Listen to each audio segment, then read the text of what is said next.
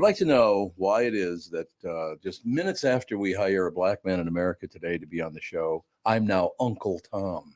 What the hell's that? Seems problematic. Did you do it? I mean, who called you Uncle Tom? That would be Amy. Oh, well. So you directed her? I mean, I may or may not have slipped a note under her desk. You may not under have. her door. How many years have I known you now? I don't know, like 8, 9. 8, 9 years. Like So I've been stabbed in the back for 8, 9 years. Mm-hmm. Why do I continue on? I don't know. Explain it to me. I just keep slowly increasing the number of times I stab you in the back to see what your breaking point is. I don't have a breaking point. I'm used to it. I've been in radio for 53 years. I'm used to being stabbed in the back. Never in the front, though. I've never been stabbed in the front.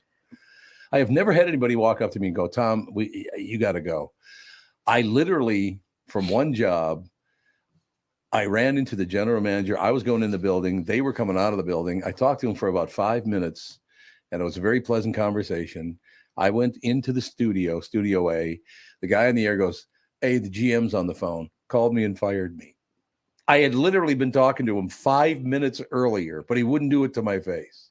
Dang. I mean, it's like, you little piece of turd. That's how I was when I was dating, though. If a guy would, right after the date, go, hey, I'd love to do this again, I'd say, sounds great. And then I'd get in my car and text him, like, sorry, I'm just not feeling this. I don't know why. What is wrong with you? I couldn't do it to their face. I couldn't. I don't know what it is. But that's not a lie, though. You said that sounds great. Like maybe. Sounds theory. great. You didn't say I will commit to that. You said like, yeah, sounds great, man, for Good sure. point. And then Immediately no. Sorry, Tyler. We have no connection. Immediately no. That's a very good point. Now, I have to tell you, because it's a couple of minutes after 8 o'clock, I have to tell you that I'm dedicating this show today to Emily from Minnetonka. She turned 15 yesterday. There were 3 tables at Campiello. Mm-hmm. We were the center when there was one to our left and one right behind us. 4 people had a birthday yesterday. Dang. So we had Emily from Minnetonka and her wonderful family. Great people, very nice people. Just met them last night. Yeah. So Emily, happy birthday yesterday. Then we had Ethan, who of course turned 2 yesterday. Mm-hmm. Then you had me. I turned 37. Yep. Times a thing. And then there was a woman behind us, and I didn't, because she was with her little baby and her husband. Very, very nice people. And I didn't get her name because I thought, well, because it turned out, because I bought everybody a drink for their birthday. And I went over to her because I found out it was her birthday. I said, I'd like to buy a drink. And she goes, well, that's very nice of you, but I'm pregnant. It was so sweet. That's awesome. It was just so sweet. I mean, I had the most magnificent night last night. I love Campiello when it's closing in another month and a half. Pisses me off to no end. What'd you order? It's a braised beef thing. It was incredibly good. Dang. Oh, they gave us the recipe though. What? They gave us the recipe. That's impressive. Who you must have had to. I've known Larry for a few years. Larry has been a friend for a long time. You know what I mean? Yep. Yeah, because usually places like that, they're closing. If they're going out, what's the point in keeping a secret? But still, you take that to your grave. It's like your grandma doesn't just go around handing out her sweet potato pie recipe to everybody, to every hunya. You think I could find if I could find 19 other people to buy that place, I would kick in some money to buy it and keep it open. All right. I mean, if you're $20 short, let me know. $20, I was going to baby. say I'll jump in, but I will be a minority owner. I just love that place. You guys ever go to Campiello? No. But I'm going to go before they close. We should all go before they close. We should definitely do that. But it was a dream night. It all started because there was this family walking up to the door same time that we were walking up to the door. There's a gentleman, maybe a few years older than me. He sees us coming and he holds the door for us. So, he's holding the door for his family. Mm-hmm. And as we were walking, he stayed holding the door. And that's why I sent him over the first time. I bought his whole family a drink because I said, it's so nice to be around a polite person who's in a good mood. They're happy. That thing last night at Campiello was one of the most fun nights I've ever had. My whole family was there. But the people were everybody. I mean, from table to table to table, everybody's smiling and, hey, watching the kids, and the kids are having. Because Sage, of course, cannot be like everybody else. He spent the entire dinner under the table. Oh, Sage. It's like, okay. Well, I heard that place has got some great tables. So yeah. Oh, absolutely. Look at the structure down here, Bop. It's unbelievable. But so let me say thank you to everybody else. But I did promise Emily from Minnetonka that I would say happy birthday. So I did. She was a very sweet kid. So we had a 2-year-old, a 15-year-old, I think it's like 36 times something year old. But I never found out the woman's name because, like I said, she had a little baby with her husband, and she was pregnant. So I don't, She had a baby. And not a little baby. She's about 4 years old. Oh, okay. Like 3 or 4 years old. 2 in diapers. Nope. You don't want another go-go right now running around? Yeah, we do, but only because I'm old and I have to have a kid now or never. Like if I could choose, I would wait. Like 2 in diapers is a lot. One thing I got to tell you though that I've loved since I was a teenage boy. The last family I mentioned, the one that I didn't want to reveal her name because she's pregnant, it was a black family. Mm-hmm. This kid had the most beautiful afro I have ever seen. Gorgeous. I mean, it was this beautiful head of hair this kid had. I'm like, damn, am I jealous? Yeah. Why is that fair? Was it? Oh, I bet that kid was cute. Oh, he was an incredibly cute kid. So everybody that was there last night, and then I'm going to leave, and Sage runs up and goes, "Don't go, don't go. We don't go yet." And he falls and grabs my leg. So I'm walking out and I'm dragging him along with me. So everybody's looking over and is like, what the hell's going on over here now? What a different relationship your grandkids will have with you than we ever had with our. I can't imagine grabbing onto my grandpa's leg. You would have been like, knock it off. No, it was just an amazing night. 3 generations of the family having a wonderful time at a great restaurant that people couldn't have been. It was, perfect night. It was unbelievable. And if you have not been to Campiello, I still think, man, I want to talk to somebody. And look, if you get 20 people together, none of you are going to make all that much money, but you can at least keep it open. Yeah. If you're getting 5% of the take, whatever. I feel like that's not a great pitch. Yeah, but also here's the thing that I have very much so recognized.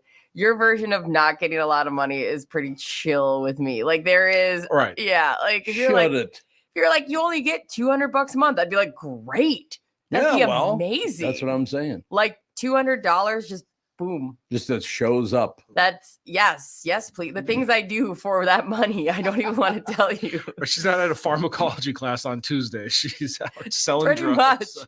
Pretty much. There was a table of 3 women who looked to be, I wouldn't want to guess their age, but, the average age women, big smiles in their face. They're just so happy about the whole thing. And it was everyone that I ran into over there last night was just in this magnificent mood. And I asked everybody, why can't we do? You know what I finally decided that and this convinced me last night to do it because there's more strife and this and that and the other thing. I just cannot pay any attention to any of these political parties anymore. They both drive me nuts. So I'm just going to go, hey, you guys do what you do. Good for you. Right? I think that's great. I can't take it anymore. I really can't. I would love to plan out anything except the fact that I am going to this restaurant and I have the menu saved and already sent to my neighbors. What's the name of that dish that I had? It's a braised beef thing. It's let's see. Balsamic something braised beef. Oh, like a balsamic glaze. Oh, balsamic glazed braised beef. Oh, God. Smoked tomato, Sicilian onions, spaghetti. That's it. The prices are not that bad. Like yours was on the more expensive side, but like I'm surprised. Like mussels, $18. Yeah. They've got some stuff where I'm surprised that it's as priced as it is for what it looks like. AJ? Yes. Did you hear the name of that braised beef? Yeah, balsamic glazed braised beef. Did Alex get the eggplant parmesan? Because that looks bomb. No, she and Catherine. Oh, there was a big discussion about that because they got, was it Brazzino, the fish? Oh yeah. Is that what it's called, a Brazzino? Yeah. I think so. And Alex going, do not bring it out here with its head still on. I don't want to see the head of the fish. I feel that. And they said, we don't do that. So that went pretty well. A Christmas, it's smiling at me. Yeah. Well, I eat it. It's smiling in my face. But Alex had a great, Dan paid for dinner. Dan and Alex paid for the dinner last night, which was very, very nice. That's awesome. Andy bought me for my birthday, bought me a bag of black licorice. So that was good too. Nice. What a guy. But here's my impression of Ethan the whole night. He's 2 years old. He's just happy and excited. The whole night he's like, he's just so happy. Like 2 years old, man. He's 2. There's no doubt about it. How crazy is that? 2 years old. So you can claim the world sucks all you want, and that's how I just kind of ended the whole thing, man. Every person in that building last night was just a really nice person, very pleasant. It was wonderful. Did Tevin and AJ and Andy read you all your birthday messages? I got last count I got from a listener. I had gotten over 10,000 happy birthday messages. We did not read 10,000 happy birthday messages to Tom over the year. No, I was just asking if you conveyed because there's a bunch of them. Yeah, so our listeners know. Yes, we did an overarching. In a positive way. No, I didn't. We didn't take all show going. And Aaron says happy birthday. Eric also says happy birthday. Kristyn also says happy birthday. Tom honestly would probably want to know on the breaks who said happy the likes that stuff. It was very Did sweet. you write them back?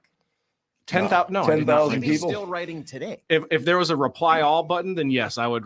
I will write everybody who wrote happy birthday. I will write something back too. On the air, I said we see all the messages. There's too many to read through. Yeah, I mean, I'll give you an example. David Valentini is a really good friend of mine. I'd like to email him back and say thank you, but if I start that, then I'm in my head. I cannot get it out of my head. If you do it for one, you're going to have to do it for all of them. Right. So please understand, all my dear friends like David Valentini, and you go down there's so many people that I would like to thank, but I'll thank all of you at the same time. I had one of the most magnificent days yesterday I've ever had. And I know part of it's the fact that I didn't have to work with Brittany because it was Tuesday. Yes. But I'm writing them all back. Perfect. Thanks from Tom and the crew. If there's any listeners that said happy birthday to Tom and you did not get an email from Brittany by end of day today, please message us back so we can put it on her radar. All 10,000. All 10,000. All 10,000 messages. Even if you didn't message yesterday and say happy birthday, message today and she'll get back to you as well. Just lie about it. Well, you know what? You know whose birthday it is today? John Hines. Oh, his birthday's on November 8th. So there you go. John doing all those Blue Cross Blue Shield commercials now. Big shot Hines. That's all I'm saying. God, I used to have fun hanging out with that boy. My God, he was fun. Met him working at Hubbard back in 1906 or whatever it was. It was a long time ago. I know that. 1906. Ladies and gentlemen, the Eagles are at XL Energy Center on their farewell tour on Saturday, November 18th, and you can see them with Catherine and me in my suite. To enter, just go to Tom Barnard app or the website at tombarnardshow.com. Listen for your name to be announced each day at 8:10, 9:10, and 10:10. Email us back by midnight at contest@tombarnardshow.com and you win. So far, we've gotten replies from every one of those people, haven't we? Yeah. That's wonderful to know. Thank you so much. That's great. So, 8:10, 9:10, and 10:10. Today's qualifier name for the See the Eagles with me in my suite is William Vranikar of Coon Rapids. William Vranikar. Email us by midnight tonight at contest@tombarnardshow.com. Winner from yesterday, Tuesday, John O'Byrne of Richmond, Minnesota, will join me in my suite to see the Eagles at the XL on November 18th. William Vranikar of Coon Rapids. Email us by midnight tonight, contest@tombarnardshow.com. And now, ladies and gentlemen, who would you turn to for better action? Let me put it this way, Judd. I had a wonderful day yesterday, wonderful afternoon, wonderful night out at Campiello. And I'm still going to try to find 19 other people that want to keep it open. That place is so good. It is unbelievable. And you know what I think? I think, to tell you the truth, that the brothers, Rick and Larry, should keep a chunk of it, and because they own the rights to the name and the menu and all that stuff. I think they got one down in Southern Florida on the west side there, Marco Island. I think I don't know if it's on Marco Island. Somebody said Naples yesterday. Oh, it's in Naples. Yeah, I think you're absolutely right. I think it's in Naples. So I'm gonna go. You see, I got to go over there to see Passolt anyway once in a while because that's where he lives now. So I got to go see Passolt, and then we got to go to Campiello down there. What do you think of that action? Yeah. Answer me. What's going on, Judd? Did you see the? Okay, so in the midst of your great day last night, did you see the news that came out of the GM meetings for baseball regarding your favorite baseball team, the Twins? Don't start any trouble. Yeah, you're gonna have to start a little bit of trouble. Really? They, because of the uncertainty largely regarding their TV deal. Derek Falvey said the payroll is not going to be what the payroll was, which was no 100. It was 156 million, which was the 2023 Major League average. It's coming down. That's what they basically said. Well, it's unfair because you look at that. I mean, what is it, 156 million? Is that what you said? Yep, 156 million. Well, that's how much it is for this show. So it's not really fair that, of 7-8 people get 156 million. There's like 40 people on that team, 25 starters, right? Well, I mean, Brittany eats up so much of the payroll. I would say that's mostly my salary, and then the rest I just kind of sprinkle among the groups. The 100 million. Yeah, don't worry about it. Making $100 million, that'd be good. Yeah. So that's not good news, Judd. Why did Minnesota sports fans have to constantly put up with this kind of stuff? What happened? Well, boy, that's a great question, Tom. And I could go back a long time and try and explain it. But their problem is right now they don't know. So that they made from Bally's their TV deal last year, they made $54.8 million. Okay. And the problem now is they don't know where any of that's going to come from because that contract is up. Bally or their parent company, Diamond Sports Group, has gone bankrupt, as we've talked about before. Oh, yeah. And so now they don't know exactly, like games are going to be on TV somewhere, but they don't know how much they're going to make. And that's going to have a direct impact. Now, if the young players, if they're good, that's fine. But I'm curious what this means as far as like if they're going to start to trade off guys as well.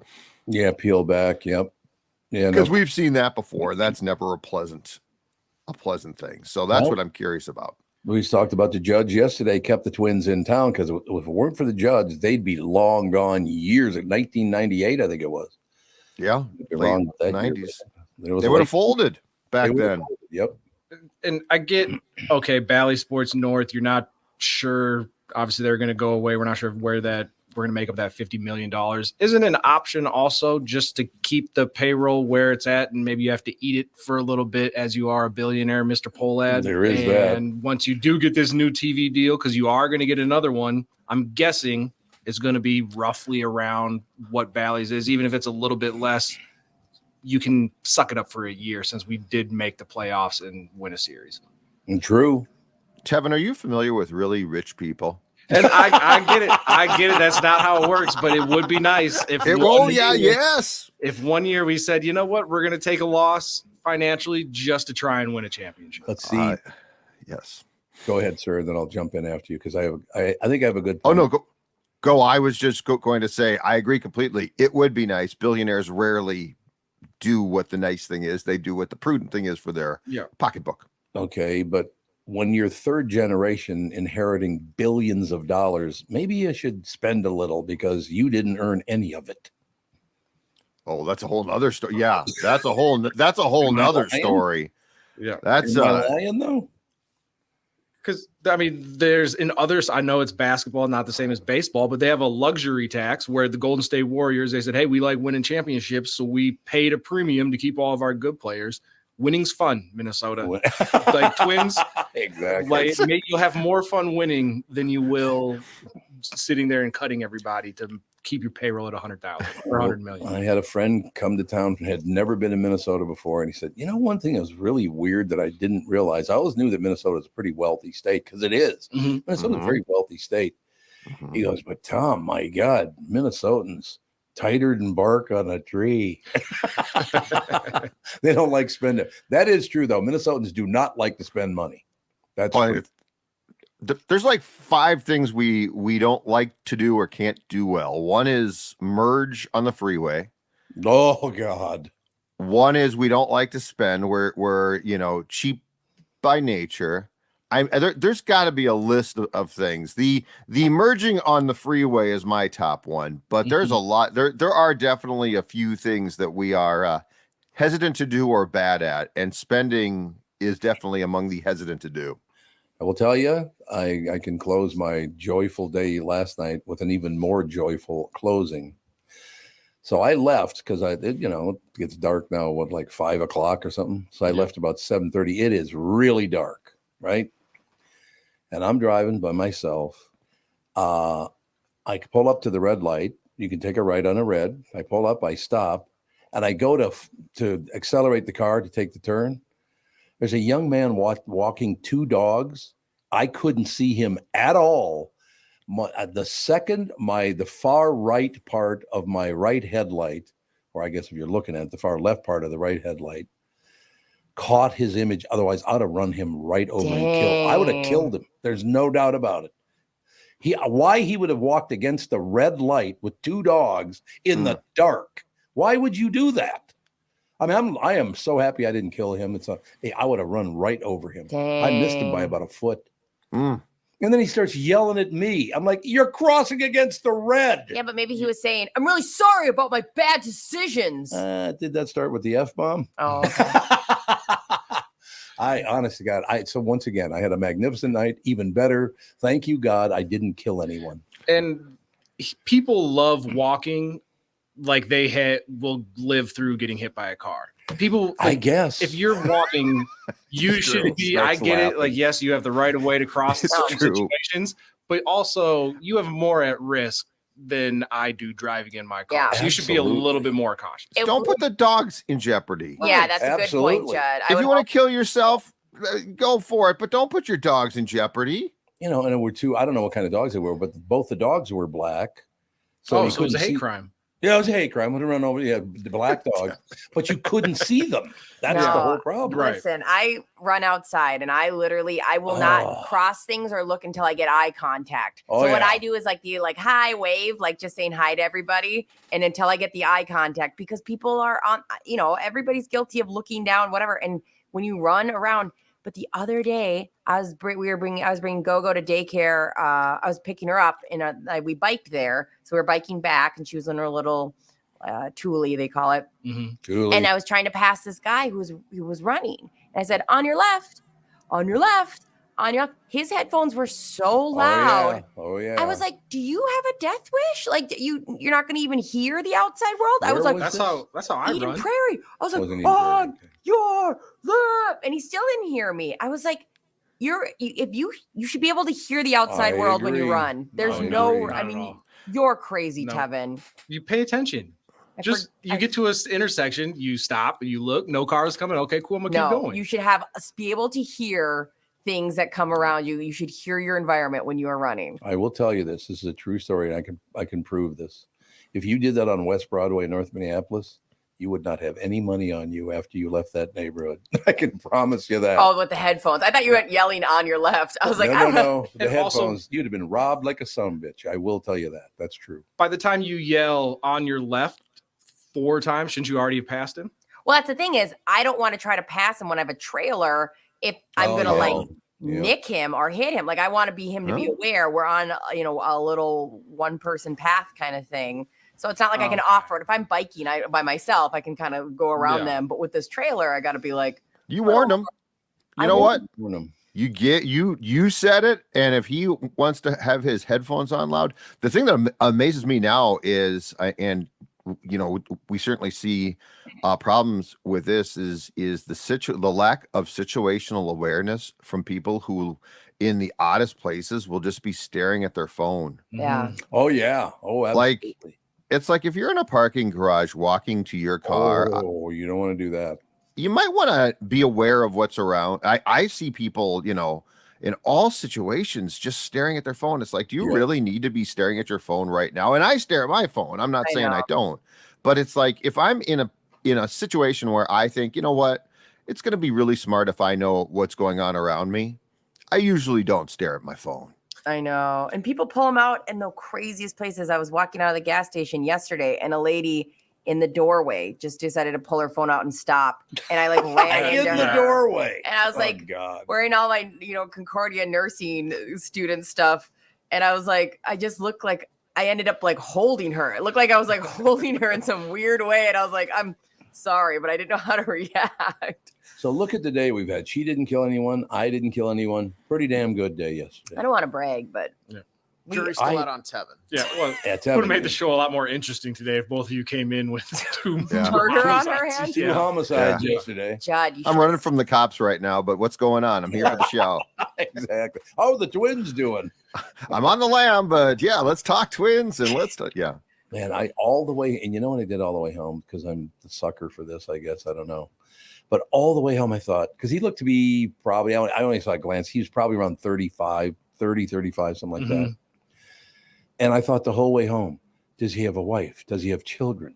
His mom and dad, his grandparents? I mean, if I had killed him, I don't know if I'd ever gotten over it. I am so with you. Oh, I think about those things all I do too. the time. Oh, you guys are much nicer than me. I think it's when we all know that. That's just a given. Because if I was in that situation and almost hit him, like, you feel bad initially, but then when he cusses you out, now I'm like, I wish I would have hit you a little bit. Just a little love tap. Okay, you need to hear this right now. You act that way because you are Wisconsinite. Oh, touchdown! Yeah, baby. you are. Tom just owned you. Oh my God! You can't say that. 40, No, that would not be a good thing to say. 42-year-old Tom is on fire. 42-year-old Tommy. Just That's cheese hate right there. That's We're lactose. I'm not sure. Cheese. HR might be calling cheese hate very upsetting. All right, Pally. I know you got to go. You want any closing news we should know about? Yeah, when you're walking to your car and it's dark, put your damn phone away and pay attention. Absolutely, sir. That's my closing news. Put your phone away. Don't be unaware of your surroundings. That's it, okay? Love that take, man.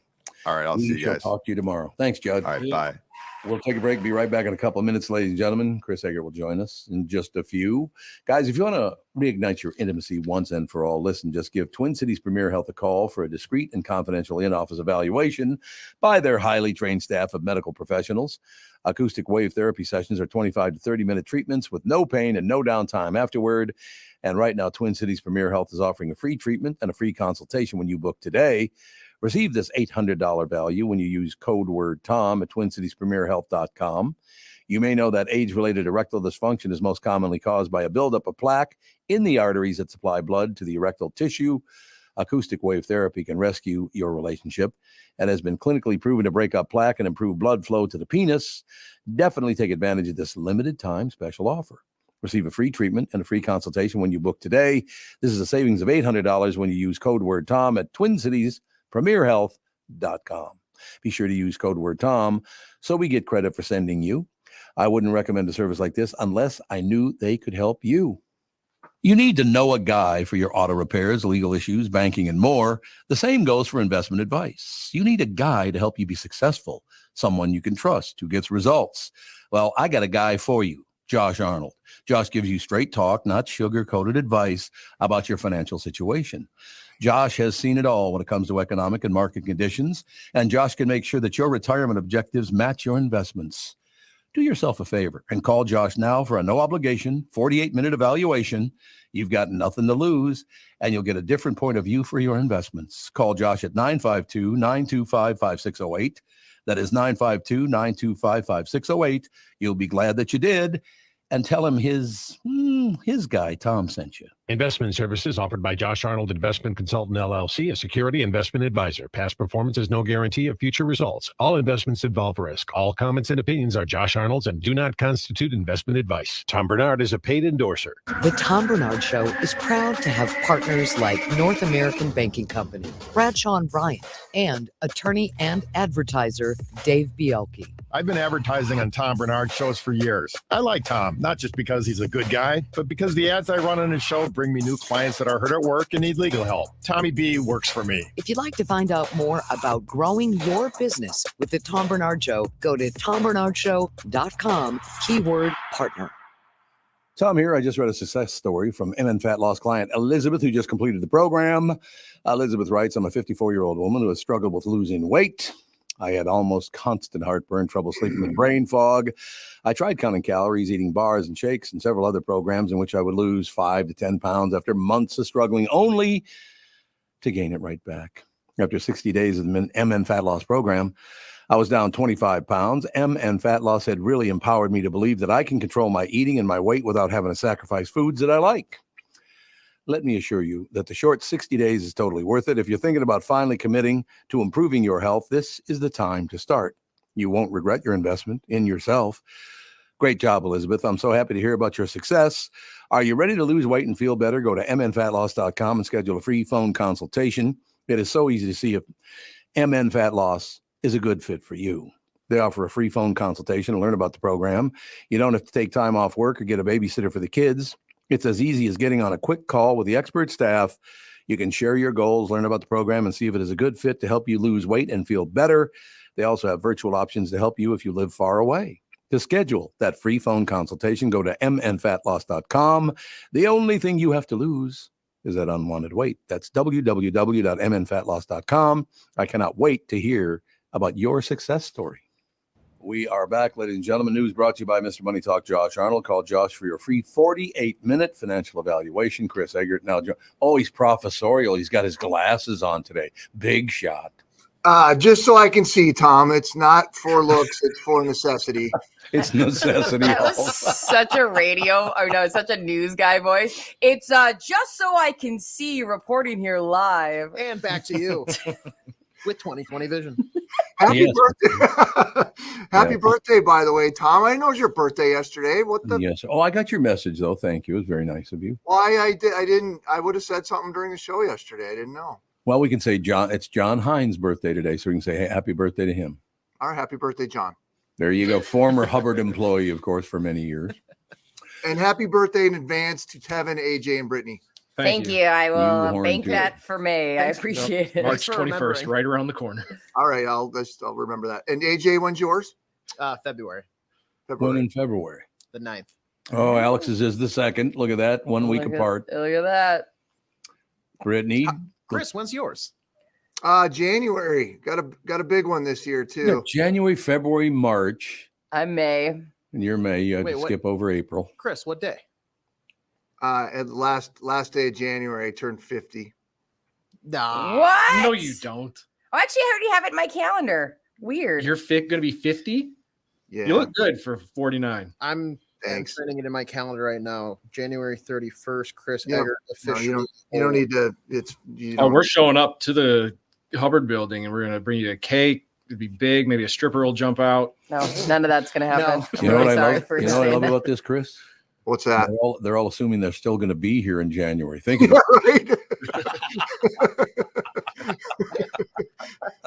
It'll be a year in January, right? Isn't that when it started? It started. The show actually started at the end of February, but my first day with Hubbard was in January. Okay, yeah. It was end of February. All right, because I think I misspoke yesterday when we were talking about Rhonda Suckett. And I thought that I thought we were doing the podcast then, but we weren't doing it. So I did want to clarify that. Wait a minute. Do you have some audio, AJ? Rhonda Suckett. Could you hear that without headphones? Catch that one in the pre-read? Didn't catch that one in the pre-read. My favorite I love line. that part. It's so good. That was the first thing I did after the show, Chris. So thank you so much for that. Yeah, I'm glad it provided you a new drop, AJ. That's fine. You horn tootin'. There's no question about it. So, what's the big news in town today? Big election day last night, or election day yesterday and last night. And ranked choice voting is complicated, and it's making for some unclear races this morning. So no, I'll kind of leave it at that. I think it's very nuanced, but basically they don't have some final votes in the Minneapolis City Council races. There are a couple races that they've got to do a couple different run-throughs of the tabulations in order to do the ranked choice properly. I do know in St. Paul, it looks like they did pass the sales tax. They added another 1 cent sales tax and to do road repairs and whatnot. And it looks like 7 city council women will be running St. Paul. So there you go. So they're gonna have to change the name to St. Pauline. Think about that. St. Pauline. It could be any minute now. Where's your rim shot drop, AJ? That would have been. Oh, he's got it right there. What do you think of that? You boom. Whoa. Yeah, I literally have gotten to the point now, and I was talking about that this morning because I used to pay a lot of attention to it, but I just don't have any interest in talking about politics anymore because I don't like either side. It's just you guys do what you do, whatever. I don't think you're alone in that. I think a lot of people are just like they're kind of tuning it out, which I get. I do know there was maybe 64, 65 school referendums that were voted on yesterday. Oh, is that right? Those are always big, hotly contested debates in the school districts. People who don't want to improve the schools are like, how much more money do these damn schools need? And then, the schools are like, well, we're trying to do X, Y, Z. So that there were a lot of those last night too, but it was not a very exciting election, I guess I would say. I really hate about that. And it's on both sides. It's on all sides, if there are all sides, but there's left and right in America. And I think they've both done our children a huge disservice by what they're doing with our schools. It's never about the kids. It's about how I can get people to vote for me. That's me, more me now. This is about me. Well, I mean, that is something that's been kind of a relatively new over the last 5-6 years with these like school board races, which are not supposed to be partisan, that those have become, it's like they may not be completely up front with what side they're on, but if you know. And so, and it's been a strategic standpoint from a strategic move from a political standpoint to start getting people elected into school boards and city councils and which are supposed to be nonpartisan. A lot of times they're supposed to be nonpartisan positions. So yeah, that's definitely something we've seen more of. So why do we keep voting for people who are breaking the rules by doing that? Why would you vote for somebody? You're not supposed to do that. So I'm not voting for you. I think that's why you have people who are just not even voting either, because they're like, Well, I'm almost there, to be honest with you. I don't share opinions with either side. It's too extreme on both sides for me now. It just is very, very extreme. I'm a little down the middle, actually. Hey, why don't we serve everybody? What do you say? Nobody wants that. Nobody wants to be happy. I don't pay much attention to it. I just, like I said, I don't care. You do whatever you do and blah, blah, blah, whatever. Brittany, how's that light rail coming in Eden Prairie? They got that thing done yet? I told you to knock that off.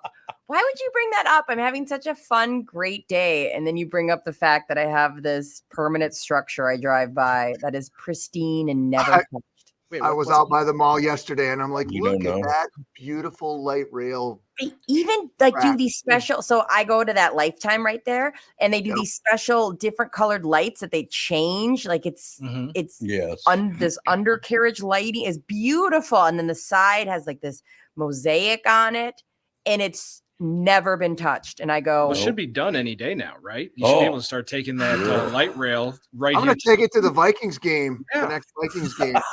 My children's children will someday ride the light rail if it's the last thing I do. I'll be honest with you.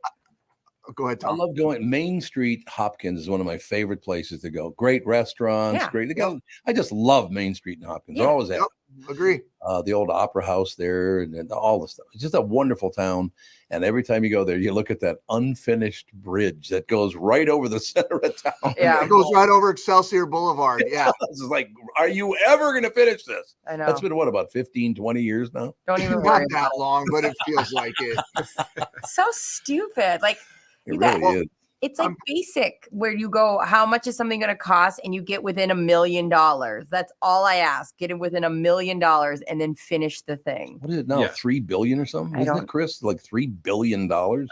I'm not sure where it left off, but it's so much over budget. And I bring this up because I think this is kind of funny. Not funny, but so they're talking about building the Blue Line extension now, which would go from Target Field up north through Northeast and then not Northeast, North Loop, and then go up into the northern suburbs. They're talking about building that. And there's already a meeting about residents in the North Loop who are opposed to it. And they're having a meeting tonight at 6:00. And I'm thinking to myself, y'all have not been paying much attention to this other light rail line in Eden Prairie, right? Like, it's been 10 years and the thing's not even running yet. I think you guys are going to be okay in the North Loop for a little while. Also, can I just raise my hand and say we're not allowed to start another light rail until we finish the other one? I like it. Correct. Right. And also, whatever tax hike happened to pay for the light rail that hasn't been finished, I want a refund on my taxes. Like whatever portion of my taxes went to that light rail, I need my repeat after refund. me. Obviously, it's not going to happen. No, Brittany. hear me out. You go to the closest window and go, it's my money and I want it now. Call J.G. Wentworth. Yes. Listen to you guys singing jingles now. Unbelievable. Why me, Chris? Why me? I don't know, Tom. So we all have a cross to bear, right? Yes, that's right. I do have a cross to bear. You're 100% correct, sir. There's no getting around it. But yeah, I just, look at that bridge. It not only. It's beautiful. Oh, it's beautiful. All right. But they haven't moved one pebble in like 3 years. It's more of an idea, the bridge, than it is a working bridge. Exactly. Yeah, it's a concept. Do you remember The Simpsons? It was like old Simpsons. It was called the monorail. Monorail. And the mono what? Phil Hartman was the voice of the monorail salesman. And every time I see that thing, I think about that. It's unbelievable. There's no question about it. He's got like a whole song and dance. He goes from town to there's town, like the one line is like monorail, and it's like it's the traveling snake salesman kind of vibe.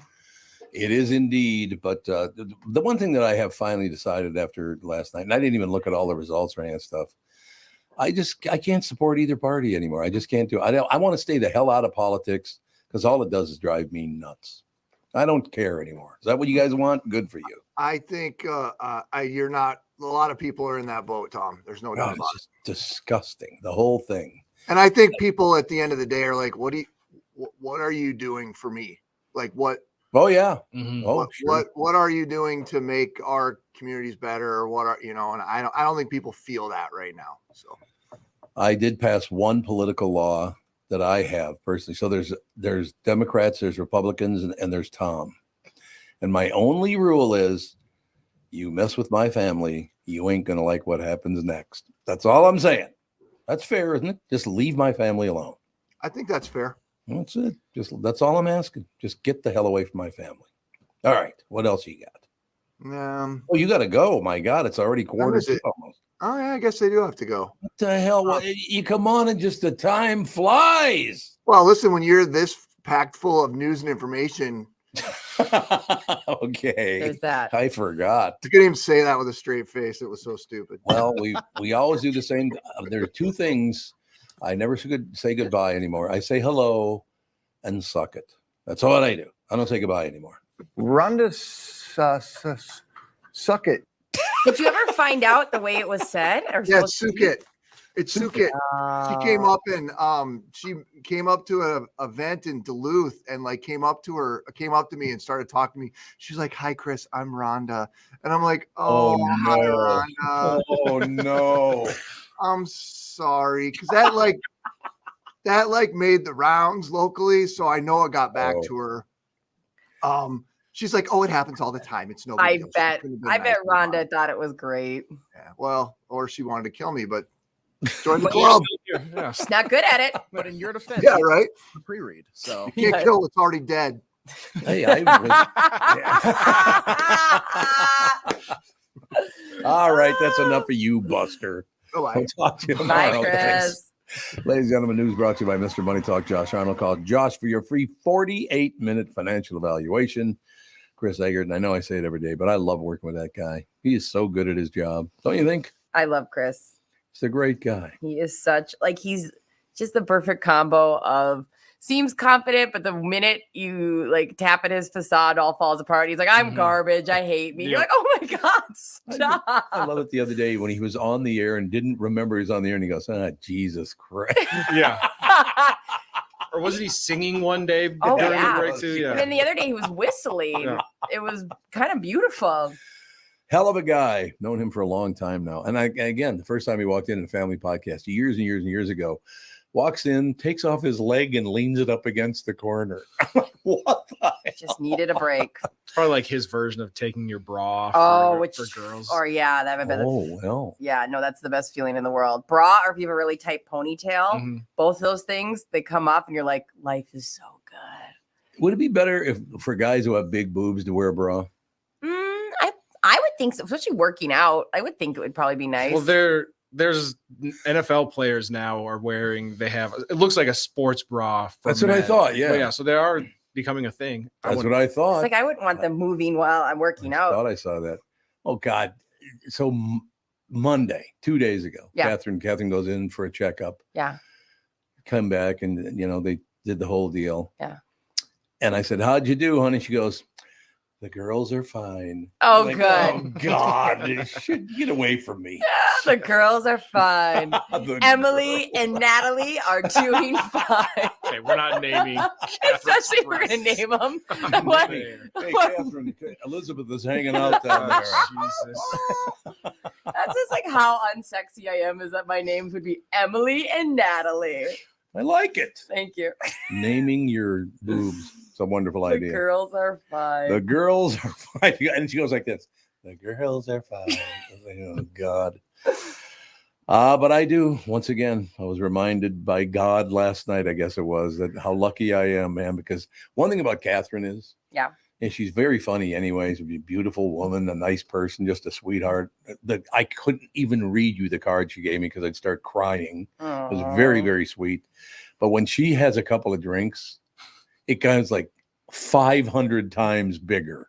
Oh, she's hilarious. It's hilarious when she drinks. Where were we? I think the Dominican, and they were handing out this really fancy appetizer, and she's like, Brittany, be honest, we both just want a freaking burger right now. And I was like, yes, queen. Like, because they're like, here's this little taste of it, inspired by, and you're like, no. I know, inspired by. I know, it's a deconstructed, and you're like, no. Well, first of all, it's always like cheese wrapped in bacon. How is that inspired? I know. Everything is just a Lunchable, like for grown-ups. Yeah, so charcuterie board, all just crackers and cheese. It's so good. But if you bring one from Cub Foods, it looks a certain way. But if you pay $30 for your little square, then it's better. I know. Okay, because we got to get going here in a second, but I got to ask you, there's a drink that she had last night. It's some kind of a chocolate cocktail. Probably like a espresso martini, chocolate martini type of thing. She was raving about that thing, man. She thought it was delicious. I'm always shocked when people have espresso martinis at night. Like, oh yeah, yeah. Is there a lot of caffeine in them or no? Or is it like espresso? I would think so. Yeah, I would think like that seems crazy. And I always like watch these reality shows and they're like 3 espresso martinis later, and you're like, what? Yeah. One is fine, I would say, but like 3 espresso who wants that much of the chocolate heavy, creamy? No. All right, we'll take a break. Come right back. Dave Bialke will join us in just a couple of minutes. Let's take a second to talk about my bank, North American Banking Company. You've heard me talking about them for a long time now. When they opened in 1998, they made a promise to deliver a better banking experience for their customers, where you know your banker and they know you. While a lot has changed since 1998, this commitment to being a true community bank in the Twin Cities has not. So if you're looking for a better banking experience, why not bank with my bankers at North American Banking Company? Go to nabankco.com or stop by any one of their 6 Twin Cities locations. Member FDIC, equal housing lender. In a world that's racing a mile a minute, a split-second distraction can change everything. I'm Mike Bryant from Bradshaw & Bryant. Every day we see too many people, heads buried in their phones, unaware of the dangers they're in. Texting and driving isn't just reckless, it's playing Russian roulette with your life and the lives of others. In just 4 seconds of distraction, you've driven the length of a football field. Is there any text message that's worth your life, that's worth the lives of others? I've been fighting for the rights of the injured for over 30 years, but I'd rather you never meet me in a courtroom. So hear me now. Stop texting and driving. Pay attention. Value your lives and the lives around you. And if you won't, know this. At Bradshaw & Bryant, we're relentless. We won't back down. We bring justice to those that need it. Find Bradshaw & Bryant, personal injury attorneys at minnesotapersonalinjury.com. With Mike Bryant on your side, seeking justice for the injured. Bradshaw & Bryant. You all have helped support MyPillow and their employees in these tough economic times. Mike Lindell knows this and continues to give back to listeners with deals on his most popular products. You've heard me recently speak about the My Slippers, the Giza Sheets, MyPillow 2.0, and more. Well, great news. The MyPillow 6-pack bath towel sets are back in stock. The proprietary technology makes them extremely absorbent, yet still provides that soft feel you look for in a towel. The set comes with 2 bath towels, 2 hand towels, and 2 washcloths. Regular price is $79.98. And for a limited time, you can get the 6-pack towel set for only $39.99 with promo code TOM. That's a 50% savings. So go to MyPillow.com, use promo code TOM, and save 50% on the MyPillow 6-pack towel sets. That is just $39.99 for a set. This deal will not last long. Enter promo code TOM for this special and, of course, many more. What do you think of that action? Yeah, baby. That's all I'm saying, brothers and sisters, And uncles. And uncles, yes, and aunts. On the phone joining us now live, Dave Bielke, brought to you by Bielke Law Firm. Hurt at work, Dave Bielke goes to work for you, taking care of your workers' comp injury claims and denials. Go to BIALKElaw.com. Tell them Tom sent you. Mr. Bielke, how you doing? Very good. How about you, Mr. Barnard? Marvelous. Things are good. Had just a magnificent birthday yesterday. Spent it with my entire family, all 3 generations of the family. It was a dream come true, Pally. Oh, nice. It was just great. Just had a great time. Was that your birthday or someone in your family? It was my birthday, and of course, my birthday stolen by my 2-year-old grandson, Ethan. He was born on November 7th and stole my birthday. But I can imagine where the attention was. Yes. Well, first of all, there was a 2-year-old, a 5-year-old, and a 7-year-old. So there was a lot of attention in that area. They were so happy, had so much fun. It was great. We went to Campiello, which is one of my favorite spots. Unfortunately, closing at the end. I'm fighting to keep it open. That's all I'm saying. I got to figure that out, Dave. Well, why don't you just buy it? Well, there is that. Then you make all the decisions. How about Tom Campiello? I'll change the name to Tom. I'll change my last name to Campiello. What do you think? There you go. It's a good plan. There you go. So I have a question for you because it was funny. It came up and I was watching the TV news on Channel 5 last night, and they were talking about the weather this time of the year and how you get rain, you get snow, you get whatever, things change. Is this the time are there more personal injuries this time of year, slip and falls, because of that very thing that you can't really tell that the stairs or the sidewalk or whatever is slippery? I got to believe it occurs a lot more now. Oh, it certainly does. In the middle of the winter, it's icy all the time, and people are more aware of it. Yes. What happens now is you get like little spots here and there that people don't even see, or even they're not even thinking about it. They're just walking, and boom, they go down. Or they go up some steps, and there's just a little spot, and they go down. So yes, it's definitely more now, and in the spring. You think in the middle of the winter, but in the middle of the winter, people, every time they get out of their vehicle, they're aware that, okay, and they grab the little handle there and they go out. I do it all the time. And the winter, I mean, you obviously have slip and falls, but this is probably after the first snow, when it melts, then you get the little spots. That's, I think, the most hazardous time. Yeah, that I got to believe that people got to learn to pay more attention, or let's not be wearing leather soles on those days, because you may as well be wearing ice skates, I would imagine. Yeah, and one word of advice, like UPS drivers, they have what's called 3 points of contact that they tell their drivers. The company tells their drivers, and that is, when you're getting out of the truck, always have 3 points of contact, meaning 2 arms and a leg, or 2 legs and 1 arm. Typically, it's as you're stepping out. Make sure you always have 2 arms when you're walking out of the vehicle. And I do the same thing when I get in and out of my pickup. I mean, sometimes you kind of makes you look like an old man, but hey, one little slip and you come down, you hurt your back, you hurt your shoulder, worse, you even hit your head on the ground. I've represented many over the years. I've had those, and they can be very bad injuries. Oh, I'm telling you, Dave, that's funny you even bring that up, because it just popped in my head when I was, I guess, about 7 or 8, something like that. It was that day when it was raining, and I thought it was raining, but it was cold enough for it to freeze up. I slipped and slammed the back of my head right into the sidewalk. My God, did that hurt? Oh.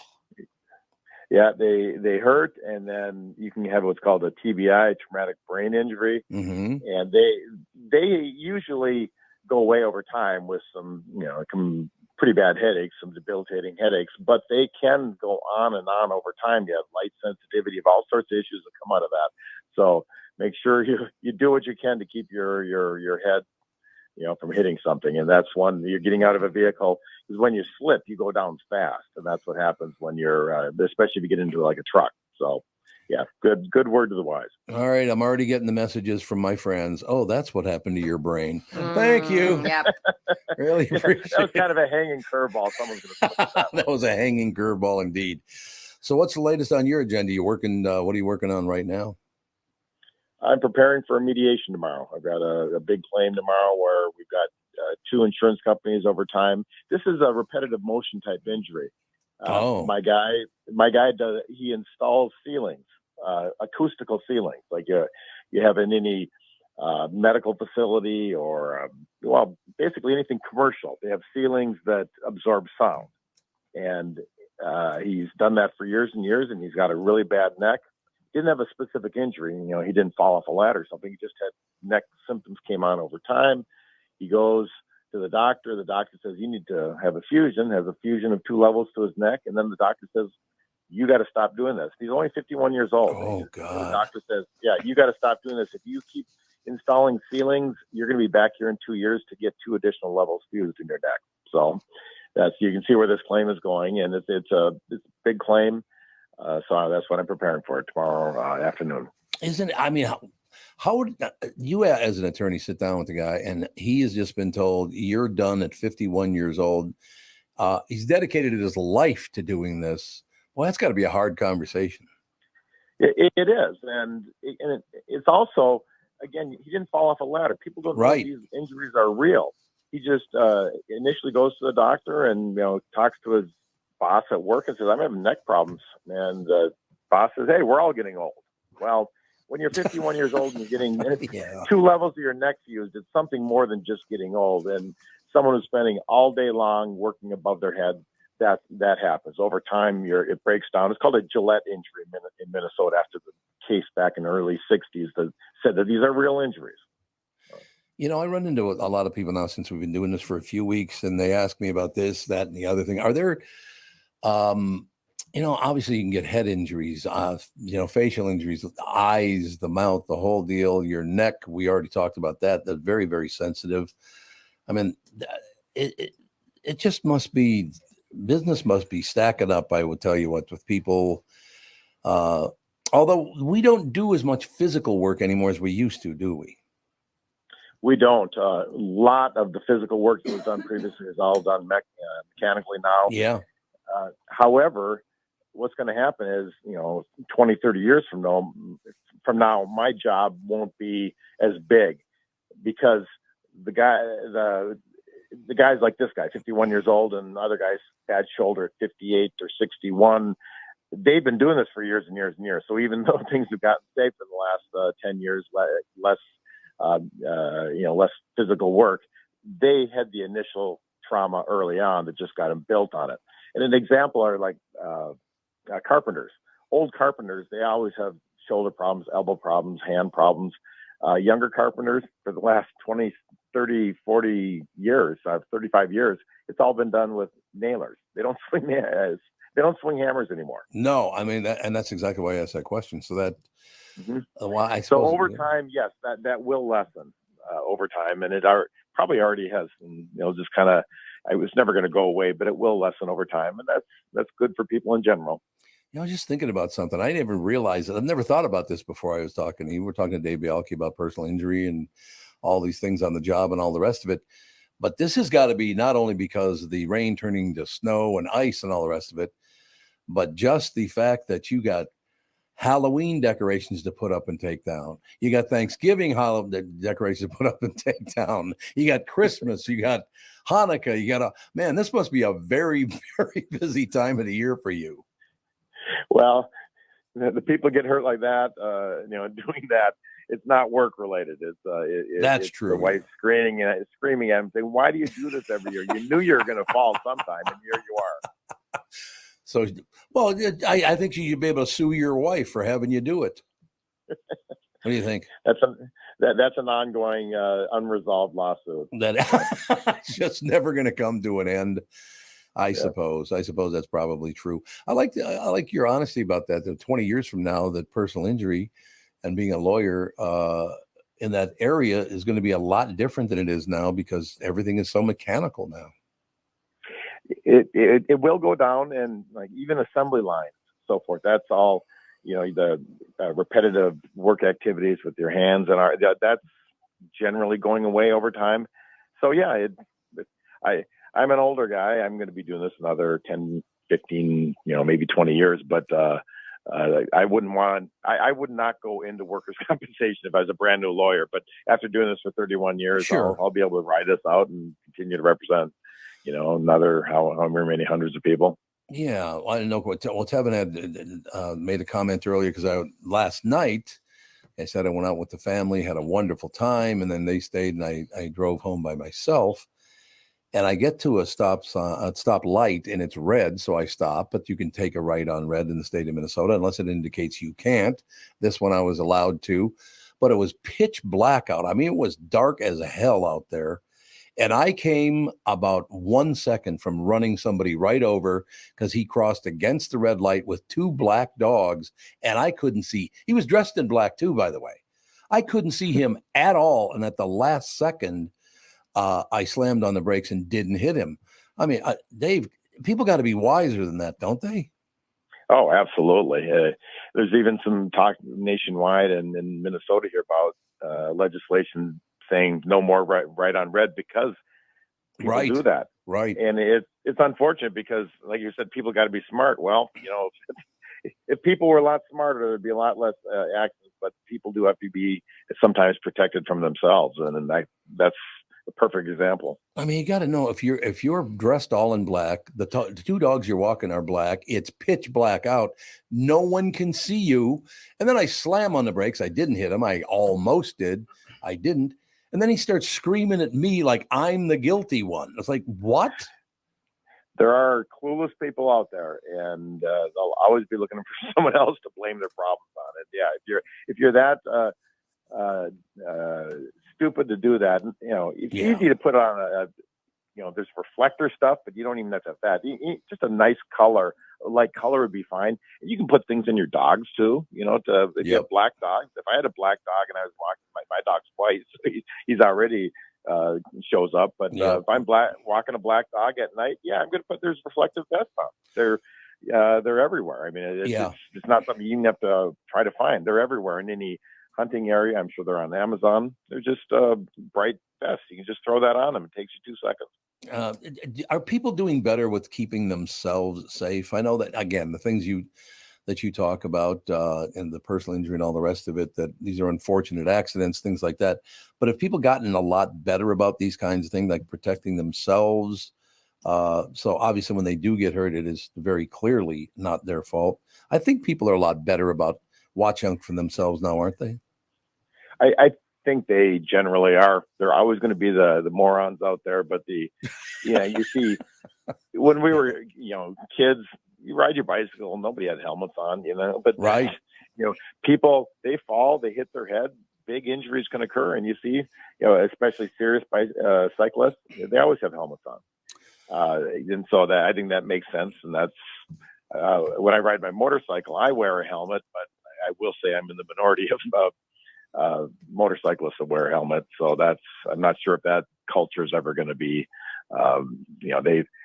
motorcyclists as a rule have said, they want the freedom of not wearing a helmet, and the laws allow it. And I think that's always going to be that way. I don't think that's going to swing anyway. I personally wear a helmet every time I get on my motorcycle, but I think I'm in the minority. I'm sure I'm in the minority. All right. We'll look forward to talking again next week. Any closing words, sir? I'll go Vikes on Sunday. I'm going to be at the game, and that's exciting last week, and looking forward to this one. So let's hope that we don't have a huge letdown on which the Vikings have historically had the tendency to do after a huge win. They did it last year after the Buffalo game, the huge win out in Buffalo. Then they came back here and dropped a 40-3 egg against Dallas. So, they've been prone to do that in the past. Let's hope with with some new people involved that they can avoid that. As a state, we're really excited about them right now. So. I just got a call from a friend I grew up with, and he suggests that next week when you're on, And thank you so much for calling this in, sir. I really appreciate it. And you can think about this for a whole week before we talk about it, Dave. The very first time I put on ice skates, I'm not an ice skater, let me put it that way, but I was, I believe 7, maybe 8 years old. I had never ice skated before. So I put on a pair of hockey skates. And I was at Cleveland Park in North Minneapolis, right there on Lowry and basically Penn, Russell, whatever. I went on the ice and I slipped and fell, and my left foot tucked under me. So I want you to all guess by next week where that skate blade went. Oh, I've got a few guesses. So think about that. Okay, I think there's a few winces, especially amongst the males here. We'll talk about it next week, Dave Bialke. Thank you, sir. All right, you're welcome. Have a good week. You too. On the phone joining us, ladies and gentlemen, Dave Bialke, brought to you by Dave Bialke.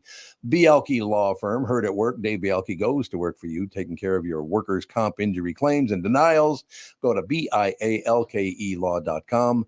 Tell them Tom sent you. I really do enjoy the fact that I've had friends now for my entire life who love to send me messages on my phone about, tell them about the time the skate blade went up your butt. Yeah, thank you. Thanks so much. That's Thank great. you. I appreciate it. I'm really glad you pointed, because I could still feel it, by the way. Yeah, I know, right? Like you can tap right into that pain. Oh, yeah. It did not feel good. I will tell you that. No. Not good at all, as a matter of fact. I could do that. I could do this. I'm 1 minute early, can I not? Or should I wait till the 10?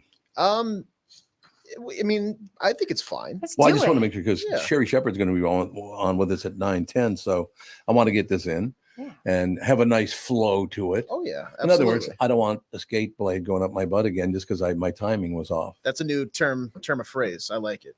Don't get a skate blade up your butt. Exactly. Yeah, pull the skate out of your ass. And get your skate out of your ass and get to work. Yeah. You know what's funny about that, though? It was so cold out. I really didn't feel it at first. When I got home in the warm house, then's when I felt it. I will tell you that. Ladies and gentlemen, let's veer away from that, shall we? Let's. Thank you. The Eagles are at XL Energy Center on their farewell tour on Saturday, November 18th. And you can see them with me in my suite. To enter, just go to Tom Barnard app or the website at tombernardshow.com. Listen for your name to be announced each day at 8:10, 9:10, and 10:10. Email us back by midnight at contest@tombernardshow.com and you win. Today's qualifier name for the See the Eagles with me in my suite is William Vranakar of Coon Rapids. William Vranakar. Email us by midnight tonight at contest@tombernardshow.com. The winner from yesterday, Tuesday, John O'Byrne of Richmond, Minnesota, will join us in the suite to see the Eagles at the XL. That's on November 18th. Again, John O'Byrne won yesterday. William Vranakar of Coon Rapids. Email us by midnight tonight at contest@tombernardshow.com and you'll be a winner as well. Well, you're already a winner. I can just tell. You know what I mean? In our hearts, but you could also be a loser if you don't email. Yeah, so. Exactly. Yeah. If you really want to be a winner, email us immediately. That's a good point. You could be a complete loser, William, if you want to be, but now. Step it up. Is that a good way to put it? Yeah, I think that's appropriate. Not quite yet. Not quite yet. Okay, we'll take a break here then. That'll work out perfectly, don't you think? We'll take a break and everything will get teed up. And I just want to make sure that I get this in sequence. Oh, look at that. I got everything covered and everything's good for me right now. Professional. Ladies and gentlemen, I'm so happy to welcome back our longtime friend, Sabre Plumbing, Heating, and Air Conditioning, to the show. I've known Steve, the owner, for many years, and I've completely trusted Sabre to keep my house comfortable. Why? Sabre does everything the right way, and they always put the customer first. I love the team at Sabre because their service experts are experienced NATE certified technicians. They're not salespeople. Their pricing is completely upfront, and they fix only what needs to be fixed, nothing more. Sabre is dedicated to giving customers what they need when they need it at the fair price. Keeping your family safe and comfortable without breaking the bank. Give Sabre Heating and Air Conditioning a try. I know they'll take care of you just like they've taken care of me and my family. Whether you need a new Bryant furnace or air conditioner replaced or just simply need a service call to get you going again, go to saberheating.com. That is SABRE heating.com. Sabre and Bryant, whatever it takes. In a world that's racing a mile a minute, a split-second distraction can change everything. I'm Mike Bryant from Bradshaw & Bryant. Every day we see too many people, heads buried in their phones, unaware of the dangers they're in. Texting and driving isn't just reckless, it's playing Russian roulette with your life and the lives of others. In just 4 seconds of distraction, you've driven the length of a football field. Is there any text message that's worth your life, that's worth the lives of others? I've been fighting for the rights of the injured for over 30 years, but I'd rather you never meet me in a courtroom. So hear me now. Stop texting and driving. Pay attention. Value your lives and the lives around you. And if you won't, know this. At Bradshaw and Bryant, we're relentless. We won't back down. We bring justice to those that need it. Find Bradshaw and Bryant, personal injury attorneys at minnesotapersonalinjury.com. With Mike Bryant on your side, seeking justice for the injured. Bradshaw and Bryant. Tom here, and I just read a success story from MN Fat Loss client Elizabeth, who just completed the program. Elizabeth writes, I'm a 54-year-old woman who has struggled with losing weight. I had almost constant heartburn, trouble sleeping, brain fog. I tried counting calories, eating bars and shakes, and several other programs in which I would lose 5 to 10 pounds after months of struggling. After 60 days of the MN Fat Loss program, I was down 25 pounds. MN Fat Loss had really empowered me to believe that I can control my eating and my weight without having to sacrifice foods that I like. If you're thinking about finally committing to improving your health, this is the time to start. You won't regret your investment in yourself. It's so easy to see if MN Fat Loss is a good fit for you. They offer a free phone consultation to learn about the program. They also have virtual options to help you if you live far away, which I think is a brilliant idea. To schedule that free phone consultation, go to mnfatloss.com. The only thing you have to lose is that unwanted weight. That's www.mnfatloss.com. I cannot wait to hear about your success story. And please let them know that Tom sent you. We are back, ladies and gentlemen, 9:14 now, 14 minutes after 9 o'clock. It is 43 degrees and cloudy. That doesn't feel like 43, though. It's a little chillier than that, don't you think? Yeah. Kind of seems like it anyway. A little biting. All right, we'll just wait till let me know when Sherry's ready to go. We're all set. Oh, wait, she is ready to go? We're just one more minute. No, just hold on 1 second. No problem. We'll go. I can do a story. Not a problem at all. Florida's second heaviest python taken down by 5 guys after mistaking it for an alligator. A snake so big it looked like an alligator. Oh, holy God. Either way, I'm not jumping in that water. I understand. I'm right there, shoulder to shoulder with you on that one, Buster. Florida's second heaviest Burmese python taken down in surreal battle after being mistaken for an alligator, as we said. Jesus. Okeechobee, Florida.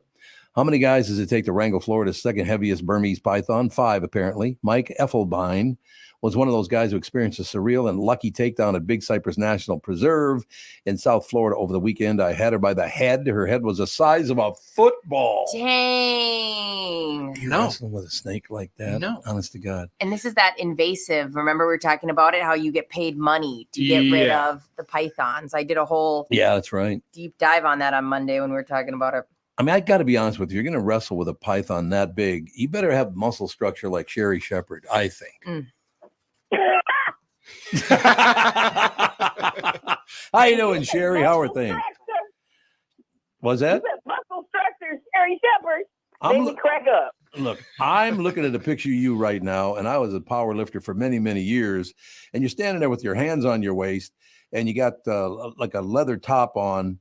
You got some muscle on you, sister.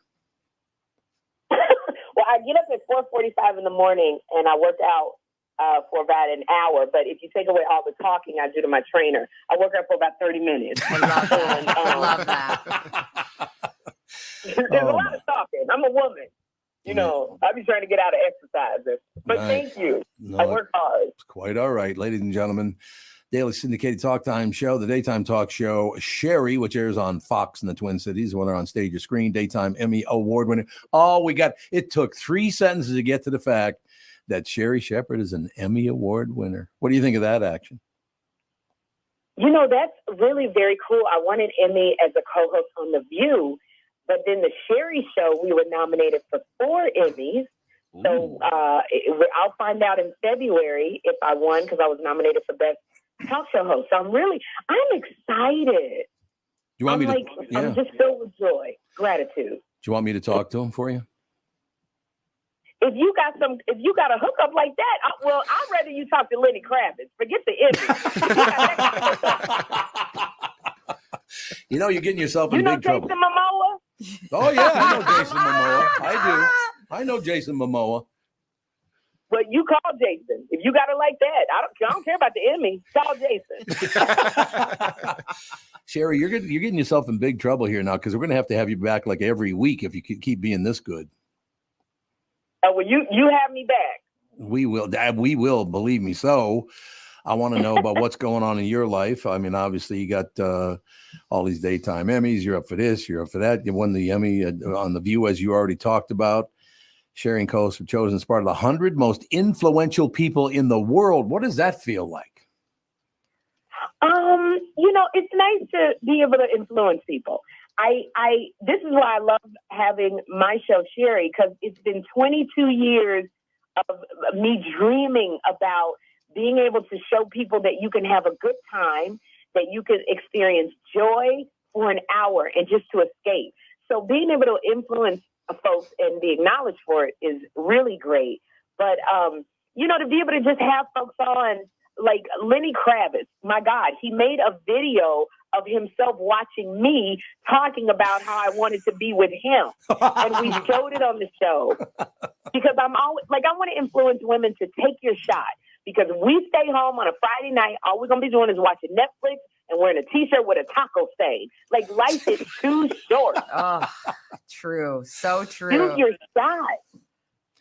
One thing I got to tell you, Sherri, it's probably a good thing that you and I don't know each other personally, because if we ever went out to dinner sometime, we'd be talking to people and it scared them to death.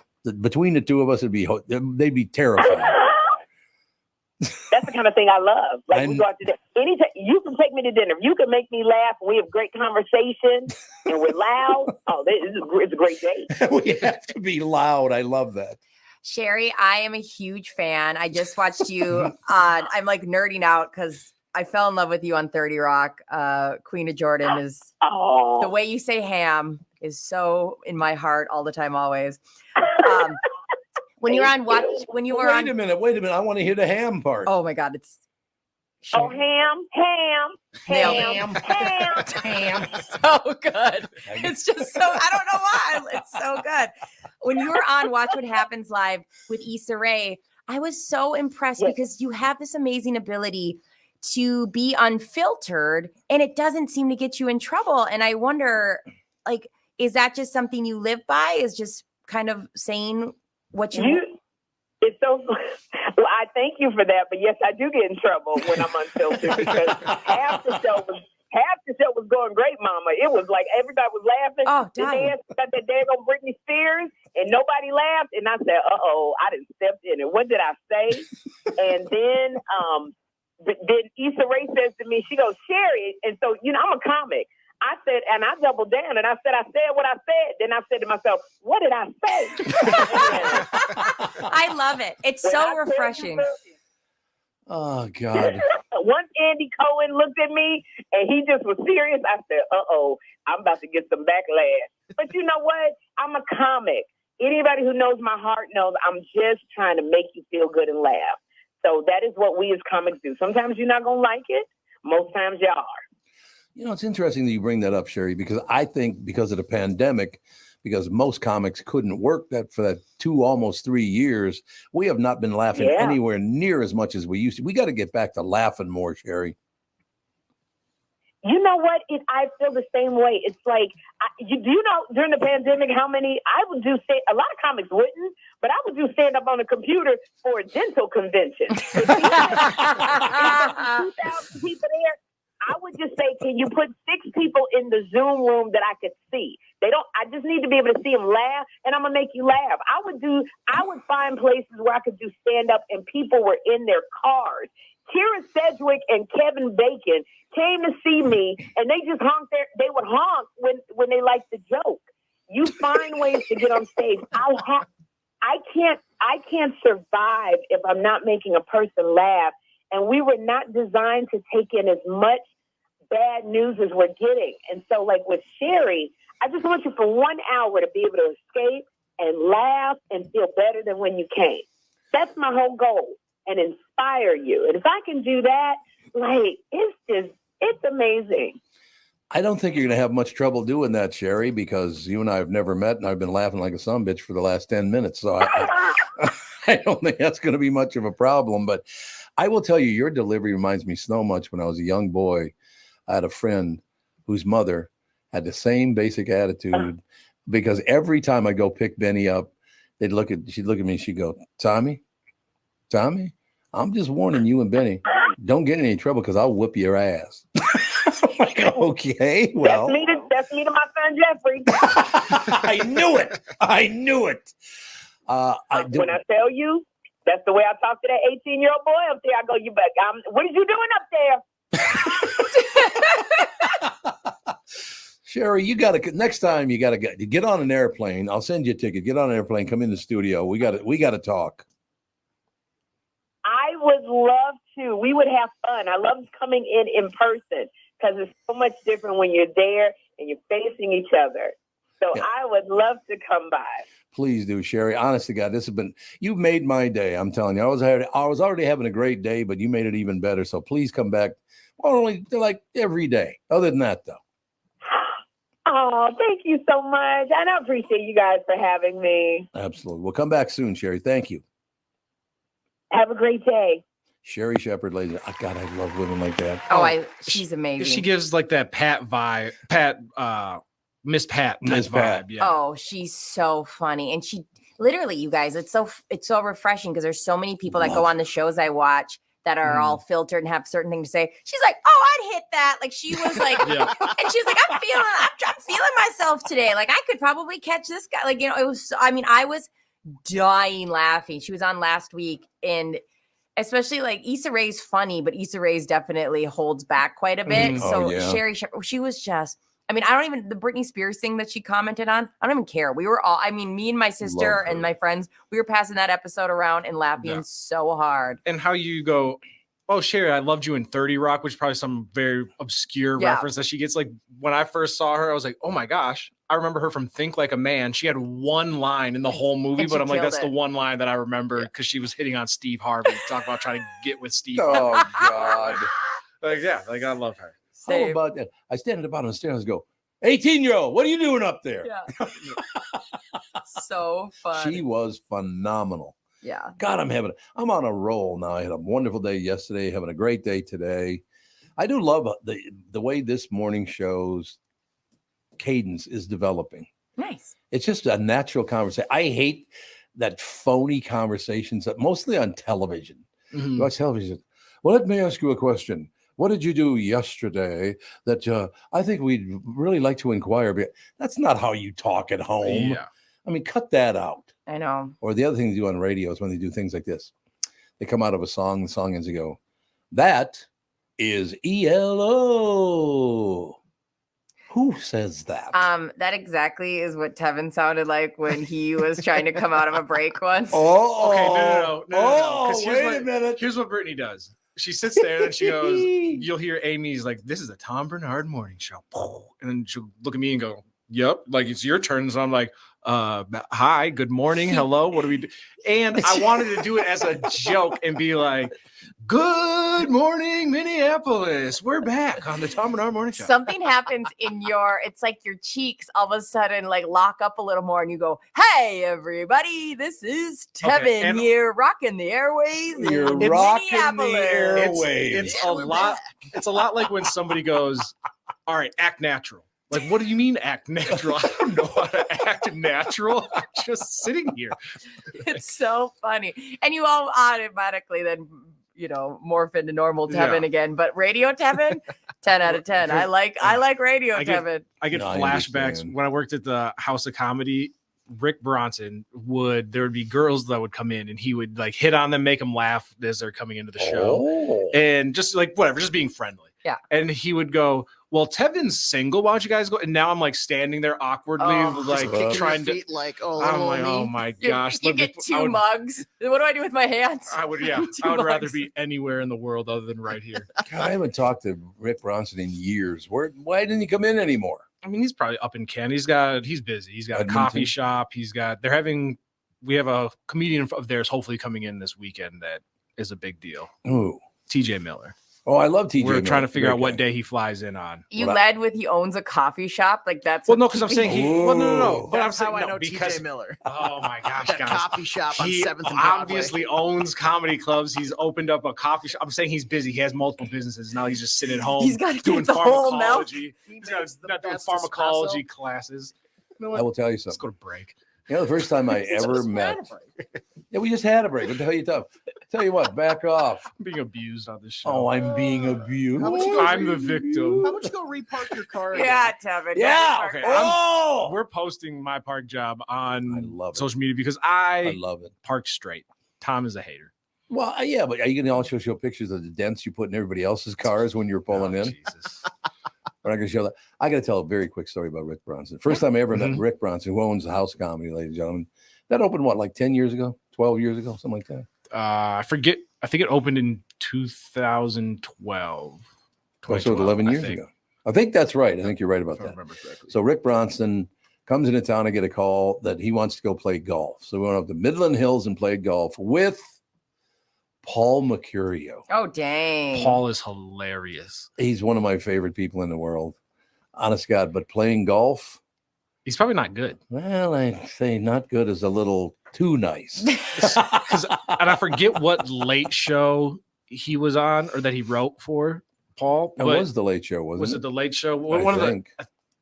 Was it Colbert? I feel like it was Colbert. It was Colbert. So Ben and Jerry's, for some reason, I took Paul to the grocery store because he needed something. And we were going to get ice cream.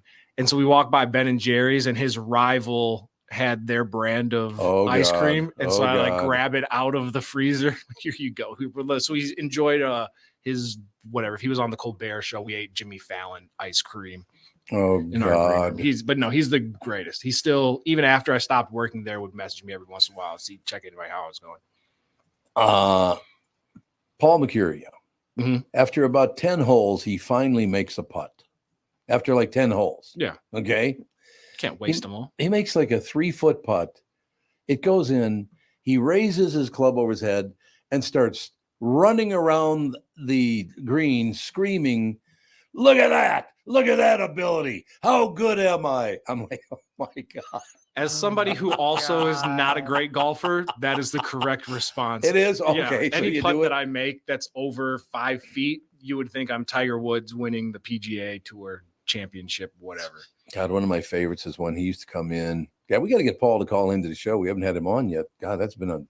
Again, this whole comedy thing has changed so much because of the damn pandemic. Yeah. God, I hate that. But Paul, when he used to come in and hang out with the family, he and Catherine get along really well, and Andy and Alex, and Paulie around my family is magnificent. He calls me one time. Now this is about maybe 5-6 years ago. "Hey Tom, how's the show going there in Minneapolis? You doing okay?" I said, "Yeah, everything's going great. How about your guests? You having any good guests on?" I said, "Yeah, we always have really good guests." "Well, did I do that talk show? I don't know if you know this or not, but let me ask you a question.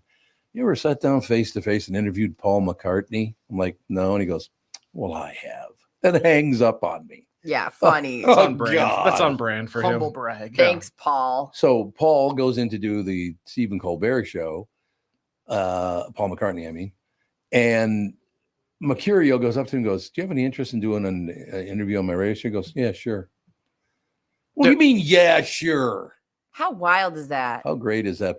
He said Paul McCartney is one of the nicest guys he's ever met. Also, you know what's funny? If you're bored and waiting around, that would be way more fun than just sitting, because they always have to sit in these green rooms and wait for shows to start. If it was like, if I was I have to imagine being a celebrity. Okay, it was very easy for me. Oh, absolutely. Just clicked right in. Her normal everyday life. Somebody comes in the green room and I have like an hour to wait, or like they're doing hair and makeup. And they're like, "Hey, can I just ask you a couple questions and convert, and record?" I'd say, of course. Like, you'd be so bored. Right. And I feel like with celebrities too, they're so used to, well, you have to go through my people, and then those people really are just gatekeeping for no reason. Yeah. And yeah, they're all, you want to go hang out and talk rather than just sit here and twiddle your thumbs? Absolutely. No doubt about it. This is not good news for everybody on this show but me. You ready? Yeah. Marijuana use dramatically increases risk of a heart attack. Did you know that when you're hitting the pipe? Well, yeah, me hitting the pipe on the way on the elevator ride up here. I get a little high. Is that what that smell is? Yep. Okay. He gets hitting the pipe. Regularly using marijuana can significantly increase a person's risk of a heart attack. I got to believe they're talking about smoking it, though, aren't they? Oh, yeah. Talking about It's gotta smoking, be, right? Yeah, because I don't smoke is know. not good for you. Well, yeah. I wonder if it could just be marijuana in general. No, or I've were seen they this. saying smoking? These types of articles have been circulating quite a bit the Oh, last really? couple weeks, and yeah, they're talking specifically about smoking. In Okay. most of them. Yeah, that doesn't surprise me at all. Regularly using marijuana can significantly increase a person's risk of a heart attack, heart failure, and stroke. According to a pair of new studies that will be presented at a major upcoming medical conference, people who use marijuana daily have a 34% increase of risk of heart failure compared to people who don't use the drug, according to one of the new studies. Well, again, don't smoke anything. Yeah. Vaping is smoking. Yeah.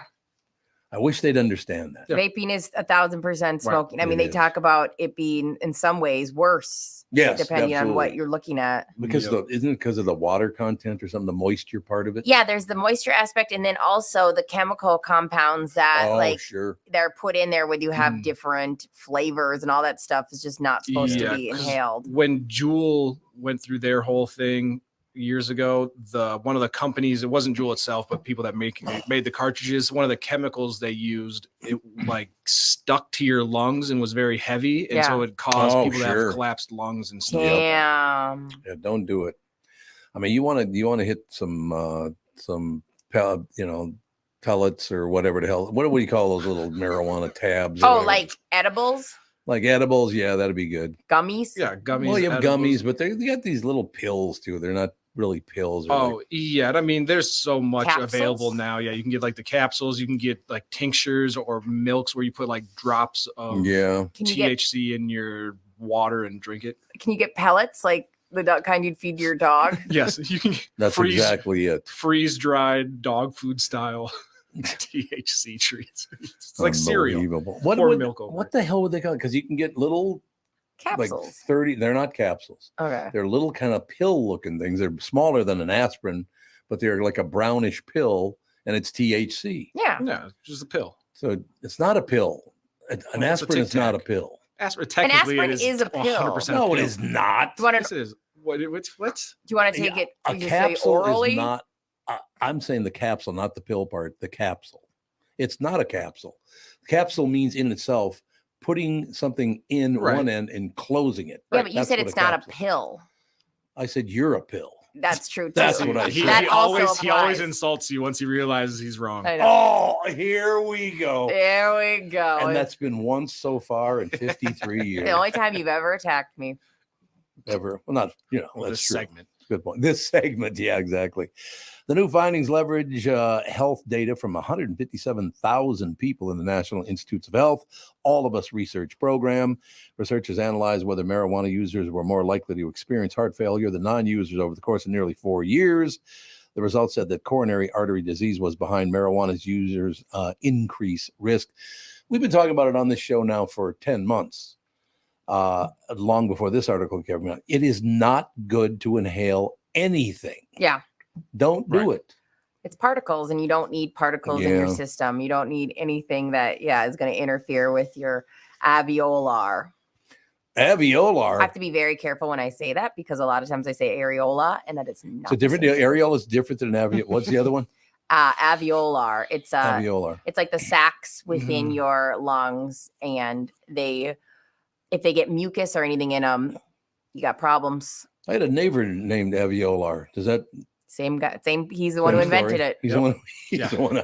I'm looking at him in my mind right now. He is not the one that invented anything. Okay, I will well. tell you that. No, Alveolar invented. So I've never heard of alveolar. Are you what is it? sure it's alveolar? I thought it was I what keep are the thinking of sacs? aioli. Oh, I like But I'm aioli. talking Good about garlic aioli. Oh, Absolutely. yeah, like alveolar is it's within your lungs. It's these little sacs. It's on a very you No, can't it's- see them like on an X-ray. You mean alveoli? Well, that's the plural. Oh, okay. Sorry that you're trying to I'm just making sure I got an A in pathophysiology. Okay. So. I'm not the one that's in doctor Tevin? school. I'm not in med school like Brittany. I was just trying to make sure we're all on the same page. But either way, you have to just think about your body is there's a transfer of oxygen onto blood, right? You don't want those pathways filled up with anything. No. You don't want, Correct. and so your lungs are such it's amazing how our body can just divide up, what goes in where your esophagus, your food, to your lungs and all that stuff. So when things get blocked up at all, that's not the one you want. How about better? Avaliar, here we go again. What do you think? I like it. Now get naked. Yeah, don't inhale things. Inhaling is not good. Don't do it. It's all true. I mean, have they ever had an inhalable treatment or, like an inhaler? I mean, an inhaler what is that for do asthma? for you? Oh, is that for asthma? Yeah, right. Yeah. Like I suppose that shortness of would be breath true. and stuff like that. Is that does that treat alveolar? No. Well, I think inhalers, it's not a steroid, but essentially that's how it works, where it like opens your airways So right it's away. Because I'm a basal, exercising. It's a bronchodilator, so it expands your the airways. So it depends what's in the inhaler, but if you're talking about an albuterol, the concept is to open your airways more. Albuterol. We're going to all invent these new songs. Albuterol, you're good. Do you know what's so funny? I have to do a commercial for a drug. And so I might make you. Can we film it? We could totally film it. It's like due in December. What are you talking about? You know how I'm in a pharmacology class? Yeah. Wait, you're in. Yes, we're aware. I was just getting Tom up to speed. That was a 10 cold. out of 10 delivery. That was cold right there. How'd they let you in? And so I have to film a commercial for a drug. I haven't read the assignment that much because it's not due till You're December. shooting a commercial for class. For class, so it's an assignment. Yeah. Okay. You might have to make the jingle.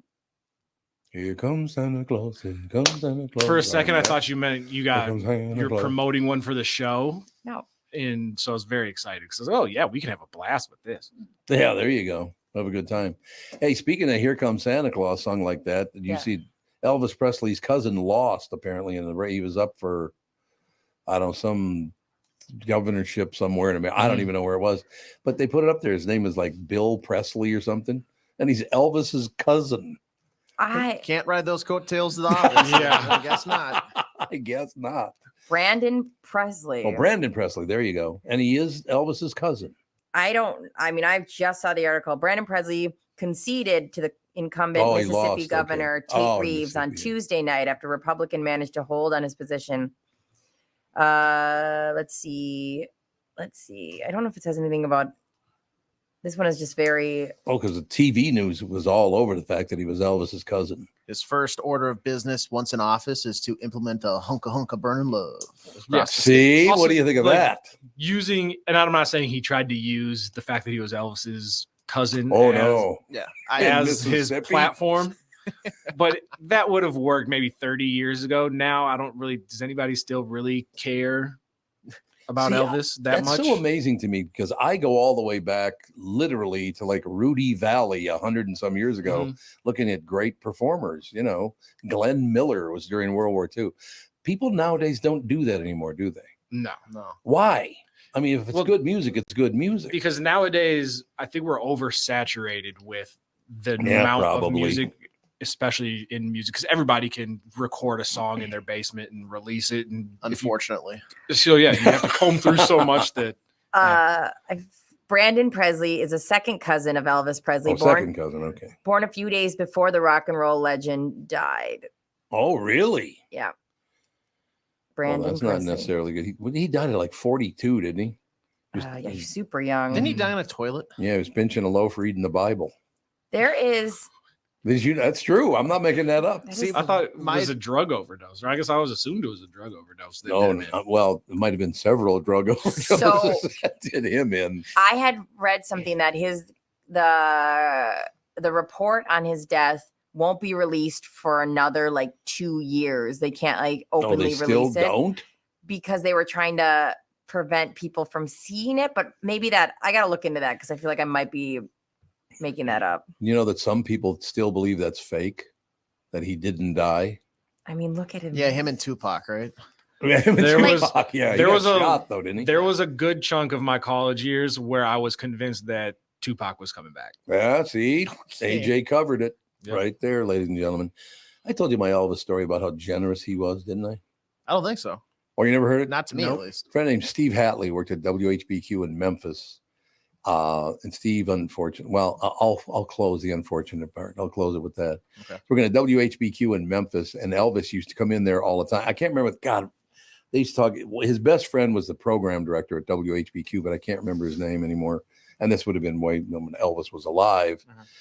But Steve Hatley's coming into work one day, and Elvis pulls up in this brand new, beautiful motorcycle. I guess it's just absolutely gorgeous motorcycle.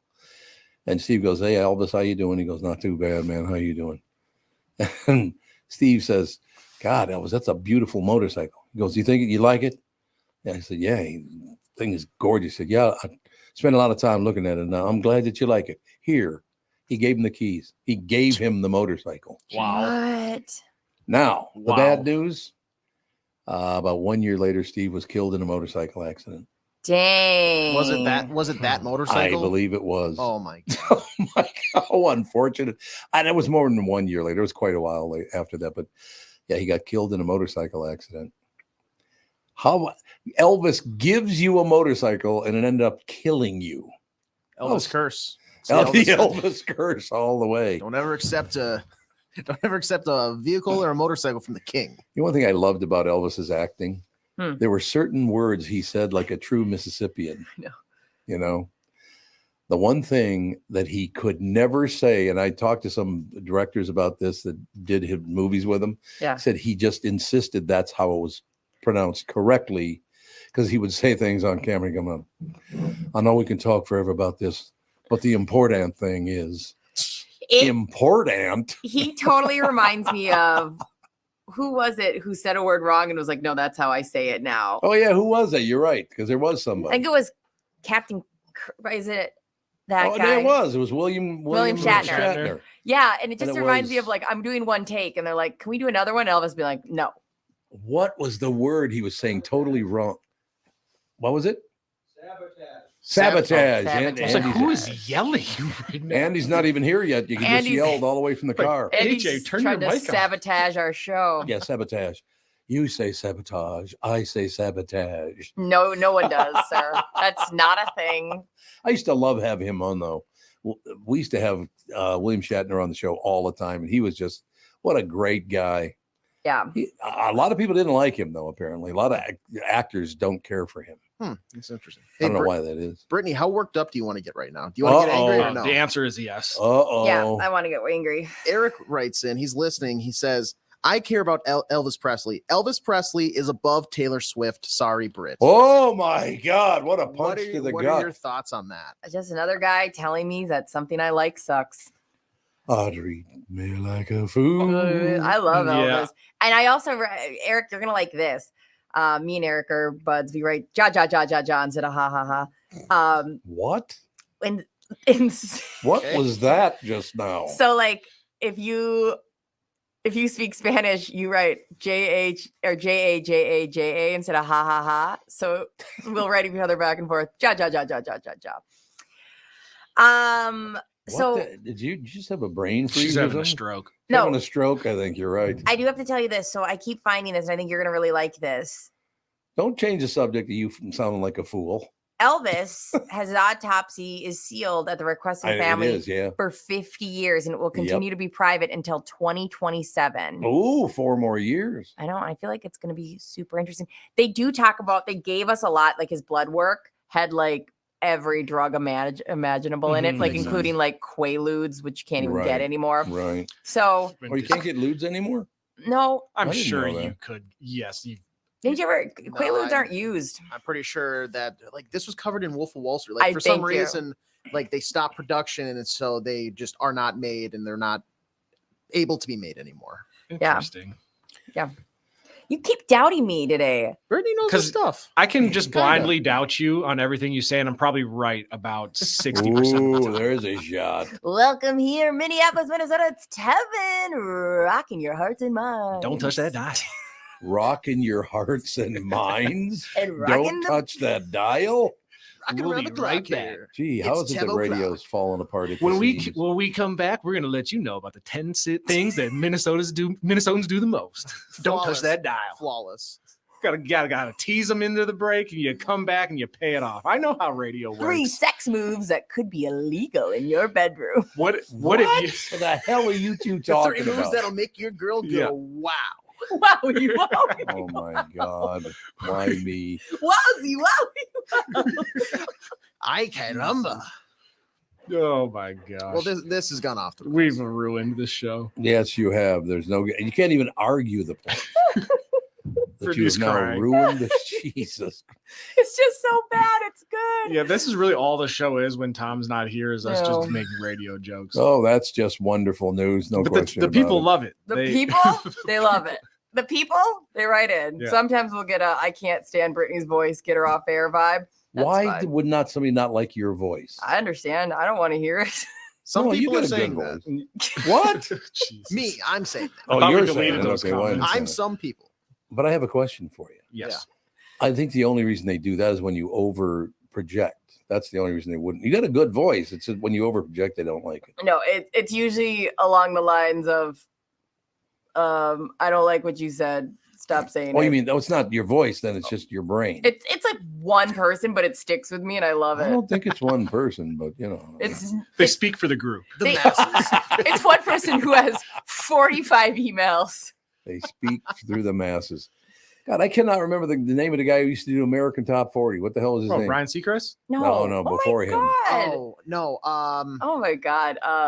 I can. Casey Kasem. Casey Kasem. There you go. Casey Kasem. Kasem Crazy coming across the U.S. Her dog found herself in a particularly sad situation. Oh, God. You She remember, was in love. remember his last report on the dog? Oh, I'm sitting here trying to do the show. I'm doing the best I can. And you want me to talk about a goddamn dog dying. and then you want me to transition into Mariah Carey. What the actual hell are we doing It in the was production phenomenal. room? It was so funny. We got to find the audio for that. We should. It's so funny. Have you ever seen Bill Hader? He used to be on SNL. Sure, He talked absolutely. about how he used to tried to get a sketch like set up for the show where it was the Kasems and he was Casey Kasem and then it was like his son like Connor Kasem Yeah. and stuff, but they would talk the same way. So it's like, son, it's me, your father, Casey Kasem. I told you to be home at 10 o'clock and now it's 10:30. Where were you? Dad, I'm sorry. This is your son, Connor Kasem. Coming live from your driveway. Everybody It's talks me the here in the same. driveway, and I just want to say that me and the fellas were out a little later than I thought. I apologize. I love that. Son, I'm furious with you. It's your father. Like it's just back and forth, and it was the most like it never That's aired. It never made it to so funny. stage because it flopped, I guess. But Why? that's the thing. Like it's hilarious. Him talking about it. He's like in tears talking about it. Well, had Casey just died or something? Is that why it didn't make it? No, I think it's one of those things where a lot of Bill Hader's comedy is very funny to a very niche Bill group. Hader's good. I Oh, think. he's I think hilarious. very good. But like that would have cracked me up, but probably not everybody would have thought that was funny. Oh, give a sense of humor for Christ's sake.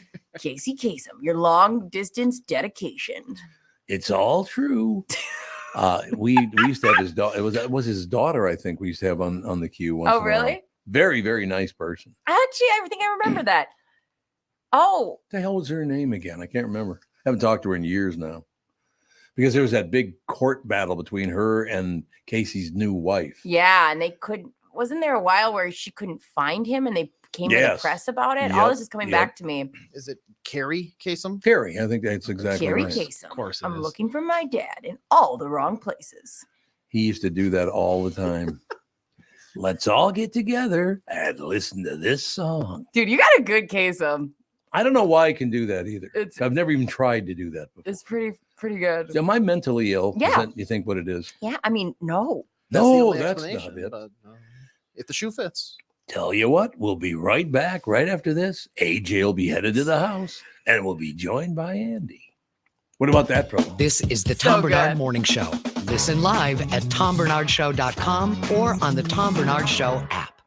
Recently, Jim Paul of Valley Buick GMC was contacted by a company that does on-site sales. Jim was confused. Wait, they don't know anything about us, our staff, our reputation, most importantly, our customers. Hey, pal, no problem. We do them all over the country. You know, get the manager off the roof sale, inflatable gorilla sale, and our favorite, the 13-hour sale with a giant clock that goes to 13. Urgency, baby. We bring our crew because, well, your people are, let's just say, a little laid back. And the pricing? Nothing special, sport. But Jim thought we price competitively every day. Our prices are special. We definitely don't need these guys. But sale does convey some urgency, so we made a bold decision for his fine dealerships. Announcing the Valley Buick GMC 365-day sale. And we can even extend it a couple years or so. I got the air dancer guy, scratch-offs, plastic keys, bubble machine. Valley Buick GMC in Apple Valley or Hastings or valleycardealers.com. Hurry.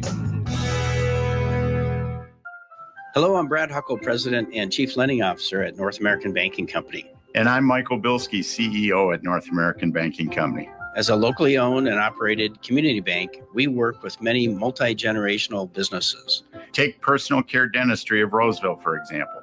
Dr. Walter Hunt, also known as Painless to me, has been a longtime customer of the bank since we opened the bank in 1998.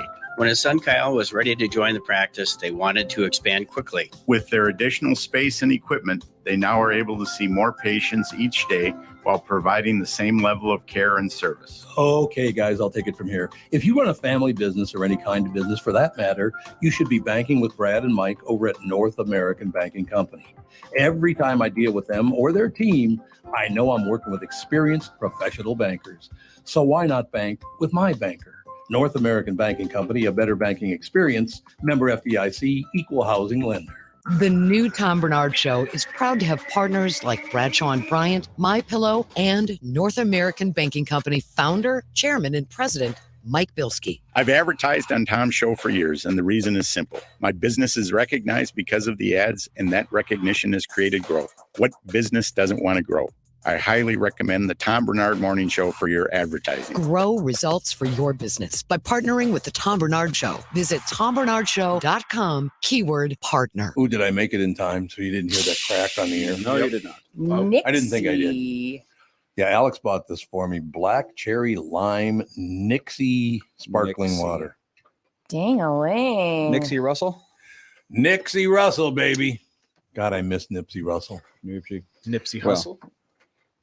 No, you don't know who Nipsey Russell is, do you? A little before both of our times. Yep. Nope. I'm familiar with Nipsey Hussle, who now I realize his name is probably just a play off of words of Nipsey Russell. Yes, Nipsey Russell was a African-American comedian back in the 50s and 60s. Really funny. Wasn't your dog named after him? Yeah. Yeah. Named I our was dog like, after him. We had Nipsey Russell and we had Cassie Russell. Cassie Russell being a baseball player, right? Basketball player, whatever sport it was. What a great, Andy, you can jump in because we were talking about this a little bit and you're the same age group.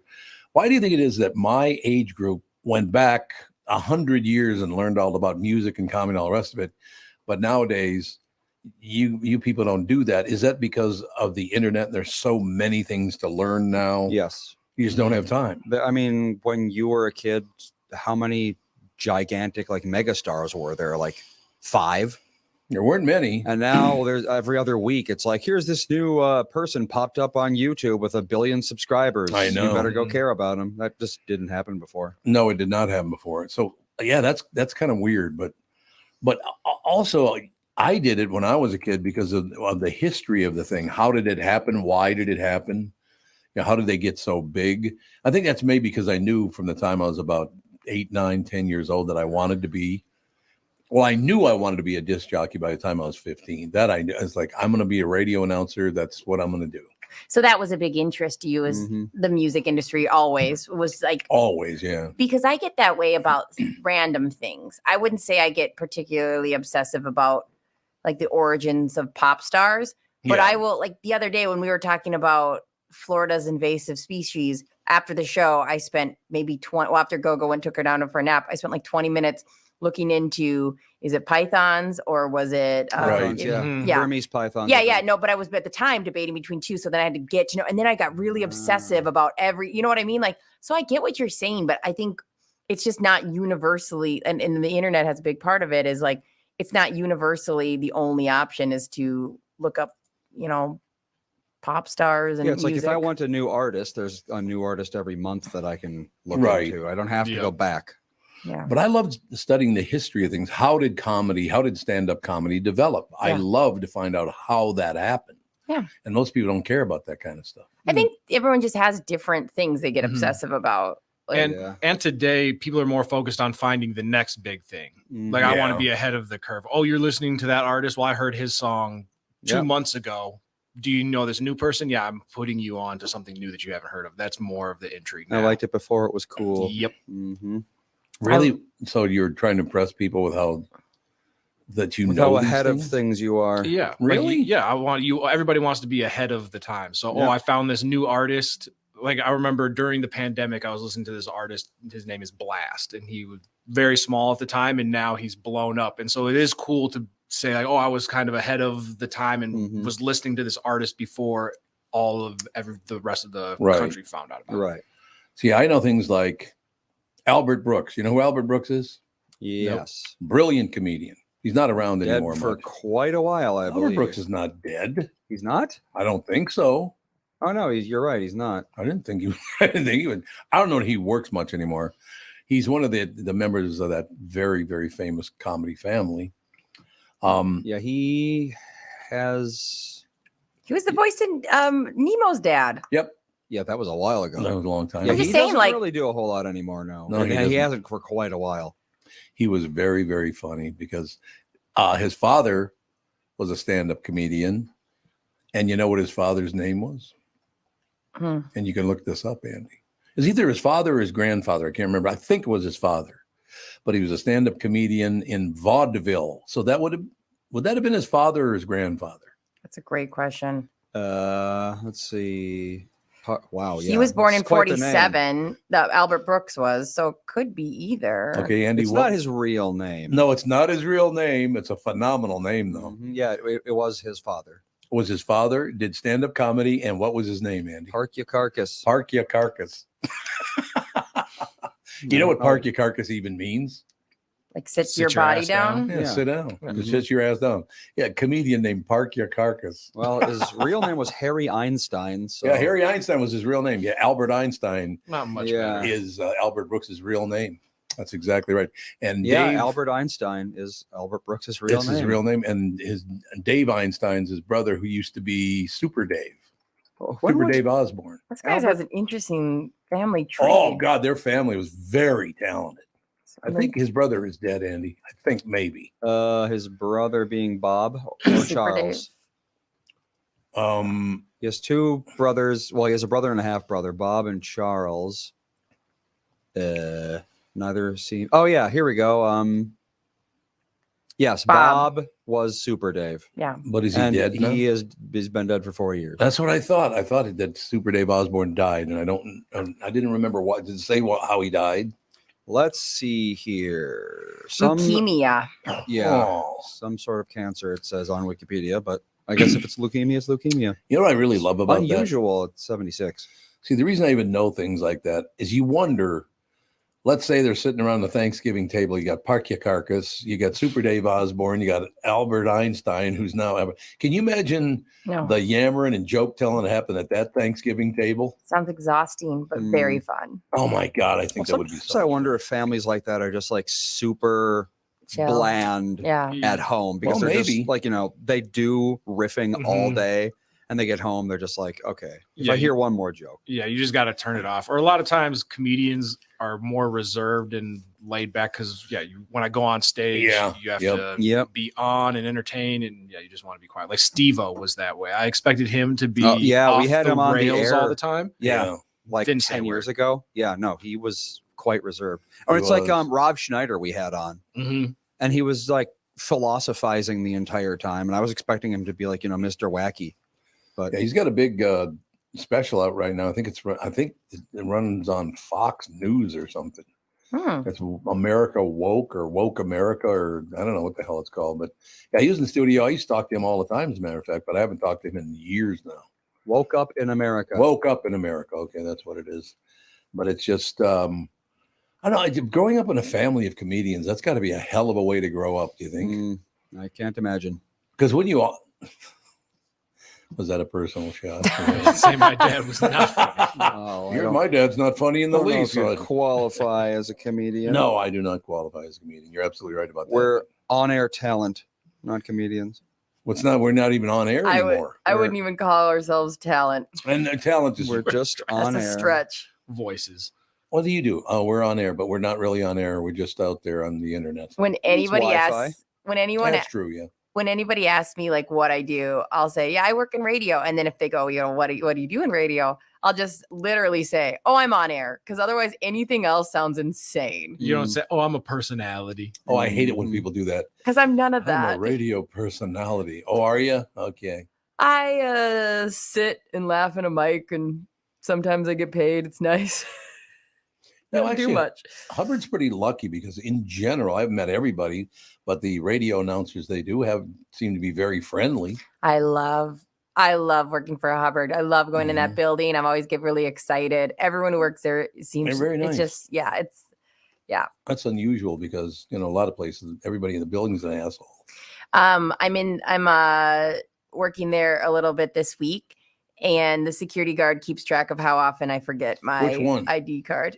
He's a gentleman in the back. Oh, it's not Alice or Candy that you know. Well, I love those two. They're just the greatest. So I get really excited. No. So what do you do when you go over there? What do you mean, like?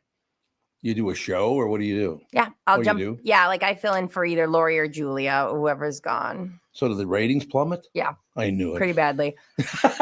Pretty bad. When are they going to put you on one of those My Talk billboards around town? Yeah, I think step one, step it up, Brittany. And then step two, billboard. Okay. So, what do you mean step it up, Brittany? What's that? Like I gotta be better. Are you gonna be better at? Well, so there's never gonna be a billboard. There might never be a billboard. Saying? Maybe my mom will buy one for me that just says "My Girl" instead of "My Talk," and it'll be me going, "Yep, thumbs up." Why did they have to steal my name for their call letters? My Talk. Yeah. Is what? You don't know what their call letters are at My Talk? Wow, I'm guessing it would be KTLM. KTLK, isn't it? No, it's KTMY. Yeah, K Tommy. It's a stretch. No, it's not a stretch. It's amazing how much stuff he can revert back to himself. Yeah. What are you talking about? K Tommy. K Tommy? How? K Timmy.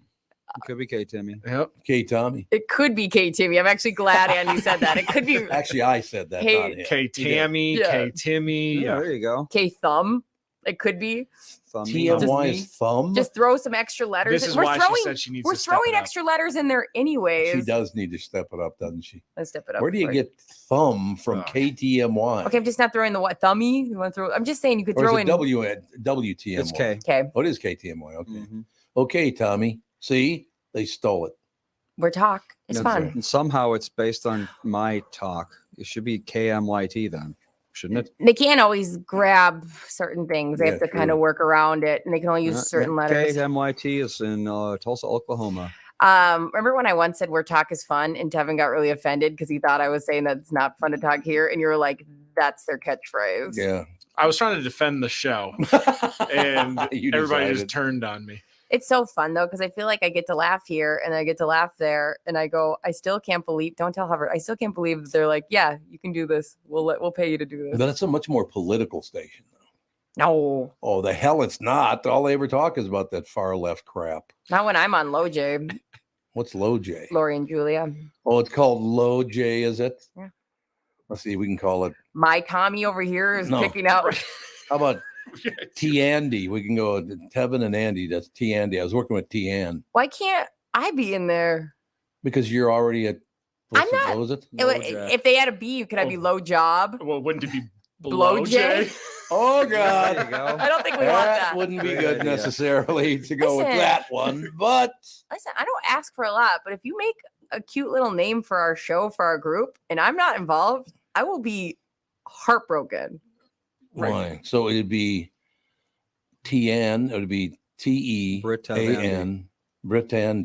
Brittavandy. Brittavandy. There you go. Perfect. We can work right off we the got tongue. Tom and the Danettes or whatever. I'm okay with being last. Like, let me make that clear. Like, I just want to be in the name. So it's really hilarious, and I don't care anything about that stuff. And some people, but I just love the fact that every time I listen to that radio station, whether it's a man, a woman, whatever, mostly the men though, I was talking to my husband. Yeah, I know you're gay. You don't have to always bring it up. They bring it up like every break. That's fine. You're gay. Good for you. I'm happy for you. I mean, okay, so there's only one person who has I know you're talking about, but who? I think it's more because this is what I do. I'll say my husband over and over because, well, like instead of saying Justin, because people don't always know who Justin is. So I feel like I fall for this a lot too, where people will be like, you said my husband like 5 times, and it's just quicker. Oh, do you? Just in case like someone's listening who doesn't know who Justin is. You don't do that here. I'll say. No, you say Justin. Yeah, you a lot. do. You don't really say Justin here. Yeah, you're right. I wonder why you do that. Maybe because we're more familiar. I don't know. Yeah, because we've known each other a long time. I'll just say like Melissa and Ethan, and if they don't know who it is, then tough titty. That's a really good point. Right. He's like, if you don't know who I'm talking about, you don't deserve it. Get away from me. Listen to more of the show. Lurk more. I didn't think I treated podcasting and radio different, except that point kind of blew my mind. Because you're right. I always say totally Justin here. Podcasting and radio is completely different. Podcasting is just such a more deliberate audience. Yes. You can assume that they know more about what you're talking about, and you're usually going to be right. So do you think my brain automatically did that? Or is it just the close quarters? Or is it that I'm talking to Tom and you guys? You're talking to people who you've known for years and years. Yeah. That's probably it. If it makes you feel like more comfortable, next time you say Justin, I'll just go, who? Thank you. My husband. Who's that? I'm married. When I'm talking on the air, I'm not thinking like, oh, I'm talking to an audience right now. I'm talking as if I'm talking to the 3 of you. Yeah. And there just, happens to be a microphone. Yeah. No, oftentimes I have to remind myself that there's people listening, and I probably shouldn't say the first thought that comes to my mind. We've been reminded. And it makes for better radio, more conversational radio when you talk like that rather than like, oh, I'm talking to an audience. I have to entertain this audience. Yeah, true. So maybe the person who says the my husband stuff is thinking more. No, it's not just one person. It's like almost everybody. But maybe we're thinking more radio wise and thinking people could be jumping in their cars for the first time and turning that on. I guess, yeah. Because I say my husband all the time on. Oh, you do? Yeah, on my talk for sure. And I suppose you're probably right, because if you listen to a podcast, you do it intentionally. Just like Andy was saying, it's like a well-known base. Yeah, and I mean, you hop in your car if the radio's already on. Yeah. Unless you hear something you don't like, to change the channel. Yeah, you're right. It's just an automatic deal. But I mean, it's just actually everybody I've met. I got to be very honest with you. Everybody I've met over there so far has been very, very nice. Yeah, except for you. Of course, the only one who isn't. But no, they've all been very, very pleasant, which I really like. You know what I mean? They are lovely there. They love you. It's funny. Lovely. Yeah, you have to go to the Christmas party. Well, the same thing. I've not met the one guy. I've met everybody else at KS95 except for the one. Is he the program director and the morning guy? Oh. Is that the same person? I've met him. He's never met him. Funny. He walks very aggressively in the hallways, and I like to He walks aggressively. So I like to give him a hard time and try to start a conversation with him when I can see he's in a hurry. Nothing wrong with that. But yeah, I don't see their morning show that often, but they're very, very nice. And then I see Hutch and Stacy all the time, and Hutch they're and Stacy very nice too. So funny. Like Crisco's a great guy. Crisco's amazing. They're all Crisco's a very nice guy. Well, everybody over there is. They're really nice. Their studios are far nicer than my talks. And are they? Yeah, they have candy sitting out, and I like to go in there and steal some. Well, it's so weird because when Nap and Donuts were there, that's now like a sales office, isn't it? Yeah. I don't think it's the radio station's there. The radio station's still there, but it's not where it used to be, the studios. Yeah, I don't even know which area you're talking about. When you used to walk through the front door, you go down that immediate hall. Yeah. The first thing you'd run into is the door to KS95. On the right, yeah. On the right. Yep, and then my talk's on the left. Okay, well that's what when you took that right, the Studio A was right there by the front door. Oh, Yeah. wow. And now it's like a sales office or something. They upgraded all the studios at KS, and Yeah. it feels inappropriate to stand in there if you're not part of their group now. I feel One thing I weird. used to love going, because when Chuck Knapp was the program director over there, I used to go fill in once in a while. And my name was Chuck Thomas because we put his name and my name together and made Chuck Thomas. Really? So that's good. But I would fill in. But every time I was on, I would get calls from Kim Jeffries just being very nice to me. She was very sweet to me. You know what's funny is I joined radio, I think, right after the you have to change your name thing. And so Oh, really? Yeah, because everyone before me had different names. They're like, really? oh, yeah, my name is this, but I'm actually this. And the call sign or whatever. It was anybody. Like, even like Lisa Miller, she switched up her last name a little bit. Really? Yeah, but like, I think they were all told to everybody I worked with, that wasn't their actual first name. And then me and my friend Allie started radio about the same time. And we never got told to change our name. So we just never did. I think it's seen as cheesy these days. Yeah. Probably. Yeah. It's funny to find out with somebody you think, especially if they have like a very basic name. Like there's the 93X guy. Nick is actually Dave. Like, what's the difference? In my mind, really. Nick and Dave is the most. Oh, yeah, it's Dave something. But we don't remember the name. But either way, like that's like interchangeable in my mind. Sorry, like I know Nick it's not going to make you any more memorable. Yeah, if you're going to change your name, you need something that's ironic and so clearly fake. Like, yo, we're not calling you Mad Dog Johnson 67. Yeah, it's like Crisco is obviously his given name isn't Crisco. Yeah. His parents no, didn't his name name him is not Crisco. No, That's true. Great guy, margarine or whatever Crisco is. It's just a really nice guy. Super fun. He's great, but it's just very funny that Nick and Dave one always got me because I was like, you could be either. That's not your name. It's like I changed my name from the 8th most popular name to the 9th most popular name. Exactly. It'd be like if Andy was like, that's it. I'm not going to be Andy Fred anymore. now. I'm Fred. Well, yeah. Although Fred is, you never hear anyone under the age of 70 named Fred. Like, that'd be weird. I don't like Abner. Brian would be Brian. Andy or Brian. Yeah, there you go. Same name to me. Brian Barnard. Yeah, Brian Barnard. There you go. Best radio name I ever heard. I believe he worked in New York City, maybe Philadelphia. And I never did find out what his name is. Maybe you could look this up, and I don't know how you'd even spell it. I think it's just Geter, I think. His name on the radio, because I was Catman. Yeah. I don't remember that. But his name on the radio was the Geeter with the Heater. Ah! What do you think of that name? Yeah, Jerry Blavat is his real name. Jerry Blavat is the Geeter with the Heater? Or was, because he died earlier this year. Oh, he did? The Geeter died? The Geeter with the heater and the big boss with the hot sauce. With the hot sauce. Big boss with the hot sauce. Geeter with the heater, the big boss with the hot sauce. He died? Yep. He was 82, so was he not really? a bad run. No, that's true. I loved him. You're listening to the Geeter with the heater, the boss with the hot sauce, the man with the plan. He would just go on and on. He was half Jewish and half Italian, and he was investigated for mob ties multiple times. I love that. Of course, it's Tom's idol. Was that New York, Andy? Philadelphia. It was Philadelphia. Okay. He was born and died there. So, God, he was so good. He would go on, and I mean, he just didn't know when to have Geeter with the heater, the boss with the hot sauce. I mean, he had like 10 of them that he could do at once. So when you would jump on air, would you have a bunch of this content written out for you to go? Never. Or you would just go off the top of your head? I always just ad-libbed the whole damn thing because it was crazier that way, I guess. And it was insane. My favorite of all time when I was Catman at 1500 KSTP. Yeah. I turn around and there's Wolfman Jack. Oh. I'm standing there and I'm looking at Wolfman Jack. Chuck Knapp had brought him into the studios. And I hop off because there's a song playing, all the rest of it. I go, oh my God, is it really you? He goes, Catman, you're stealing my act, but that's all right. It's the sincerest form of flattery, you know. Yes, it's the sincerest form of flattery. See, that's a nice little lesson about radio and where it came from and where it's going. I love it. Indeed. It's all true. I got to read this now because it's time to read it because actually I'm a couple minutes late. We won't tell. The Eagles are at XL Energy Center on their farewell tour on Saturday, November 18th, and you can see them with me and Catherine in our suite.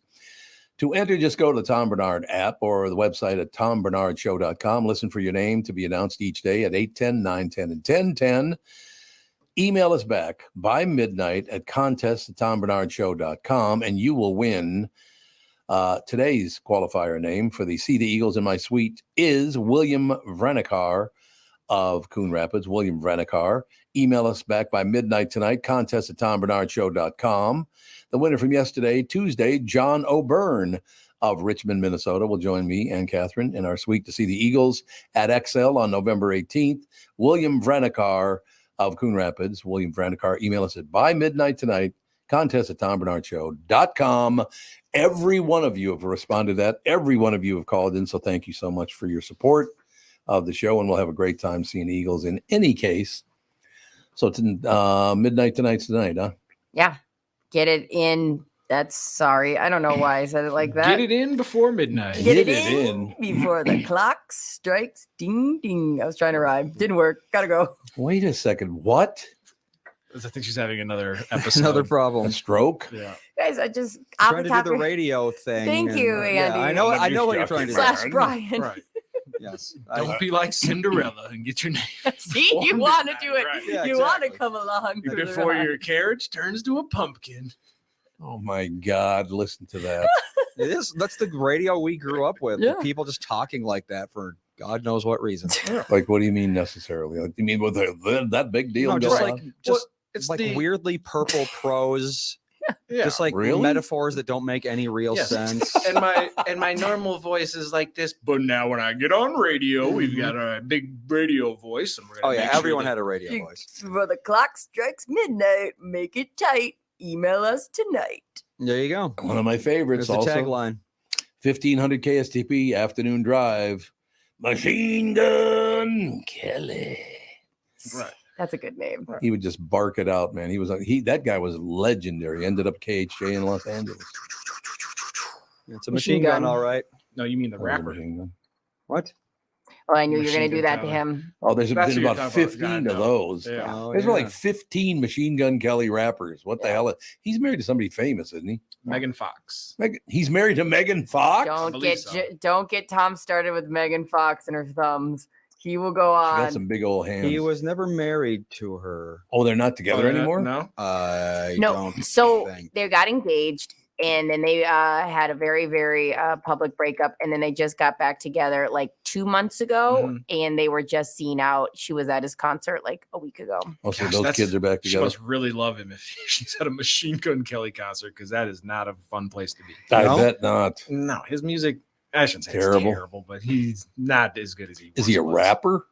Yeah, he tries to be. Is he Kind of not? a as it were. swooner. Like he No, he's Machine Gun Kelly. No, is I a mean he like swooner? tries to like sing and he's not a good singer, but he like I don't he think kind you- of just I don't think goes, you've- I don't think you've heard a Machine Gun Kelly song before. yeah, I have. There's like 2 that I find to be fun, but I know that he's not like very No. No. I don't think the words you're using to describe his music are not it words feels that like should be Blink 182 No. Blink 182. No, not at all. for He- Machine Gun Kelly. Yeah, we should. Maybe it's Are different. we talking about the one married to Megan Fox? We're talking about the Engaged. guy that's all tatted up. That, yeah. Same guy, yeah. That's Yeah. not his. All right, Blink we'll listen off 182 is on not the even break because close. I feel Unless like he's got some new stuff. yeah, maybe that's what I only listen to, like the ones where he tries to sing. Okay, because He looks like listening to his music would give you a heroin overdose. yes, That's his a nice music's way to very put it. aggressive. We have to take a break because we have the lovely and talented Kristyn Burtt joining us in just a couple minutes. Be right back. This is the Tom Barnard Morning Show. This is Bob Sansevier, and I want to tell you about Dave Bialke from Bialke Law. Dave represented my wife, Mary, when she had a significant workplace injury. She was very happy with the job Dave did. If you have a work-related injury and have Dave represent you, I'm betting you'll be happy too. Dave is a down-to-earth guy. He grew up in northern Minnesota, rides a Harley, and worked various jobs doing concrete, electrical, plumbing, roofing, and carpentry work. Dave works for people with work-related injuries. If you work construction, or anywhere for that matter, and you're hurt or even just hurting, you should talk to Dave. Let's face it, our bodies wear out. If your body is worn out from work, if your knees or back or shoulders hurt from things you do at work, do what Mary did. Call Dave and talk to him about it at Bialke Law to set up a free initial consultation. The number to call is 763-571-2410. That's 763-571-2410. Or visit bialkelaw.com. That's BIALKE law.com. You need to know a guy for your auto repairs, legal issues, banking, and more. The same goes for investment advice. You need a guy to help you be successful, someone you can trust who gets results. Well, I got a guy for you, Josh Arnold. Josh gives you straight talk, not sugar-coated advice about your financial situation.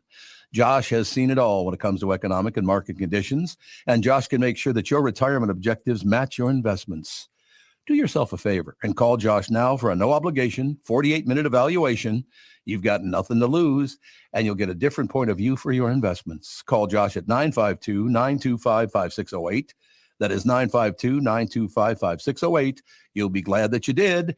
And tell him his guy, Tom, sent you. Investment services offered by Josh Arnold Investment Consultant LLC, a security investment advisor. Past performance is no guarantee of future results. All investments involve risk. All comments and opinions are Josh Arnold's and do not constitute investment advice. Tom Barnard is a paid endorser. Tom here, and I just read a success story from MN Fat Loss client Elizabeth, who just completed the program. Elizabeth writes, I'm a 54-year-old woman who has struggled with losing weight. I had almost constant heartburn, trouble sleeping, brain fog. I tried counting calories, eating bars and shakes, and several other programs in which I would lose 5 to 10 pounds after months of struggling. After 60 days of the MN Fat Loss program, I was down 25 pounds. MN Fat Loss had really empowered me to believe that I can control my eating and my weight without having to sacrifice foods that I like. If you're thinking about finally committing to improving your health, this is the time to start. You won't regret your investment in yourself. It's so easy to see if MN Fat Loss is a good fit for you. They offer a free phone consultation to learn about the program. They also have virtual options to help you if you live far away, which I think is a brilliant idea. To schedule that free phone consultation, go to mnfatloss.com. The only thing you have to lose is that unwanted weight. That's www.mnfatloss.com. I cannot wait to hear about your success story. And please let them know that Tom sent you. The Tom Barnard Show is proud to have partners like North American Banking Company, Bradshaw and Bryant, and attorney and advertiser Dave Bielke. I've been advertising on Tom Barnard shows for years. I like Tom, not just because he's a good guy, but because the ads I run on his show bring me new clients that are hurt at work and need legal help. Tommy B works for me. If you'd like to find out more about growing your business with the Tom Barnard Show, go to tombarnardshow.com, keyword partner. What are you, landing an airplane? Oh, waving to everybody. Tevin waved to me. Britt waved to me. You did not wave to me. I gave you the finger. It's okay. No, I didn't do that either, actually. No, I was actually, the reason I didn't wave to you, I didn't wave to you now. The reason I didn't, I was reading something. Who's Patrick Dempsey? The sexiest man alive. Yeah, he's picked the sexiest man alive for 2023. I don't know who that is. Would I know him? McDreamy from Grey's Anatomy. Oh, it is. Okay. I wouldn't know who that is. It feels, honestly, though, it feels like it's about 10 to 12 years overdue. Like it feels like it should have happened a long time ago at the height of his fame. Oh, so I think it says a lot about the kind of people who vote in these sexiest man alive things. Well, you don't vote. Okay, this is a little inside baseball. How this happens. So you get approached by the people like editorial team if you are Patrick Dempsey, and they will go to your agent or your manager and say, what do you think? Would Patrick be interested? Because it is required that you do an interview and do a cover shoot for it. So that's why I turned it down. Yeah, I know. Save your cash. Like maybe next year. But that's the thing. So if they don't want to participate in that, then they don't get the sexiest man alive cover. And oftentimes it's done. This year is kind of tough because no one can promote anything because of the strike. But normally people will be like, I've got a big movie coming out. This is a good time to do sexiest man alive, that type of situation. So it winds up to be a promotional tool. No, I'm looking at his picture. I do know him, but I don't know where I know him from. What would he have been in that I would have watched? Is he a movie star, TV star? What is he? He's been on Enchanted, Bridget Jones' Diary. Again, Sweet Home Alabama. He was the husband. He's in Transformers. Oh my God, Can't Buy Me Love back in the 80s. Oh, yeah. He was a teen star too. I don't know if you would have watched any of these. Yeah, movies. You're right. Well, you didn't watch any of Grey's Anatomy at all? No, God. Definitely Did not. Catherine ever watch it and you happen to just be sitting there and no. I mean, Patrick Dempsey is pretty TV famous, I would say, for sure. And earlier in his career, he was movie famous. So he's never in like a cop show or anything like that? Yeah, he's been in some stuff that I've never heard of. Looks like he was in Will and Grace. Stuff. Oh, that's where I know him from, is Will and Grace. Yep. He's always played like the leading romantic. He's the romantic lead normally. So if you're not watching any type of rom-com or drama, you're probably not catching him. What is the difference between the handsomest man alive and the sexiest man alive? Great question. How would I define that? Like I was just trying to think like someone who's handsome but not sexy. Right. I know it's weird. Yeah, because sexy, I'll be very honest.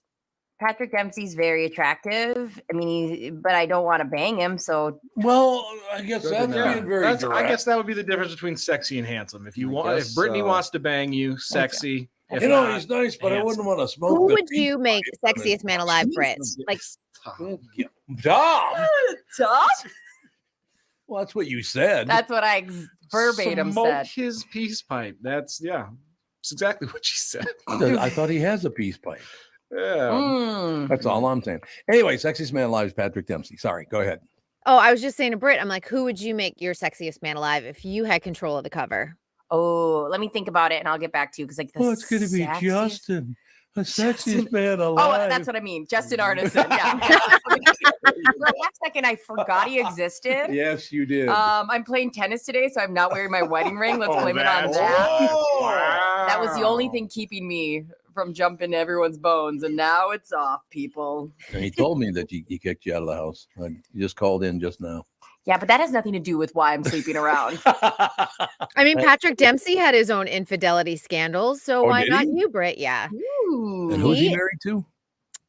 His wife is a former makeup artist, so not anyone you would know, but he very famously had an affair with a production assistant on the set of Grey's Anatomy, and it was alleged that his co-star Ellen Pompeo, who played opposite him, obviously she plays Meredith Grey, went and told his wife and said it was going on. Oh God. And so they you know, and then to the point, like this is a Shonda Rhimes show. Shonda Rhimes is like, knock it off. You're setting a really bad example to everyone on set.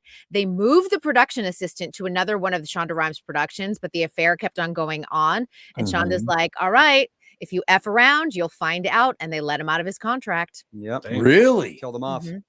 Yep. They killed him off. Yeah, we watched Grey's Anatomy for a little while, like about a year ago. I was going to say pandemic-y kind of vibe. Yeah, a lot of people got into Not really my thing. Yeah, I'm Most actually is like, surprised. it's a medical show, so you'd like it. And there are, interesting medical parts. But the fact that there are two characters called McDreamy and McSteamy, I just like, it made me very unhappy to watch something like that. Were you really into House? Yeah. I could see you being House so is one of my favorite shows. I could, Andy. And which would make sense why you then didn't get into Grey's Anatomy, because Grey's Anatomy is just a soap opera that they all happen to be doctors. Pretty much, yeah. House is about the medicine. ER is about the Grey's Anatomy is about the drama. What's his name in House again? That guy was good. Gregory House. Oh, Hugh Laurie.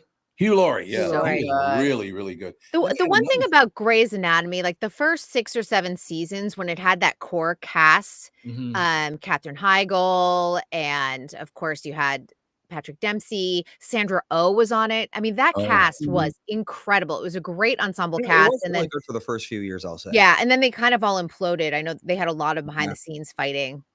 Oh, yeah. Well, aren't there like 25 seasons of that show? If you go to Priscilla Golden's house at any time that McKenna, her teenage daughter, is home, Grey's Anatomy will be on 24/7. It's like a waiting room show that is constantly on.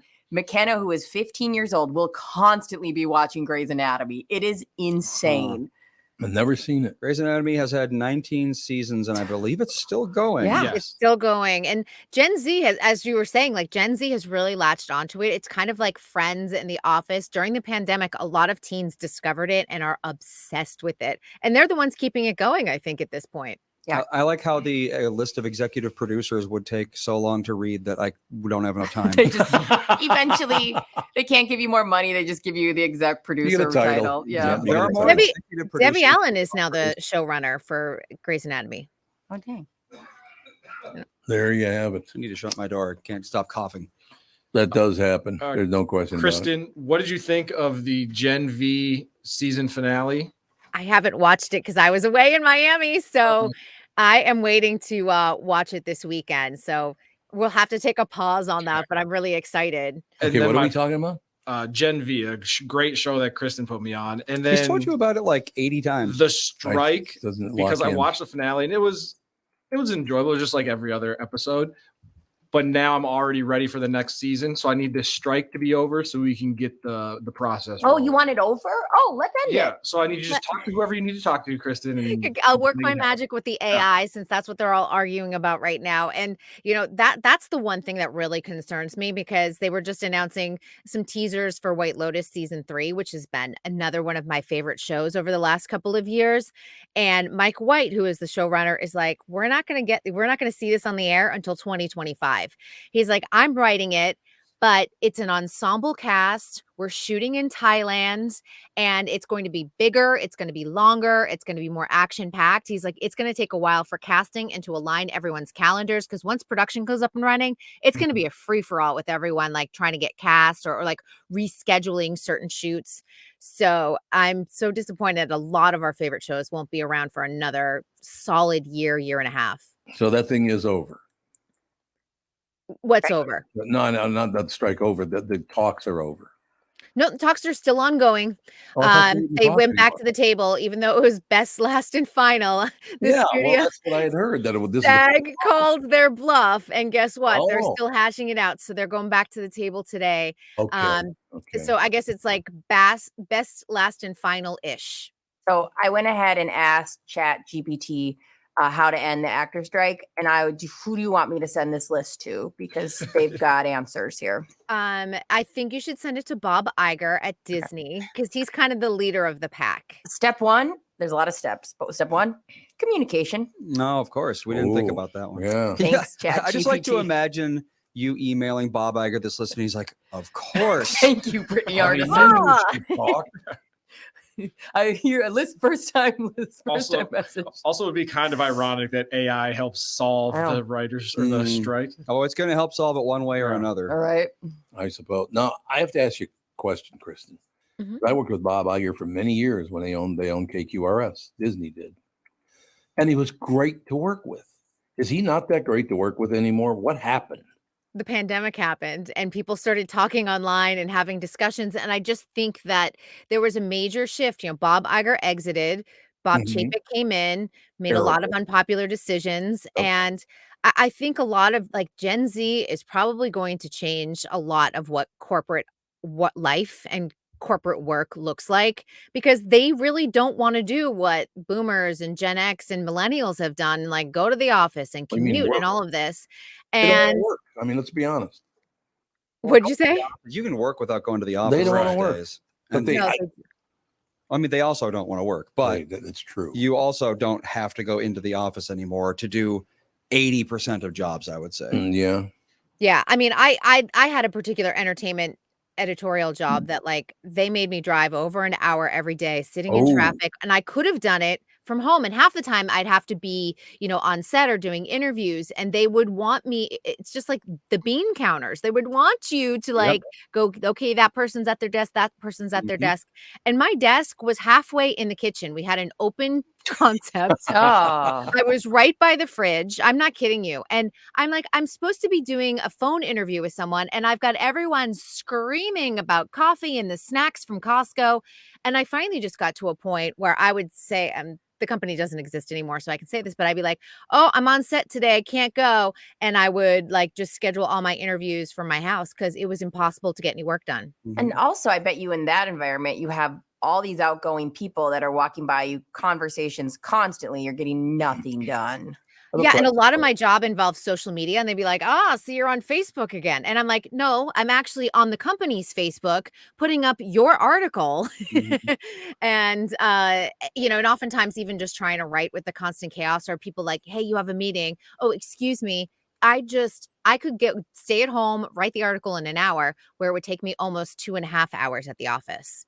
Yeah, I understand. I mean, I think the first guy that I know of anyway that started working from home doing a morning show. That was a while ago. That was so long ago. And people always talked about it like it was a secret.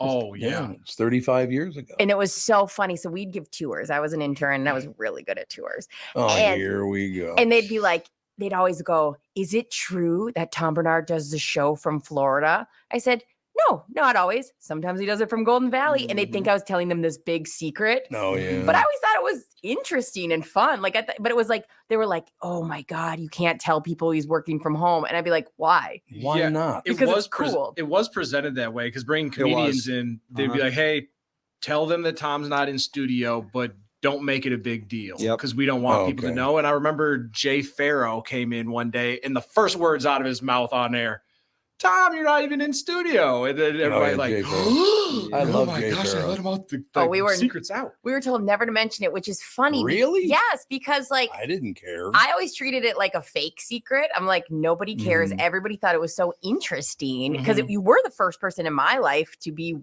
doing everything from home. I don't think anybody else had done that before, had they? Kristyn, do you know of? Ryan Seacrest would be the only other person that I would know. And oftentimes he was in a remote studio, like an official studio versus you working from home. So. Right. Yeah. Well, the reason back then that no one did it is because back then, in order to make it work, we had to install an ISDN line. Yeah. Yes, Those are not cheap, or That's were true. not. I don't even know if they still exist anymore. But I don't think so. Yeah, it was it's like hundreds of dollars a month just to get your voice over there sounding reasonably good. Yeah, it's very, very true. It was great. I just wanted to be around when Andy was born, and I wanted to be around. And Alex was born a couple of years later, and by then I was 3, 4, 5 years into it, so nobody cared. You were driving in when we lived in Dayton. Yeah, that's true. Once in a while. Well, it wasn't until we moved to Golden Valley, I think, that you. No, I did the show from the barn once in a while. I know that. Yeah, but full time, like when we moved to Golden Valley, you basically stopped going in entirely. And the great thing about the studio was even the studio was hidden. You had to go through this one room, other room to get into the studio. Just past the wine room, yeah. The wine room, yeah. We had a wine. It was your own panic room. Yes, it was my panic room. That's exactly right. But what are you going to do? Yeah, so a lot of people are working from home now, but the biggest problem I have right now, and I'm not saying it's any particular generation, I think kind of the world is nobody ever finishes their work on time anymore. Why is that? I don't know, because I finished mine on time. Well, you know. I'm super type A though, but when I worked at that other company, I used to sit around for hours waiting for other people to finish. Like I would have to pass my work off. Sometimes it was a video that I had my editor worked on, and I was like, okay, my boss needs to like eyeball it. And I would sometimes wait 3 days, and I would be sitting at my desk doing nothing. I actually started working for another company and doing some freelance writing because I was so bored at work waiting for other things to happen. See, I did it even faster. I got it to them before they even needed it, just because I wanted to get done with it. Like, okay, yeah, I love things off my to-do list. I love it. Yeah. No doubt about it. And look, I mean, it's a different situation, different generation and all that stuff, but I've noticed from almost everybody that nobody ever does what they say they're going to do when they say they're going to do it. I think you're on to something. I think that my generation, and sometimes me included, but I need hard deadlines. The abstract ones, just because I have a lot going on, the abstract ones sometimes fall by the wayside. Yeah. But like I like that our show isn't like loosey-goosey. Like we can start at 8. I love that it starts at 8. I love that my goal is to get here by 7:30. I love that hard deadlines, because when they're loose, I've been just noticing people won't do the things. They will not. You have to go. It has to be now. Yeah. Otherwise they won't do it on time. Yeah. You have and to. And that's everybody, not just I keep forgetting. What is this youngest generation again? Z. Alpha. Gen Z. Oh, right. Alpha is the one. now? But alphas are so young. Alphas are babies still. They're not Yeah. really relevant yet. Yeah, Early Margot elementary. never gets in deadlines. Go.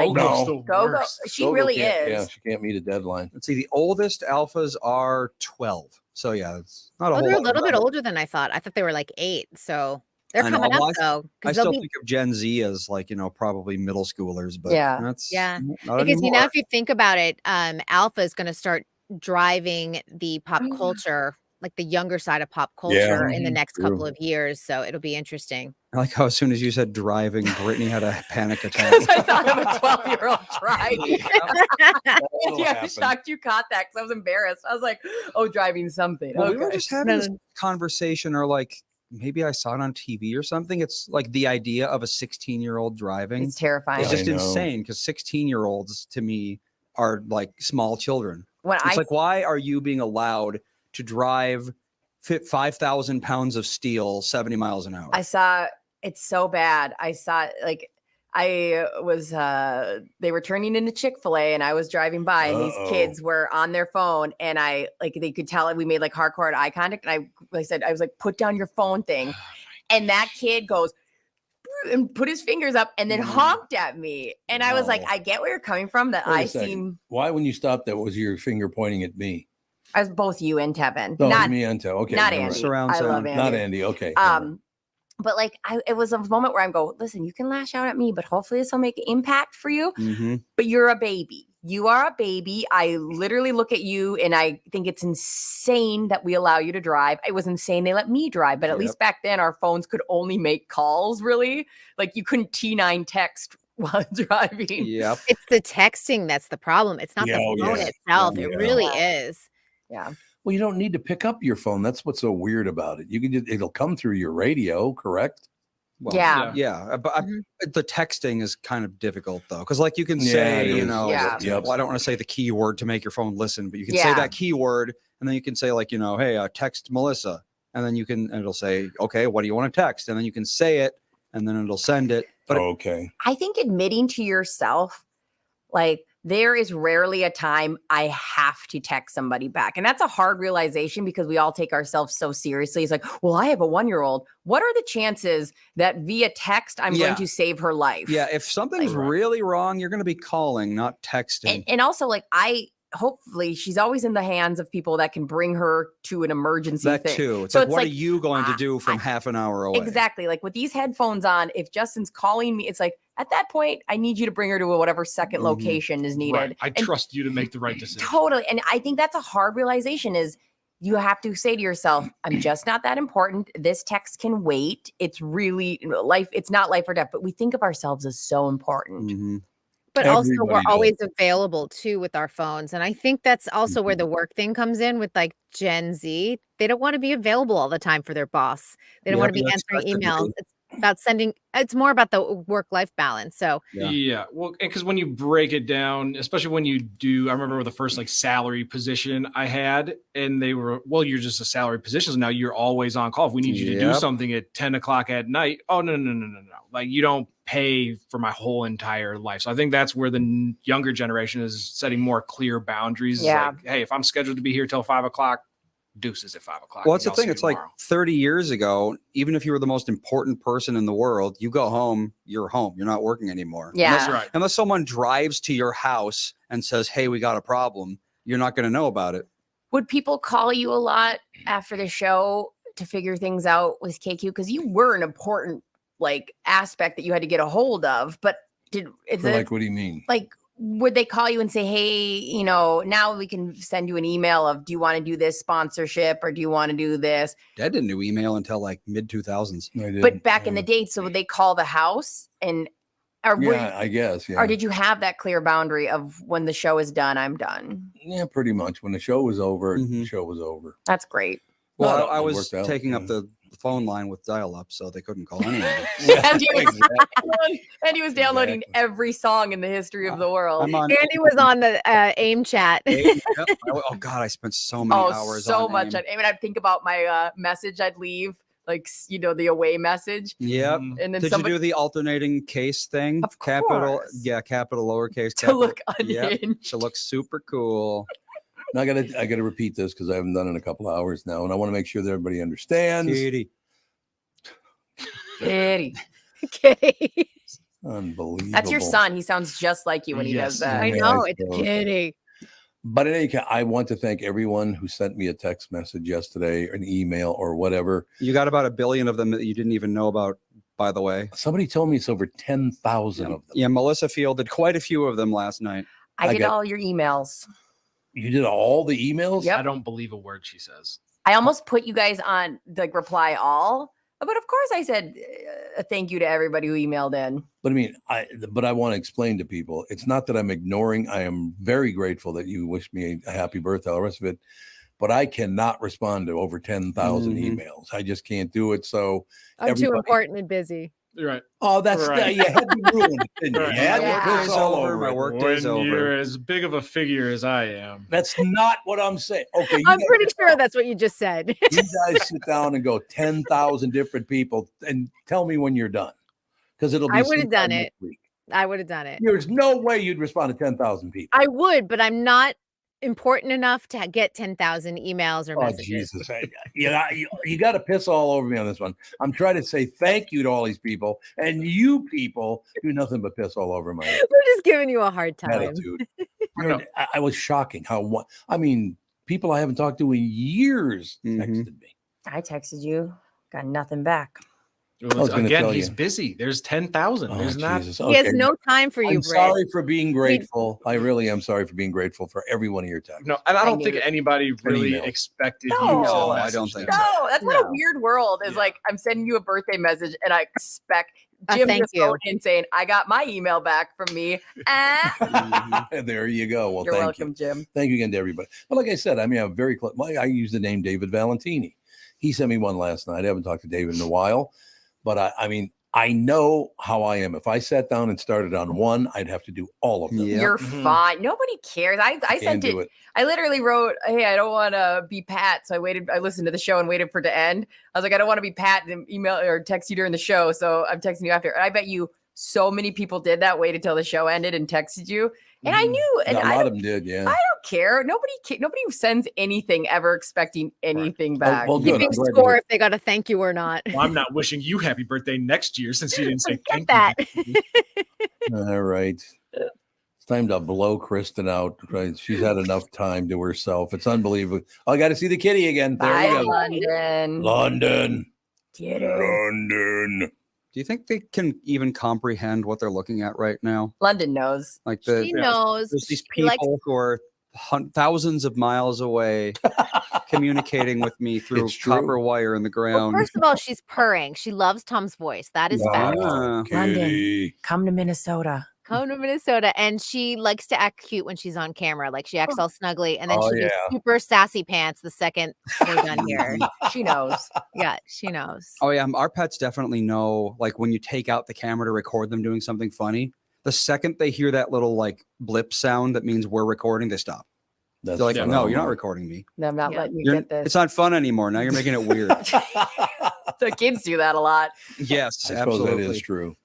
Kristyn, we will talk to you tomorrow. London, who loves you, London?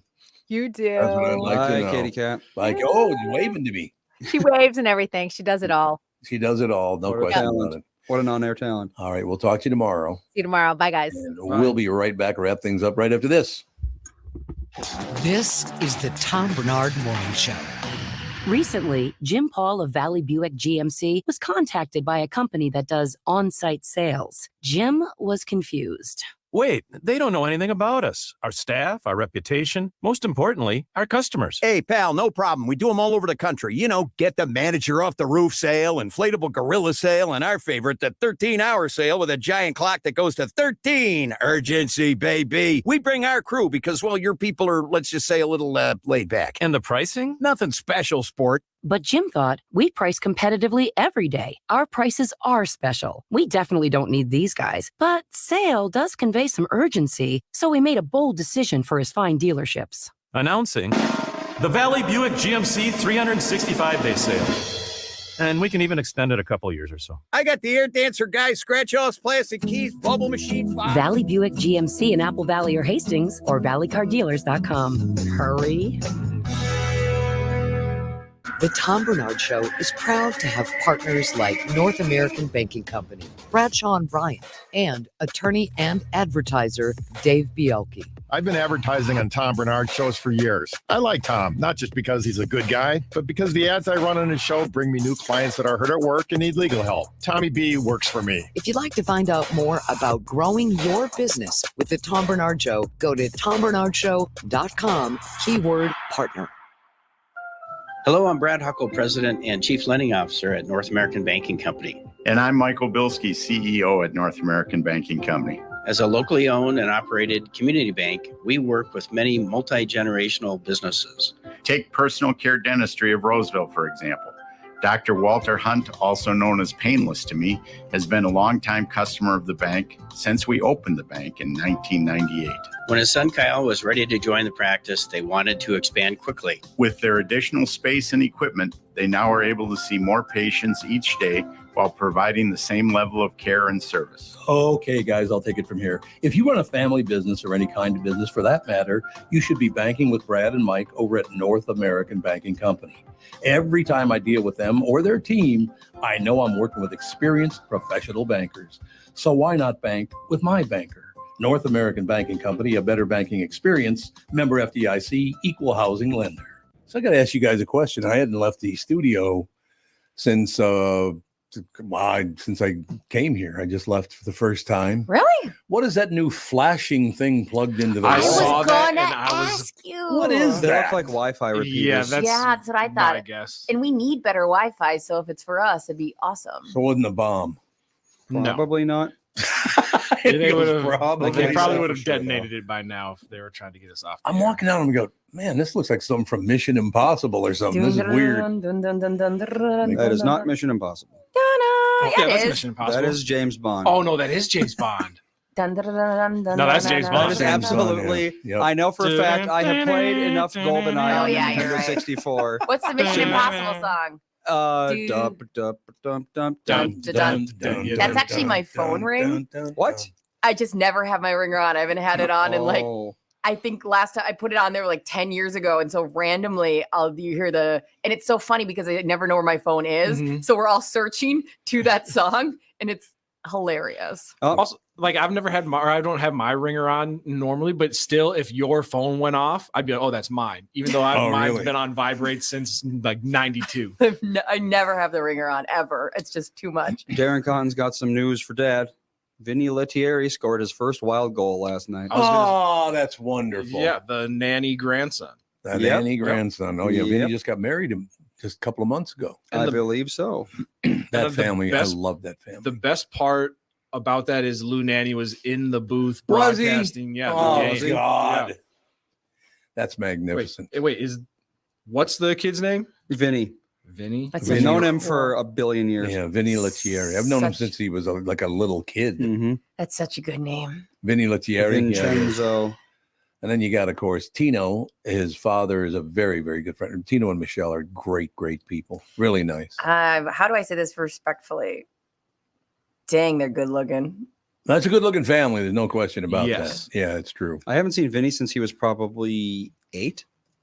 Your mom and I went to It's been a while. I went to the wedding, and then she went to the I think Alex went too to the reception. Oh wow, he looks just like Tino. He does look just like Tino. He does. I love Tino. Huh.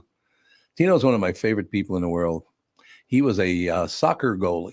Oh, as a matter of fact, here's a story for you.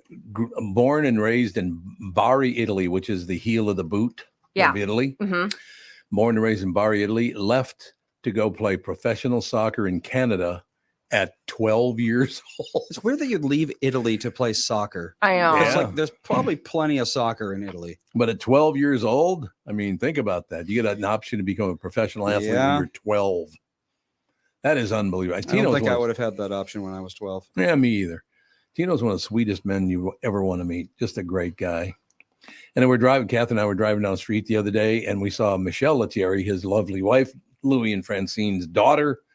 And so she had never seen my car before. Catherine's driving. I'm in the passenger seat. I roll the window down, and I go, "Hey, what are you doing?" And of course, she didn't know what me at first. She's that's like, terrifying. It was terrible. When people do that, because I've had people do that to me often, I'm the kind of person that people see and they go, "I'm going to F with her," and it's like, I've had that happen, and I'm always like carrying things, and I'm really like, "I'm sorry," drop it, and it's terrifying. I'm usually on the opposite end of that, where I think I see Brittany, and I roll my window down and yell something obscene to her, and then it's not Brittany turns. It's Lindsay. It's Lindsay Hagen, my sister, who gets it all the time. I literally have done that before. That's really embarrassing. You did it to fake Glassman. Oh, that's right. When I put him in a headlock. They're not the one you want. Whoops. I probably shouldn't have put him in that guy I thought he was going to have a heart attack. I would as well. Because I put him in a headlock and then I give it the old, "I've never liked you." I give him my scary voice and everything. So it was terrible. My brother is 2 years older than me. So you can imagine all of his friends like to mess with me, and they were the cool guys and would be like, little Hagen or whatever. Little Hagen. Clever. Yeah, thank you. Very clever. And so my sister was home from college for the week, and she was sitting in one of those big oversized chairs, and one of his friends, Nick, came behind her thinking it was me and did like a fake choke, like with his hands, just like teenage boys just do they just do dumb things. And it wouldn't have hurt her at all. The fear on Lindsay's face was, to this day, she goes, that was the worst. If that's your normal life, that was the worst experience of my life. I was like, yep, that's my everyday. A little scary. Yeah. Well, you always have to wonder, it's like when you do that to someone, are they going to like reflexively grab a screwdriver and then just like jam it in your eye or something? I accidentally, question. One of my army friends, when we were deployed, I was like walking out of a, one of those big metal freight things they have. They use a shipping container. Yeah. I was walking out of that. We had a bunch of medical equipment in there, and he jumped out to scare me, and I ended up punching him in the face because I was. Yeah, you're army trained. You don't. Right. Yeah. I mean, luckily for him, that's a good point. No matter how much you train me, my punch is not going to be that hard, but I did punch him in the face. Yeah. Well, so my dad, when he was dating my mom, when they first got together, she hid behind like a doorway as he's coming out of a hall. No. And he's a wrestler, and he's like a corrections officer now and stuff like that, like tough guy. No. And so she jumps out like, boo. And he goes, because his instinct is to punch. He grew up with 2 or 3 brothers. Of course. Goes to punch and realizes that it's my mom and ends up like hitting the wall and stopping whatever. So it doesn't punch her. But she was like, I learned that day never to jump out and scare him ever again. Yep. Unbelievable. Well, you never know what's going to happen with that fight or flight. Sometimes they'll choose fight. People are weird. Like, you're either a scarer person or you're not. I don't like to jump out and scare people. I'm neither anymore. I used to do that to Alex when I was really young. I could see that. I don't know. I really don't like pranks at people's expense anymore, whether it's at my expense or anyone else's. In this studio, Sage was walking, and me and him waved to each other from that door. And so we said hi. And then I came out and did like a jump, like, hey, and he got scared. And I still feel bad about it. Way like, to go. I don't like that moment people have of that fear. Like, I go, oh, I know exactly that feeling, and I don't like it. Yeah. Way to go, my friend. Yeah, ruin someone's life. Being startled is probably my least favorite thing. Oh God, I really hate it. And my husband, Justin, wink, he like will live his life just walking around like a normal person, and I'll go, ah! And he goes, I'm just walking. How do you want me to enter a room? Yeah. I don't know. God. I don't know. My girlfriend's the same exact way. I'll just open the door and she Melissa does that sorry, I don't know sometimes. what you want from me. I'm down, everybody. All right, that is going to do it for yet another Wednesday. God, we only got 2 days left this week. That's amazing. Anything special going on Thursday, Friday? It was my dead dog's birthday today, but nobody acknowledged it. So because your dog's dead. So why would I wish your dead dog a happy birthday to make you feel bad? That's true. Izzy once licked Tom's leg for like 5 minutes when we were doing show prep. Dogs do that. I don't know why to him specifically. Oh, dogs, honest to God, even Jude will do it for like half an hour. He literally will lick my hand for like a half an hour if I let him. Maybe you're a salty guy. I guess so. Salty tub. I brought Izzy into KQ, and she was laying on the floor just licking your leg, and we were doing show prep, and you were like, fine, I don't care. Oh, that's why Izzy was a good black lab. She's 16 and a half, and she died. Oh, man. Pretty good run for a black lab. That's how I feel. A good black lab in America today. Thank you. So black lab, you're talking about what? They don't live to 16 years. No, not usually. It's 15 is I think like good for a black lab. I would think on average, probably more like 13, maybe 14. Probably. She died about like 2 or 3 weeks before Go-Go came. So it was. I think it was her way of thinking it would have been too much all at once. Either way, I love you, Izzy. Because she was prescient, or he was prescient. Izzy was a she for sure. Well, I thought she was a she, but I covered my ass by saying or Tom he. doesn't assume gender. Yeah, what do you think of that? What about that? I actually still to this day don't really know how they identified. So that was not a joke at transgender. I'm just trying to cover your butt. Boy, look at the time. We're getting out just in time before we get nailed. Goodbye. Love you all.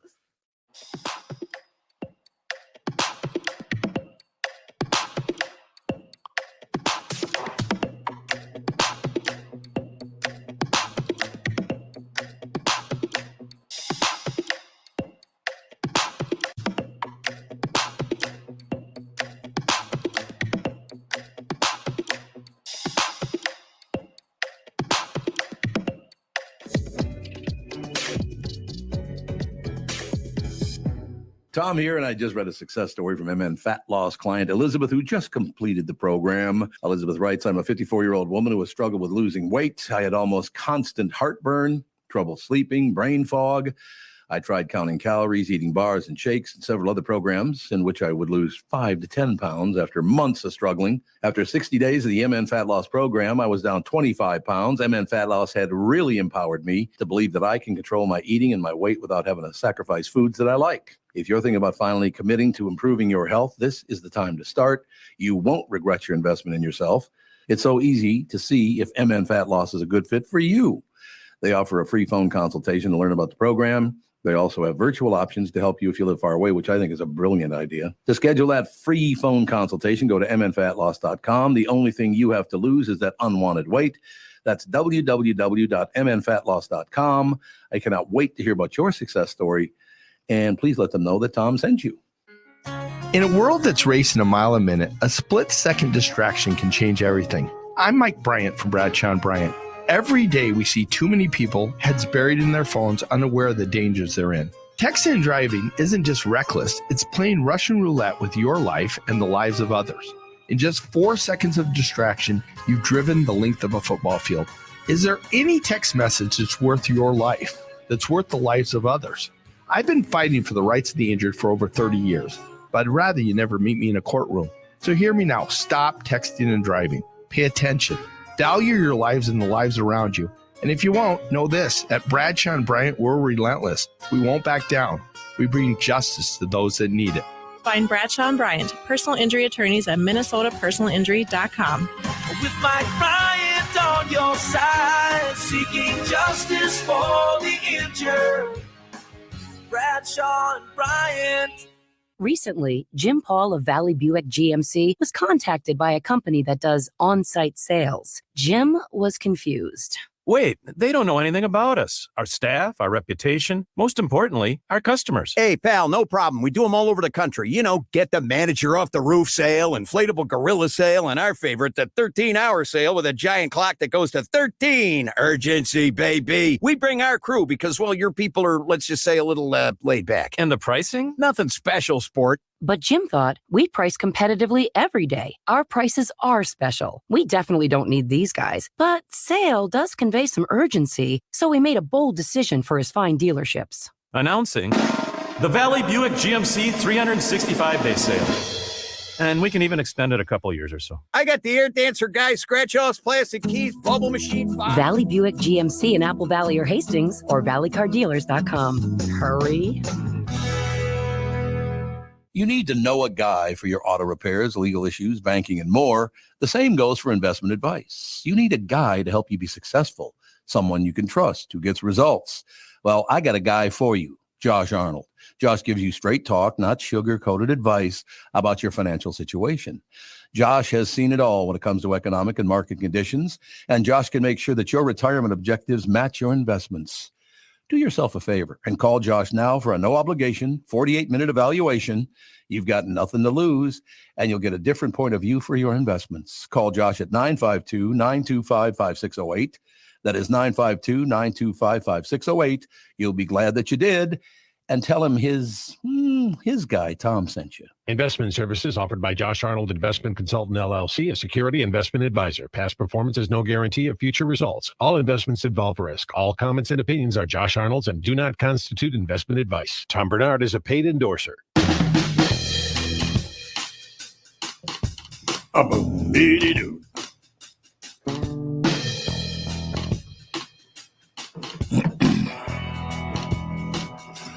Welcome to the family with Tevin and Andy Barnard. Why is Nana never on time anymore? I don't know. She used to be here on time. Now she's never on time. What the hell is that all about? Something happened. Something exploded. Is that what the deal is? It could be. So what's going on? What's new?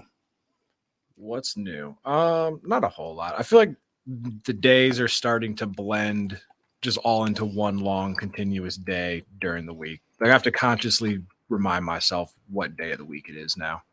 Well, is that because daylight savings time doesn't help either? And the holidays and all that stuff? Yep. Yeah. Is that a big part of it? Yeah, because yesterday because I'm a big Christmas fan, and usually I wait till Thanksgiving to start putting up Christmas decorations. But my girlfriend was like, I want to start putting them up now. So we're decorating the house and stuff. And it just, I don't know, it all feels to blend together this time of the year. Are there still people who hate Christmas?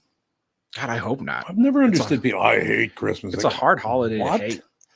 I think it's wonderful. It's all about giving, isn't it? You also receive things, but it's all about giving, isn't it? Pretty much. I would hope at worst you're indifferent to it. All right. And I get it. Right. Some people might get sad during it if you are struggling or have things going on in your life or you lose loved ones.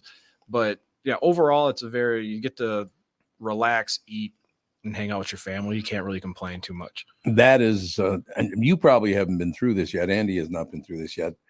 But that, well, in my case, personally, that Christmas right after my mother died was a bitch, man. That was tough. When you lose your mother, it's like, oh my God.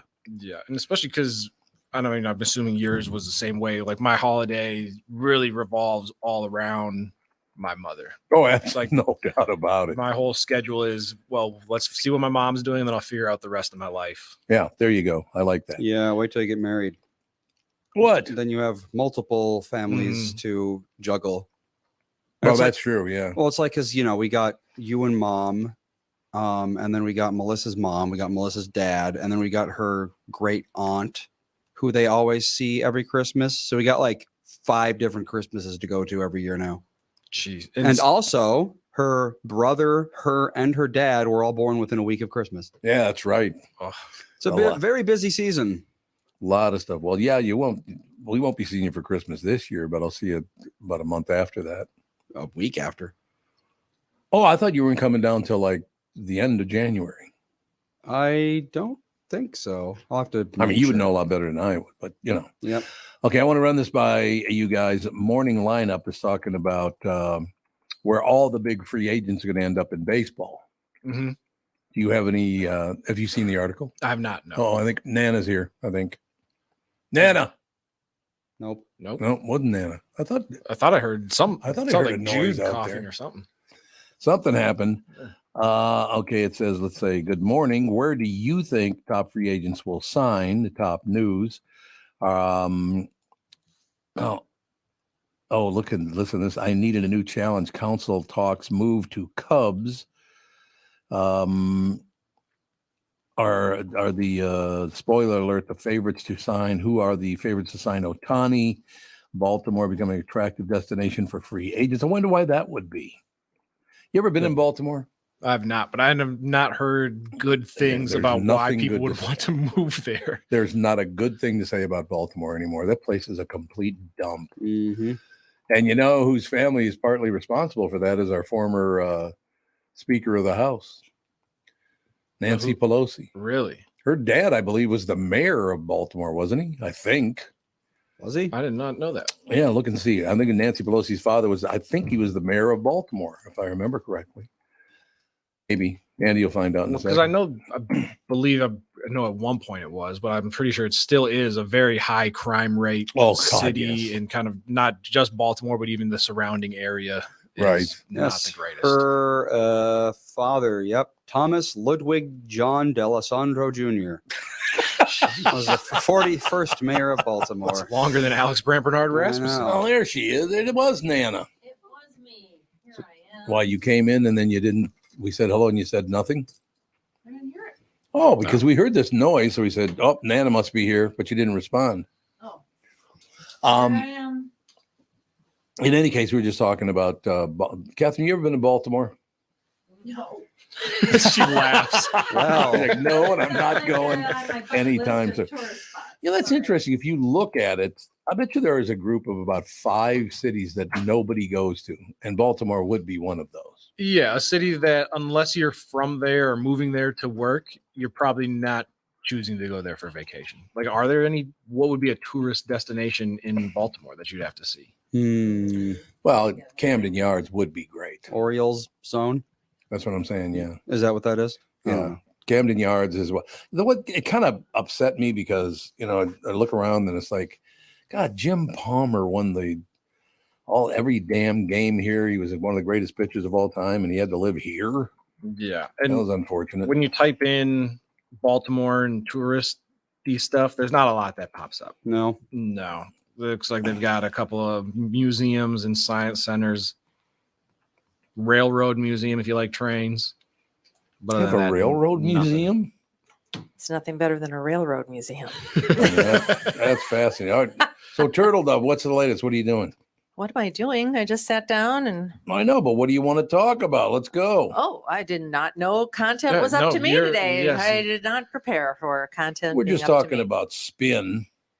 Spin. Yeah, like spin on a story.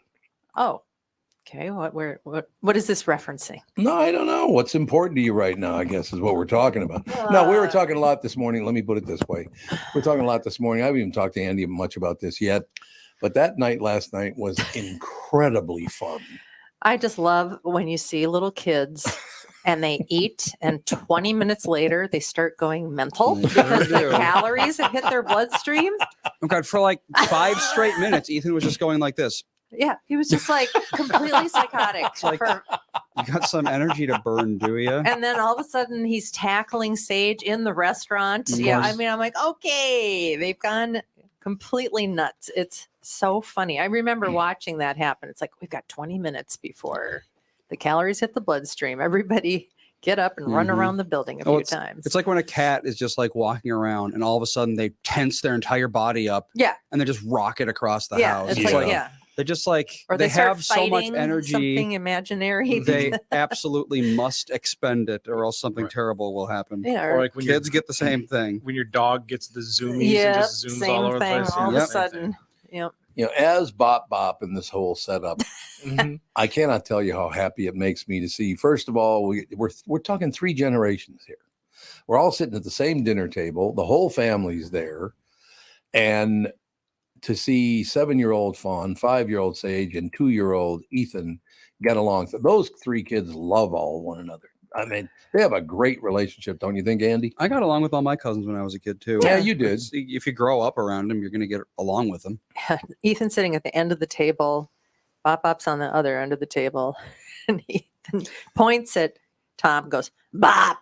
Every so often, just point and go, Bop. With this weird way of saying it. It's just so damn funny. It's like, what is going through these little kids' heads?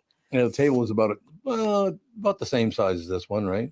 Yeah, like maybe 8 a little feet. smaller. Yeah. Yeah, maybe 10, a little smaller. But it was so much fun watching. And Ethan wanted to get down. I brought this up a couple hours ago, so I can bring it up again. I guess it's on a different show. But honest to God, he wants to walk around, say Bop. He wants to walk around with Bop. Only when they put him down, he didn't go to Bop. He ran into the kitchen of the restaurant. He always tries to go into kitchens and stuff like that. Why is that? Because he knows where the food's at. He's not dumb. Activity back there. And food. Got to check it out. But I was very serious about that last night, and I thanked everybody because there's all this upheaval and turmoil, and everybody hates everybody. And oh my God, you're a Democrat. Oh my God, you're a Republican. Oh my God, everything's horrible. To just see a bunch of people, because every table around us got involved in the happiness that was going on. I mean, you remember, did you watch that last night, how the happiness spilled over to other tables? It is nice when people don't hate kids in a restaurant, because a lot of times people are like, oh, God, children. You just fell off the screen. I know. What do you keep doing? I all of a sudden said to connect to Xfinity. And I said no, because I don't think that's what I connect to. Oh, you're on like the wrong Wi-Fi, so it's dropping. Okay, well, I'll just X out and try to find the Wi-Fi setting. But yeah, I mean, seriously, and I said happy birthday to Emily this morning from Minnetonka. It was her birthday. She turned 15. Met her last night because her grandfather held the door for us going in. So we sent over a round of drinks to them to thank them for being so polite. Then the family behind us, we found out the mom who's pregnant, it's her birthday. And then there's Ethan and me. We got like 4 birthdays within about 20 feet of one another. That was just such fun. Catherine and I have been talking this morning. I've been reaching out, trying to find investors to keep Campiello open. Well, I don't think it's investors. I think that the people that own it just are getting a little older and maybe don't want so much stuff to do. Well, but that's fine. Can't they just sell it to one of us and we could just keep moving? I know it is sad because I mean it really is a good restaurant. Well, you said last night, Andy, you might have to come in here. I got problems. Every time she comes on, Andy, she's got problems. I If you don't. don't. You have more problems than any other living human being. Let's be Back to honest. internet, Barnard, Wi-Fi. I don't know what's happening here. But anyway, while they're doing that, I'll say this again. If you want to think that you're a victim, or you want to think the world sucks, or you want to think the Republicans or Democrats suck, that's on you. Mm-hmm. I mean, you can have this magnificent life focusing on your friends and your family, because you're not going to get anything done with politicians anyway. No. I mean, you can vote however you want, but it doesn't mean you're going to have any input at all into what they're going to do. Yep. So why get so whipped up about that crap? I don't get it. No, and especially when you look at you going out last night for your birthday, but then the moment was made more special because you were around other people that you had never met before. That's but correct. You just have a room full of people that are having a good time, and like you can live in that moment separate from what's going on in the real world, and your life's going to be a lot better. No Bill question. says I have no internet. Well, then we're going to have to replace the computer. Okay. What? Oh, now it says it's entering the studio. Oh my God! Would you make up your mind, stupid computer? Well, let me see if it enters. That's what. But yeah, it all started because I think it was Emily's grandfather held the door for us, so we had a little exchange. Sent him over some drinks, and then he said thank you to that. Ended up that Dan ended up paying for all. Oh, that's right. Dan picked up the he tab. picked That was up very the nice. tab. I was like, what? It was very nice. Yeah, your internet is Now it really seems to be bad. working. You're right? frozen It's though. horrible. Boop, beep, boop, Should you beep, try a bop. different computer? I don't know. You're frozen. Turn the camera again. And recording. Oh, you're moving a work? little bit now. I don't know what's happening. They put there's in the hallway. There's all these new like Wi-Fi router We things. pointed that out. Yeah. What are today. those all about? I don't know. Are they monitoring our movements? I don't know what that's all about, but yeah, let me just finish by saying, if you want to be miserable and want to be a victim and you want to be this and you want to be, that's on you. Because most of us are very, very happy. I don't know about most of us, but the people that I know, I have great friends. I have a wonderful family, 3 generations of it, 4 generations of it, actually. It's just, well, I guess we don't anymore. The 4th generation has all died now because your dad was the last one. He was the last one. Yep. So it is 3 generations at this point. And I just, it brings me such joy to see little children that happy. My wife's so happy. Our kids very, very happy. The people around us, it was infectious. Everybody around us got happier and happier as the night went on. Wouldn't you rather put that out there? Hey, let's all do this. I mean, the manager of the restaurant, who's a good friend of mine anyway, came over. Should I tell him that he gave us what he gave us? What do you mean? What he gave? Oh yeah, yeah. You can tell that, right? Well, sure. I don't think it's like a secret. What is that called? It's braised something. It was braised short ribs. Braised short had a rib. balsamic glaze, Balsamic glazed short rib with Sure. tomatoes and something with else. spaghetti. Yeah. Phenomenal. He walks over at the end of the night and gives Catherine the recipe about how to make it at home. And I said, why don't you give it to Tom so he can learn how to make it? Oh yeah, thank you so much. But again, not a lot of people do that. But he just knew it made me so happy. And Dan tried it last night. He just loved it. I wolfed mine down like there was no tomorrow. Yeah. Well, I did. You did. But but it's that kind of thing. If you're looking for it, there's a lot of joy and happiness out there. But if you're not looking for it, you're going to miss it. Yeah, absolutely. Life is a bunch of small moments of happiness that if you focus on those, those are going to have a greater effect on your life than watching the news for an hour and being miserable. Oh God. It's easy to criticize and it's easy to find fault, and so it's like, okay, well, you know what? That's fine. And that's what seems to drive social media and news outlets. Doesn't mean you have to be part of it. Right. Or if you are going to be part of it, at least remind yourself what is good about your life afterwards. Like you don't just wallow in all the just run around being really negative. And I know people that are just like, all they want to do is engage in some sort of political, I'm mad about something and I don't like this conversation. It's just like, ugh. Well, again, if you don't have good friends and a family you love and all the rest of it, I'm going to read you 3 headlines because I get great joy out of family and friends, and I do. I just love it. There's no question about it. Victories put GOP in bind for 2024. Why are they in a bind? They knew that. Didn't they know that was going to happen? I don't know. See, I don't care one way or the other because I don't support either party now. They're all nuts. What to watch in the third Republican presidential debate? Well, if the GOP's in a bind, why would they have to watch anything? If I they're didn't already watch the first two debates. I didn't either.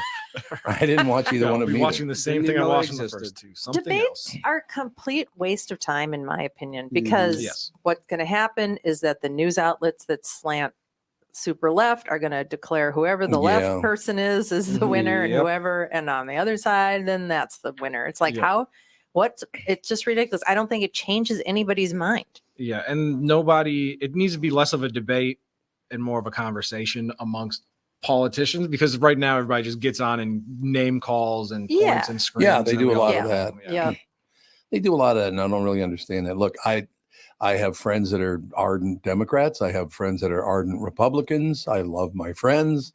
It's just not for me. I tried. I tried to be a Democrat and I tried to be a Republican. I end up in the middle of it all.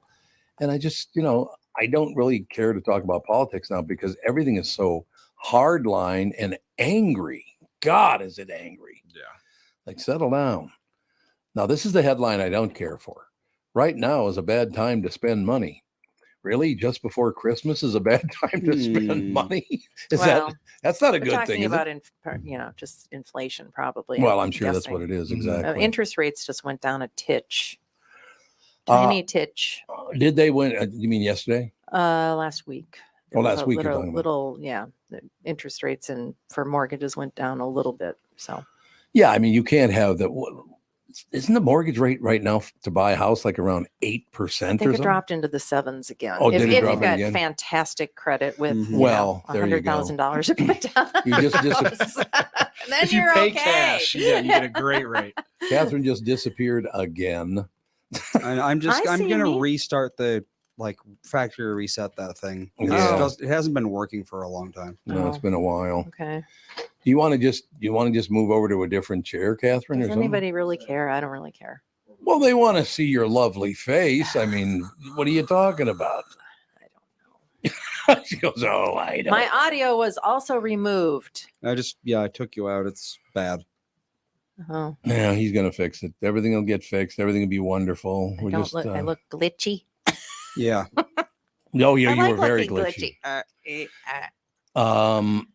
I don't know what this means. Amazon to offer lower cost primary care to Prime members. Primary care? You mean medical care? They're doing pharmacy stuff. They're doing medical, telemedical. One medical. Oh yeah, Bezos just bought another $79 million house. He's got in Florida. Yeah, I guess it's in Miami. Yeah, in Miami, there's a place kind of like Palm Beach Island. It's called Billionaires Row. Yeah. It's Indian River or Indian Creek or Indian right, something. Yeah. Yeah, he just bought, I don't know, his third bajillion-dollar house.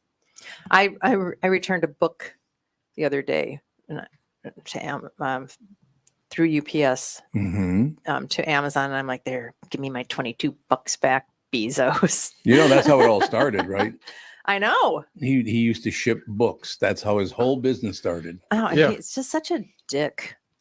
Yeah, he seems like a massive pain in the ass. Yeah, I just don't like him. I hate shopping on Amazon, but it's also so convenient. It's really convenient. And any stupid thing that you can find, because I can go to Target, I can go to CVS and try to find, some sort of something, and nobody's got anything. No, they can hear her now, can't they, Andy? They've always been able to hear her. You can always hear her. And but you go on Amazon and there's 10. Look at that. There's 10 of what you need. Right. It's like, damn it, Amazon. Well, because even so on Tuesday, I went to the Timberwolves game, and beforehand, I was like, I'm going to go get a Timberwolves hoodie. And I had to go to 3 different stores, and it's like, I wish I could. Yeah, when they didn't have really any selections, I could have just went online if I would have thought ahead 3 days ago and got something. Yeah. So they didn't fit. Is that the problem? No, they had a small selection. I went to Shields, Dick's Sporting Goods. Oh, that's crazy. And Foot Locker, and you think they'd have tons of them? Yeah, just very generic, whatever. And I was But yeah, so it's much more convenient to do Amazon, and then it delivers right to your house in 2 days. Yeah, I know, but I hate supporting that guy. Yeah, he's got enough money. Oh, he's got no. I want to run this by you because I don't know if this is an indication of the economy or what this is. What is WeWork? That was where they have an office space and you can just essentially rent out a desk. Type of thing. It's like, what do they call it? A cohabitation, whatever type of thing. Yep. Co-working. Wasn't it predicted to be like one of the biggest businesses of all time? Yeah, as people were doing, gig work or whatever, and they didn't want an office at home because they've got kids or dogs or whatever. People were, and it was a fairly inexpensive way to have office space without having to commit to year-long leases and all the stuff. Yeah, because it went bankrupt. Yeah. I know, because it was very popular amongst small entrepreneurs. Yep. So if they started their own business, okay, now I can have a legitimate office space. Why did it go bankrupt? Because of COVID. Nobody's going to work.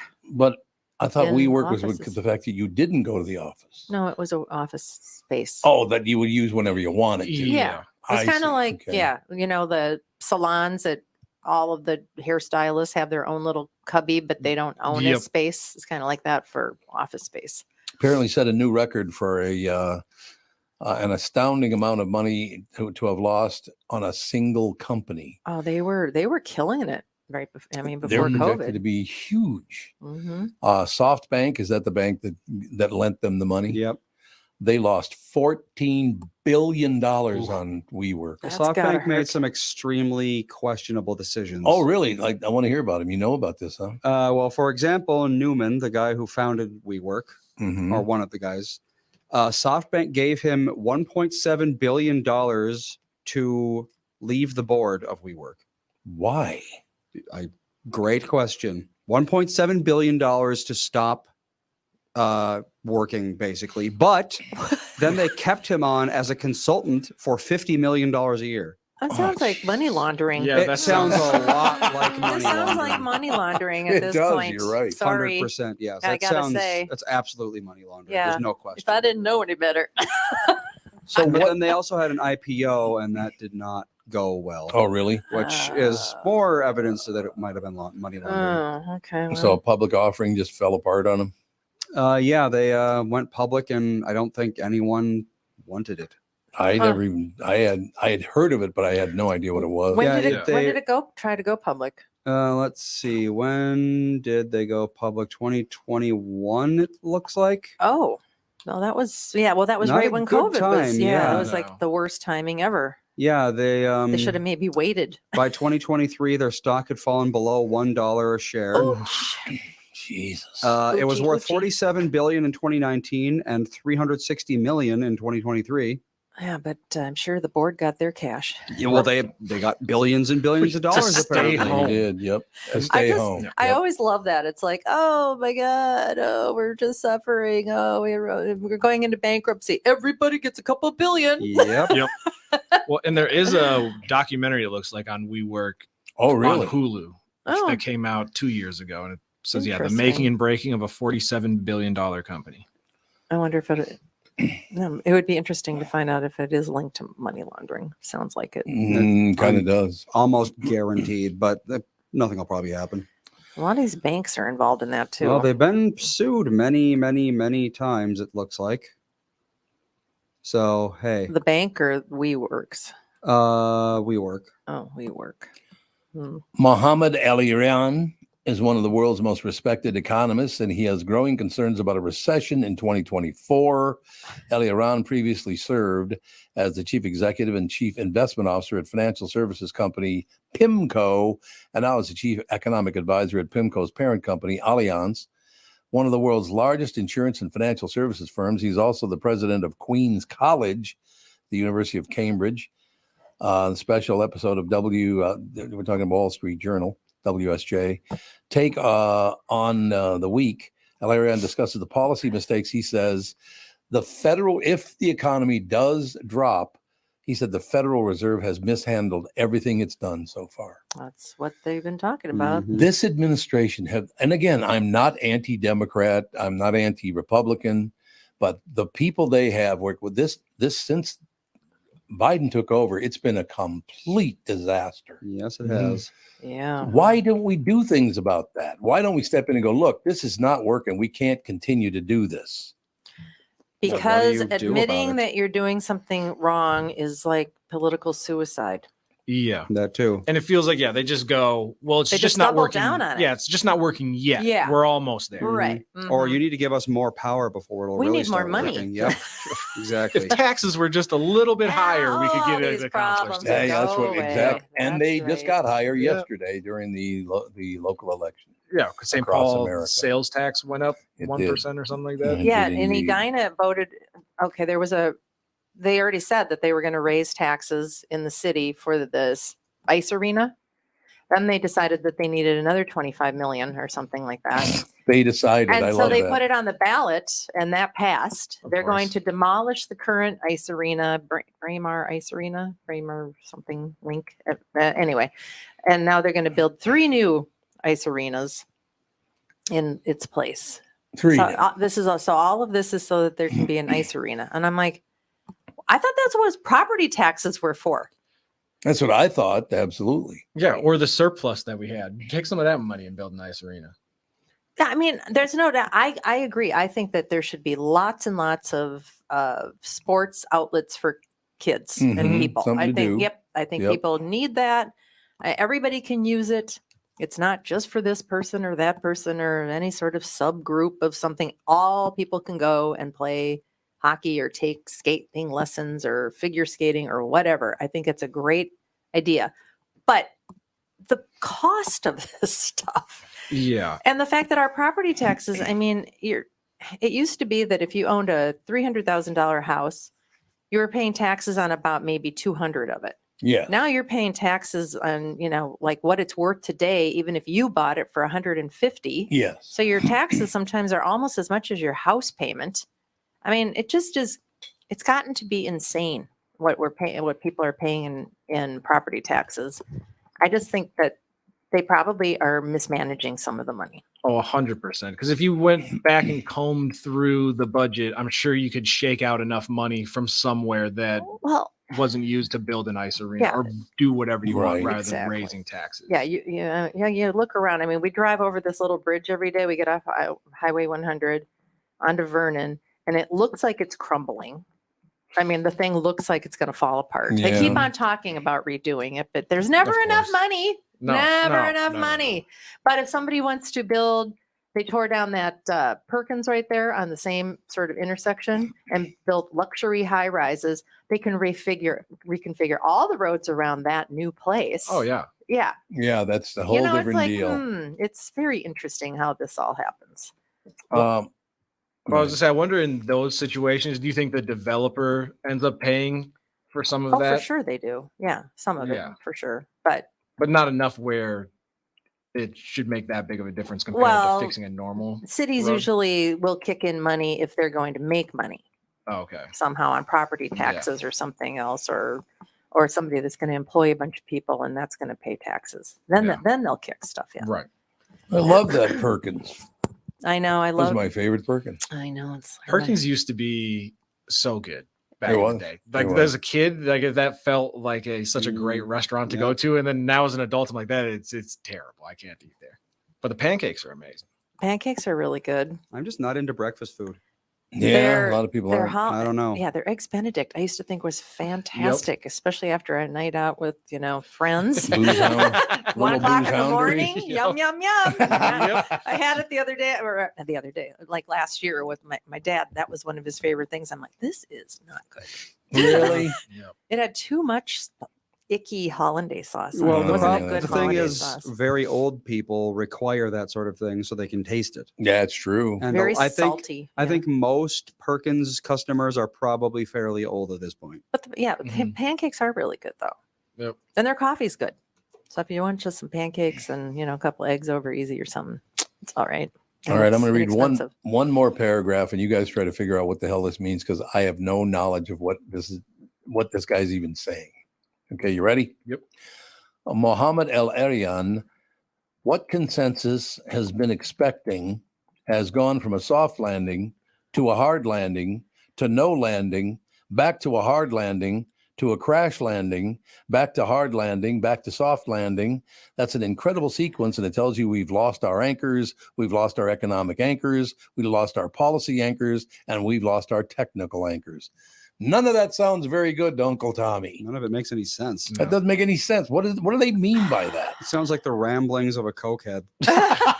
Maybe it is. Yeah, I think he's trying to say that, to be honest, they keep changing what type of, it's going to be this bad. No, it's going to be this bad. Yeah. No, it's going to be all right. And so we really just don't have any idea what's going on. And he's yelling, Mayday, Mayday. We're taking the water. It just can't be involved in all of these wars and just keep printing money and not produce anything. That is very true. I mean, they just won't stop spending money. Now there's another war breaking out in Darfur. Oh, God. Darfur? They're killing each other over there now. Over so I don't know. What is the cause I of that? don't know. All of a sudden, it's like, why isn't anyone outraged about what's happening in Darfur? It's like in Sudan. Yep. Yeah. Mm-hmm. So they're killing, I don't know, some sort of genocide the again. Land Cruiser War. Sounds cool. Sounds like thousands are fleeing the ethnic killings in Darfur. Yep. So who's killing who? Oh, wait. The Land Cruiser War happened long ago and ended in 2020. So is there a new one then? The new war. Oh, long ago, 3 years ago, there was another war that I didn't hear about. Well, it started in 2003. So. Oh. So I guess this is a new one. Yeah, apparently the Sudan conflict. So why aren't we all screaming and yelling about this new conflict? No. Looks like they're killing non-Arabs in West Darfur. All non-Arabs? Yeah, it just says targeting killing non-Arabs. The Sudanese army is going crazy over there. Why are the Arabs all losing it again? What happened? I think that once a war breaks out somewhere, then everybody else gets hot under the collar to start. Hey, I'm mad too. Was it because Netanyahu was reelected that this whole thing between Hamas and Palestine and Israel, as soon as he was reelected, I felt this real discomfort around a lot of people. They just hate him or something? I don't know. I don't pay a lot of attention to that whole deal. It's hard to find out what's really going on in the Middle East most of the time anyway, because there's just so much propaganda and there's so much misinformation. Well, and that's why when Catherine came home yesterday, I was on the phone with Josh Arnold, who does a investment show on this show on Fridays, and he does not think the economy is going to collapse. Yay! So it's good. And Josh is a very smart guy. We're going to go through. He'd better be right. He better be right. Wouldn't it be great at this point in my life to just go under? That'd be really wonderful. And he's also very realistic, I feel like, because he'll be like, technically, we're in a recession because the definition of a recession is. Well, they just changed the definition, right? And when people can't afford houses and food, it's a recession.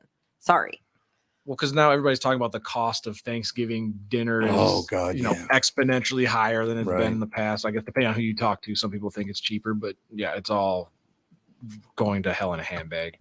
I really like the fact when you and Josh sit and talk about this kind of stuff because, you're two completely different generations. Mm-hmm. And you're very wise about this. How did you get so educated in that whole situation? I have no idea what I'm talking about half the time. It sounds like you do. I know. I'm interested in it, and so it's very easy to ask him questions as somebody that has no idea. Yeah, or I shouldn't say no idea, but a very loose idea of what's going on financially, and so I can usually pick up enough of his keywords to ask a follow-up question, and then wait long enough to ask him if he can give me a get-rich-quick tip, which he hasn't delivered on yet. I know. I wish you would just give us the magic formula. I want to give you $100 and you turn it into like $100 million. Yeah. $100 million. Yeah. Okay. Nothing too much. Somebody did it once, I think. A million times. Because we talked about the GameStop ordeal. Yeah. And so I asked him, hey, can you pick out when essentially on Reddit, a bunch of what they call dumb money, a bunch of yahoos like myself started buying GameStop because I did it a little bit. A hedge fund company was shorting it. The gaming outlet. Yep. Yeah. Oh, okay. Yep. And so they're about to go out of business, and then magically, because everybody on Reddit started buying up a bunch of the stock, it skyrocketed. Yeah, it was basically an FU to Wall Street. Yep. Hedge funds, because everybody was pissed off because they do manipulate the market. Mm-hmm. They're not supposed to, but they do. Yeah. And it was Robinhood was super popular at the time. So everybody was using that. There's a movie Dumb Money that just came out that really? talks about it. Yeah. And so anyway, we were talking about that with Josh. And I was like, hey, if you find the next GameStop, just send me a text. Let me know so I can be on the right. Did you sell at the right time, or did you just keep your money in there? I found out about it after it was already too high. But the whole thing lasted like what, a few days? Yeah. So unless you were in on it at the very beginning, it was already too late. I felt it lasted longer than a couple of days, but So you were able to cash out after a couple of days? Yeah. So some people got in and got out and made a bunch of money, but other people turned it into a pyramid scheme is what what happened. Oh, really? Basically. But a lot of people put their life savings in there and we're like, well, it's just going to keep going up. And That's never a good idea. What happened was Robinhood, because the hedge fund, they were partnered with this hedge fund some way. They ended up turning off all of the trades for the GameStop app or GameStop stock. And so it crashed and nobody was able to pull their money out even if they wanted to. And so then, GameStop ended up going to court. They got away with everything. Nothing happened, but yeah, it was all a big ordeal. So I have a question because I've never paid any attention to this. I've just, gone to work and gotten my paycheck and gone on from there. But I'm at that point in my life now where I probably will keep working doing, podcasts for many more years and all the rest of it. So it's not like I'm going to retire. But as far as financially, I was thinking of, kind of cashing out on a lot of stuff and putting some money aside and just kind of live the good life at this point in my life. Is there a chance that could all just get wiped out and I would end up with nothing after my entire life setting this up? Yeah, I think that if you did it all in one, if you did it all in one, like Josh would say, like, don't put all your eggs in one basket. You got to diversify a little bit. That. But yeah, I think that's always a possibility. I don't think it's necessarily realistic. Well, good. I'm glad to hear that because I don't really want to go broke at this point in my life. Yeah, no, I don't think you're going to have to worry about hitting the reset button. And well, that's one thing that the millionaires always do is invest in capital, usually real estate. Yeah, it is a lot of time real estate, right? Because real estate rarely becomes worthless. So you're saying that's a good thing? Yes. Yeah. Okay, so real estate would include housing, land, housing, anything really. You can invest in a real estate investment kind of fund. But I mean, if you invested in a business, the real estate is part of that. No, not necessarily. Almost never.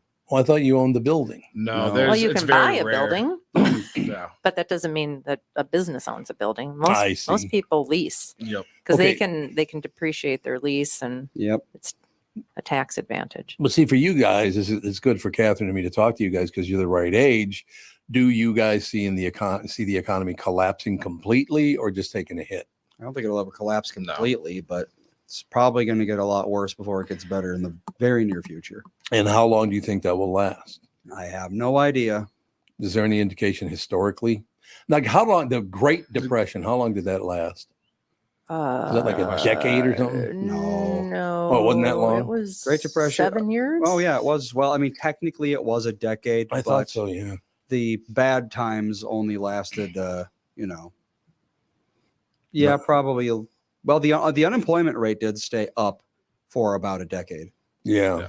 I was looking at it because what was it, the 2008 market or housing crash? Right. And living through that as a kid, like a high school kid, it didn't seem that bad. It was about 10 years. It was a good 10 years. A lot of people that lost it. And I mean, people lost their stock portfolios. They lost their retirement. I mean, it was bad. Like 40% of their retirement funds were gone. Yep. It was pretty bad. And it took almost 10 years to climb out of that. Yeah. And I guess I should, not that it wasn't that bad, but because people always, it's the next Great Depression. And from everything that I always saw was like, well, people were living on the street during the Great Depression. And you could living get on the street now. Yeah, but I thought it was going to be more drastic. So I don't know. I feel like if we made it through 2008, I don't think it can get much worse. Well, than that the Great Depression, the problem was back then was the run on the banks because banking was completely set up differently back then. Right, because everybody was going in like, I just need to get all my money out now. So I mean that's what just happened a few years ago. A bunch of bank runs killed a bunch of banks. It did. I know, but it was different back then. There weren't that many banks. and people didn't have that much money. So they lost, a couple $100. They were devastated. Yeah. It's a lot different now. They didn't have credit cards. They didn't have all this stuff to like stopgap measures to make it through anything. Bankruptcy probably wasn't a thing back in the Depression. I don't know. I don't think you could just declare bankruptcy and You're right. be fine. Or it had a different stigma where it's more used as a tool nowadays. I just don't think that was a thing back in those days, but I could be wrong. But now I just think that if the government is going to have to figure out how to curtail spending, they just have to do it. They just can't continue on the way they're going on, or they will mess things up. And I think that they will, because of an election coming up, something's going to have to happen, because I do think you can't always just run on abortion for the rest of time. Right. There will be other issues that will be more important to people if they can't eat and can't buy a house for a very long time. So I think in the next year, they're going to have to figure out some other ways of solving the money issue. I mean, the problem with the people in my generation, because we weren't born then, obviously, but we read a hell of a lot about the Great Depression. People were jumping out of 50-story windows in New York. Yeah. What happened that would cause them to do something? They were wiped out. Yeah. And I don't think we'll get to that level. How did they get wiped out then? Everybody was cashing out everything. There was just money was worthless. So if you didn't get there first, you were broke. Yep. Yeah. And then when panic sets in, now it's just pandemonium everywhere. Yeah. And when, a lot of those people that invest in different hedge funds and stuff, they, like you said, put their life savings in it. And when it crashes, they've got nothing. They literally have nothing. So that's the problem. They had all their money in one basket. So that's what it is. Yep. So because of a couple of people, you and I have done the opposite, put it in a lot of different places. Right. Yeah, I mean, like my father, he was 96 when he died. He just died last year. He always lived very far below what he could have lived like. He saved and saved and saved. He had money, invested in different things. They had a fine life. They did what they wanted to do, but they never did anything fancy. They never drove a brand new car. They just manage their money so much better than people do today. Right. We've got this instant gratification kind of lifestyle where, we see the newest pair of tennis shoes, the newest handbag, the newest this, the newest that. Gotta have it. People are in debt like crazy just for stuff. Yep. No, they are. So basically, if you're diversified, you're not completely safe, but you're a lot safer. Right. But yeah, because if your total investments are like $100,000, if you have all of that $100,000 in the housing market crashes now. Or tech stock. A lot of people, because tech stocks seem to crash and burn and then go way up. And so it's like, you should be investing long-term, not short-term gains anyway. Right. Because that's just way more risky. So, I mean, it's a situation. And again, all I'm doing this for is to try to educate myself and hopefully our audience in the right way to handle this. If we are going to take a hit, you'd have to be pretty deeply invested in real estate and the stock market and things like that for it to really hit you that hard, wouldn't you? Yeah. And I feel like most people, your everyday average American, is, if the crash happens, they're more affected if now their job closes. Yeah. And all of a sudden there aren't jobs. Yeah. It's like I have basically nothing invested in anything, but I have like one business I'm invested in. Yeah. So it's like, if all my investments go away overnight, it's not going to affect me that much. Whereas if you have $1 million invested in various things, all that goes away, you're out $1 million. But how would all the various things suffer? You have 401ks, don't you? That's the real problem is things. Well, I've never had a 401k. You should have one. You can't. You get those through corporations. What's the other one? Roth. You should have IRA. I do have an IRA. And everybody should have a Roth. That is the problem, is when it starts affecting IRAs. But once again, that should be a long-term thing. Like if you invest in one now and it goes down to like practically nothing, you're not going to retire for, decades. It'll unless go back you're up. 65 years old, then. I know. People get screwed then, that's for sure. Well, not to mention, I've been putting money into this IRA for 30 years and it gets wiped out. I just lost 30 years of savings. What do I do? Yeah, I know.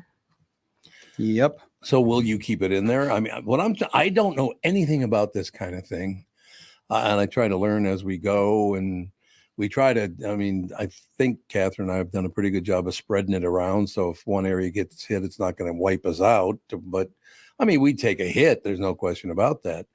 But I just don't know enough about all that stuff to. That's why I like talking to people like Josh Arnold, because he does know all of these things. Yeah, and if he's not panicking, then I'm not going to panic. No, I just talked to him last night, and he's not panicking. Yeah. So what this is all about, this WeWork thing failed because of what? People don't need office space anymore, like I said. So that's what it is. Yeah, we don't need it. That big United Health campus out there on 169. Yeah. That's, I guess they're just, yeah, it's being abandoned or something. Commercial real estate is in a very bad place right now because they overbought. They overbought these gigantic campuses. Yep. Hundreds of thousands of square feet. You can put a million employees in there. Oh, you can thank Google for that, because Google was like, oh, everybody needs to be playing pickleball and meditating and having cereal bars and sushi bars, and we got to make life so cushy for our employees. And now they're cutting a lot of that because it's not something that you can sustain. It's not necessary. Never had to worry about that in radio. No, they weren't. No. Q wasn't putting playgrounds in. No, you're lucky to get a free T-shirt.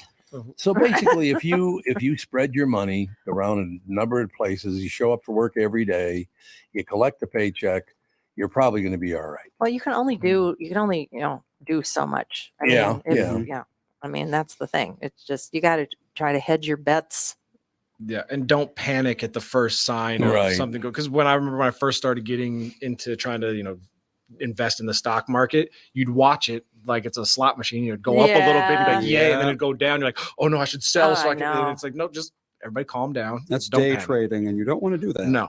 Yeah, day trading. What was that all? I'm glad you brought that up, Andy, because I never did understand day trading. Well, what day is traders are people that literally watch the market. They try to buy something super low, and then it goes up, and they put a ton of money into it, thinking that it's going to go up either that day or the next day, and then they sell it quick. Well, it's like if you put $100,000 into a stock and it goes up even 1%, you just made $1,000 in a day. Right. So that's a decent but amount of money. You had to risk your whole 100,000. Yep, that's the problem. And so it's one of those things where it's like if you have 100 people doing it, 95 of them are going to end up with less or no money, but 5 of them are going to end up millionaires, and those are the ones you hear about. It's basically gambling. It is pretty much gambling, yes. It's just gambling on the market. Well, that's why gamblers have a very romantic viewpoint of them, because it's like, true.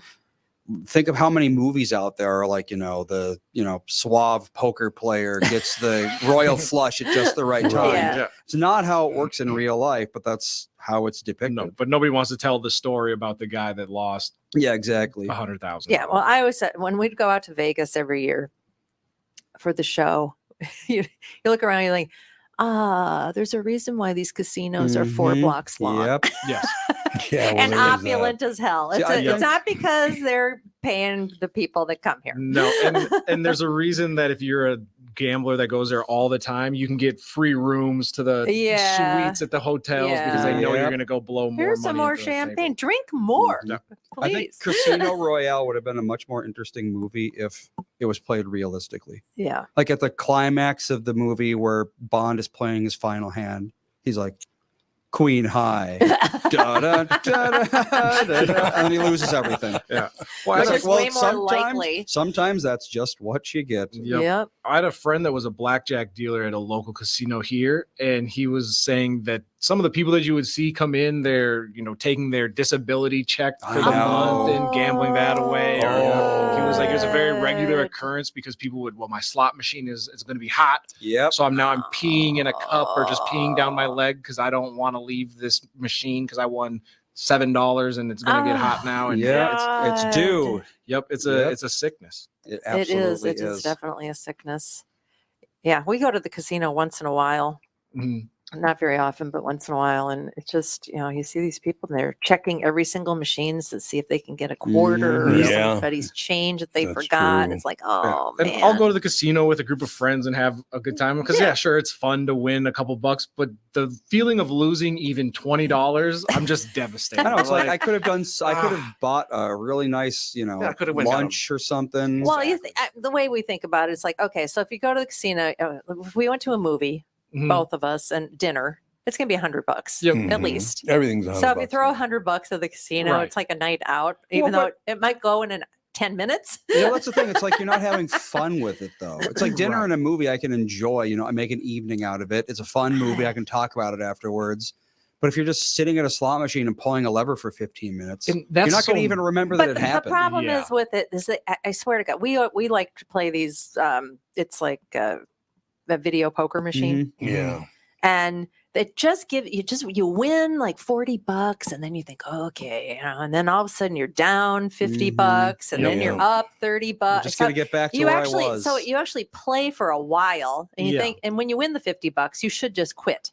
Right. You should just take your 50 and get out, because all of a sudden it'll just be lose. Yeah, especially with anything that's a video aspect of it, I always shy away from because I know the algorithm's working against me. Yeah, I know they don't want me to win. Well, it would be trivial to make something like that with the odds tweaked just enough so that the player can't possibly win. Or it's like, 1 in 50 players are going to make money. Well, supposedly, there are regulations. There are supposedly, but can they prove it? No, my favorite is the roulette because I just like watching the ball go around in a circle. So it's at least suspenseful. So I know, I can cheer now. But I read a book on gambling, and poker has the best.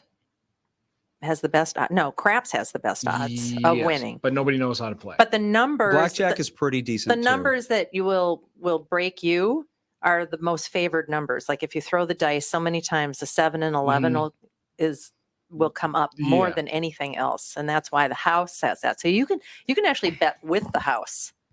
But then everybody at the table hates you. Well, it's just the way the dice go, and then after that it's 6 and 12. So that's what everybody bets on. Yep. So it's all just dumb luck. Everything's dumb luck. But I think for me, what made me realize that gambling is such a bad thing is that for a long time, every video game had gambling in it, like simulated gambling. Oh yeah. It's like, so you go out and you kill monsters, you get some money, and then you can go to the casino in the game and you could try to win like the most powerful sword in the game. And 100% of the time you lose all your money, you get nothing from it.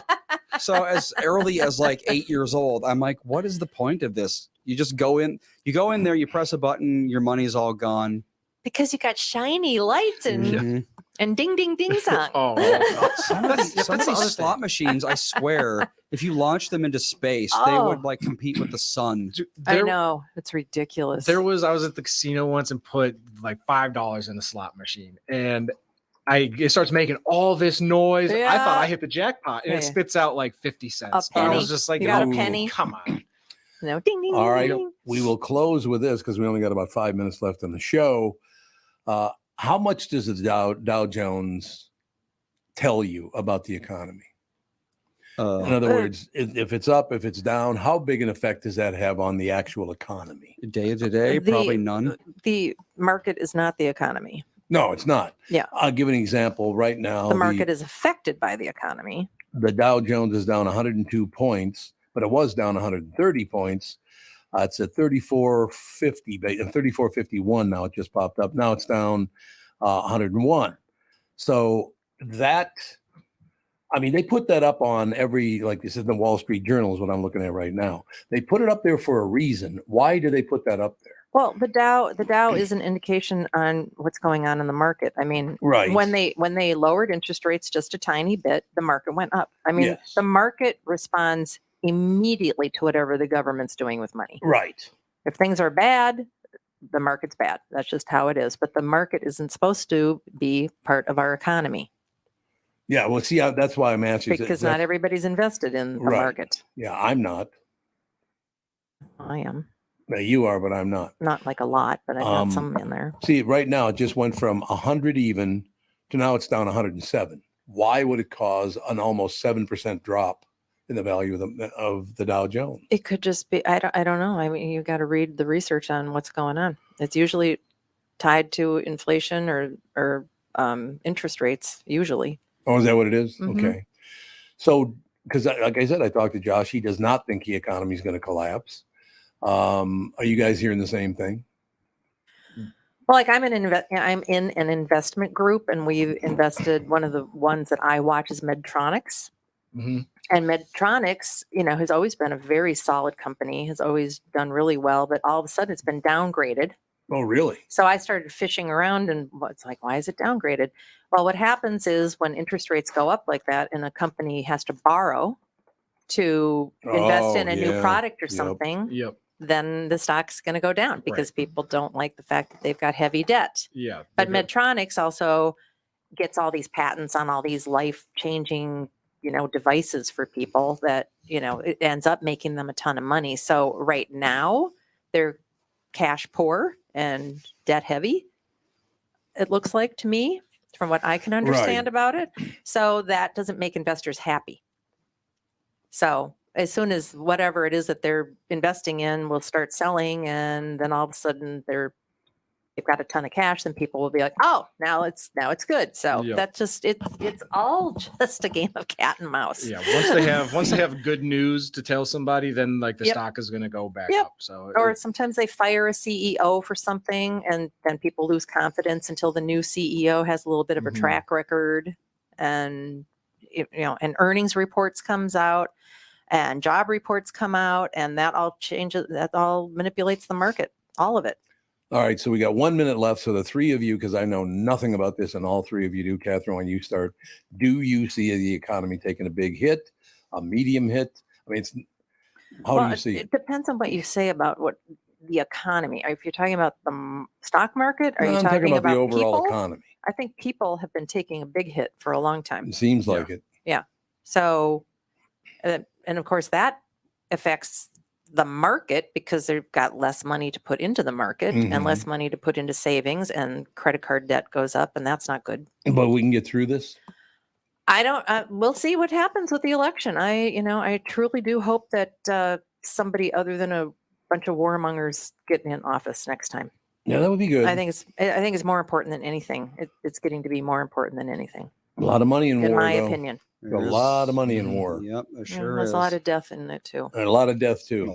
I don't like any of it. Devin, what do you think? Yeah, I mean, I think now that it's election season, it feels like sometimes we get a little uptick where things will either kind of plateau or the artificial bump. It's like gas prices where they all magically go down once the new president gets around. Right. But then I think we're going to continue probably on a little downward trajectory. I don't see it changing for good anytime soon. 2008. So that was the last year of George W. Bush's presidency, wasn't it? Yes. Why would it drop like that? Because there was only a couple of months. It had nothing to do with George Bush or Obama or anything. It was the housing market. It was a very obvious bubble that a lot of people ignored for a very long time. Oh, that's what. Like when the Clintons were in office, there was the stock market bubble, which was just you just can't. Stuff can't ride that high for that long. It just doesn't happen. Andy, how do you think it's going to turn out? I don't know. There's a good answer. It's probably the only correct answer to all. I'm not in finance. I wouldn't trust any of my opinions on it. The reason I like to ask this, though, is because I just, I assume these things, and then you guys said yes, that there are these bubbles that people create for themselves because they're trying to rake in as much money as they can, and then it harms everybody when they fail miserably. Why do we keep allowing that to happen? Well, that's what happens in a free market. Yeah. I suppose and it is also a free market. We don't have true. A checks and balances situation anymore because Congress and hedge fund managers and stuff they're all too in bed with each other. Yeah. Nobody knows what's going on until it's too late half the time. Yeah. So will people now, because I don't hear a lot of nervousness out there, but it is an election year next year, and election years do make people very uncomfortable. Is it wise for some people to maybe yank out all of their money and just stash it somewhere else? I know a lot of people that have already taken their money out of the stock market and have invested in other things. That's what I'm thinking. And we'll see. It doesn't, like I said, I trust Josh Arnold. He knows what the hell. I mean, nobody knows more about this stuff that I know than Josh Arnold, and he does not think the economy is going to collapse. We'll talk about them on Friday. Yeah. Yes, we will. All right. Talk to you later.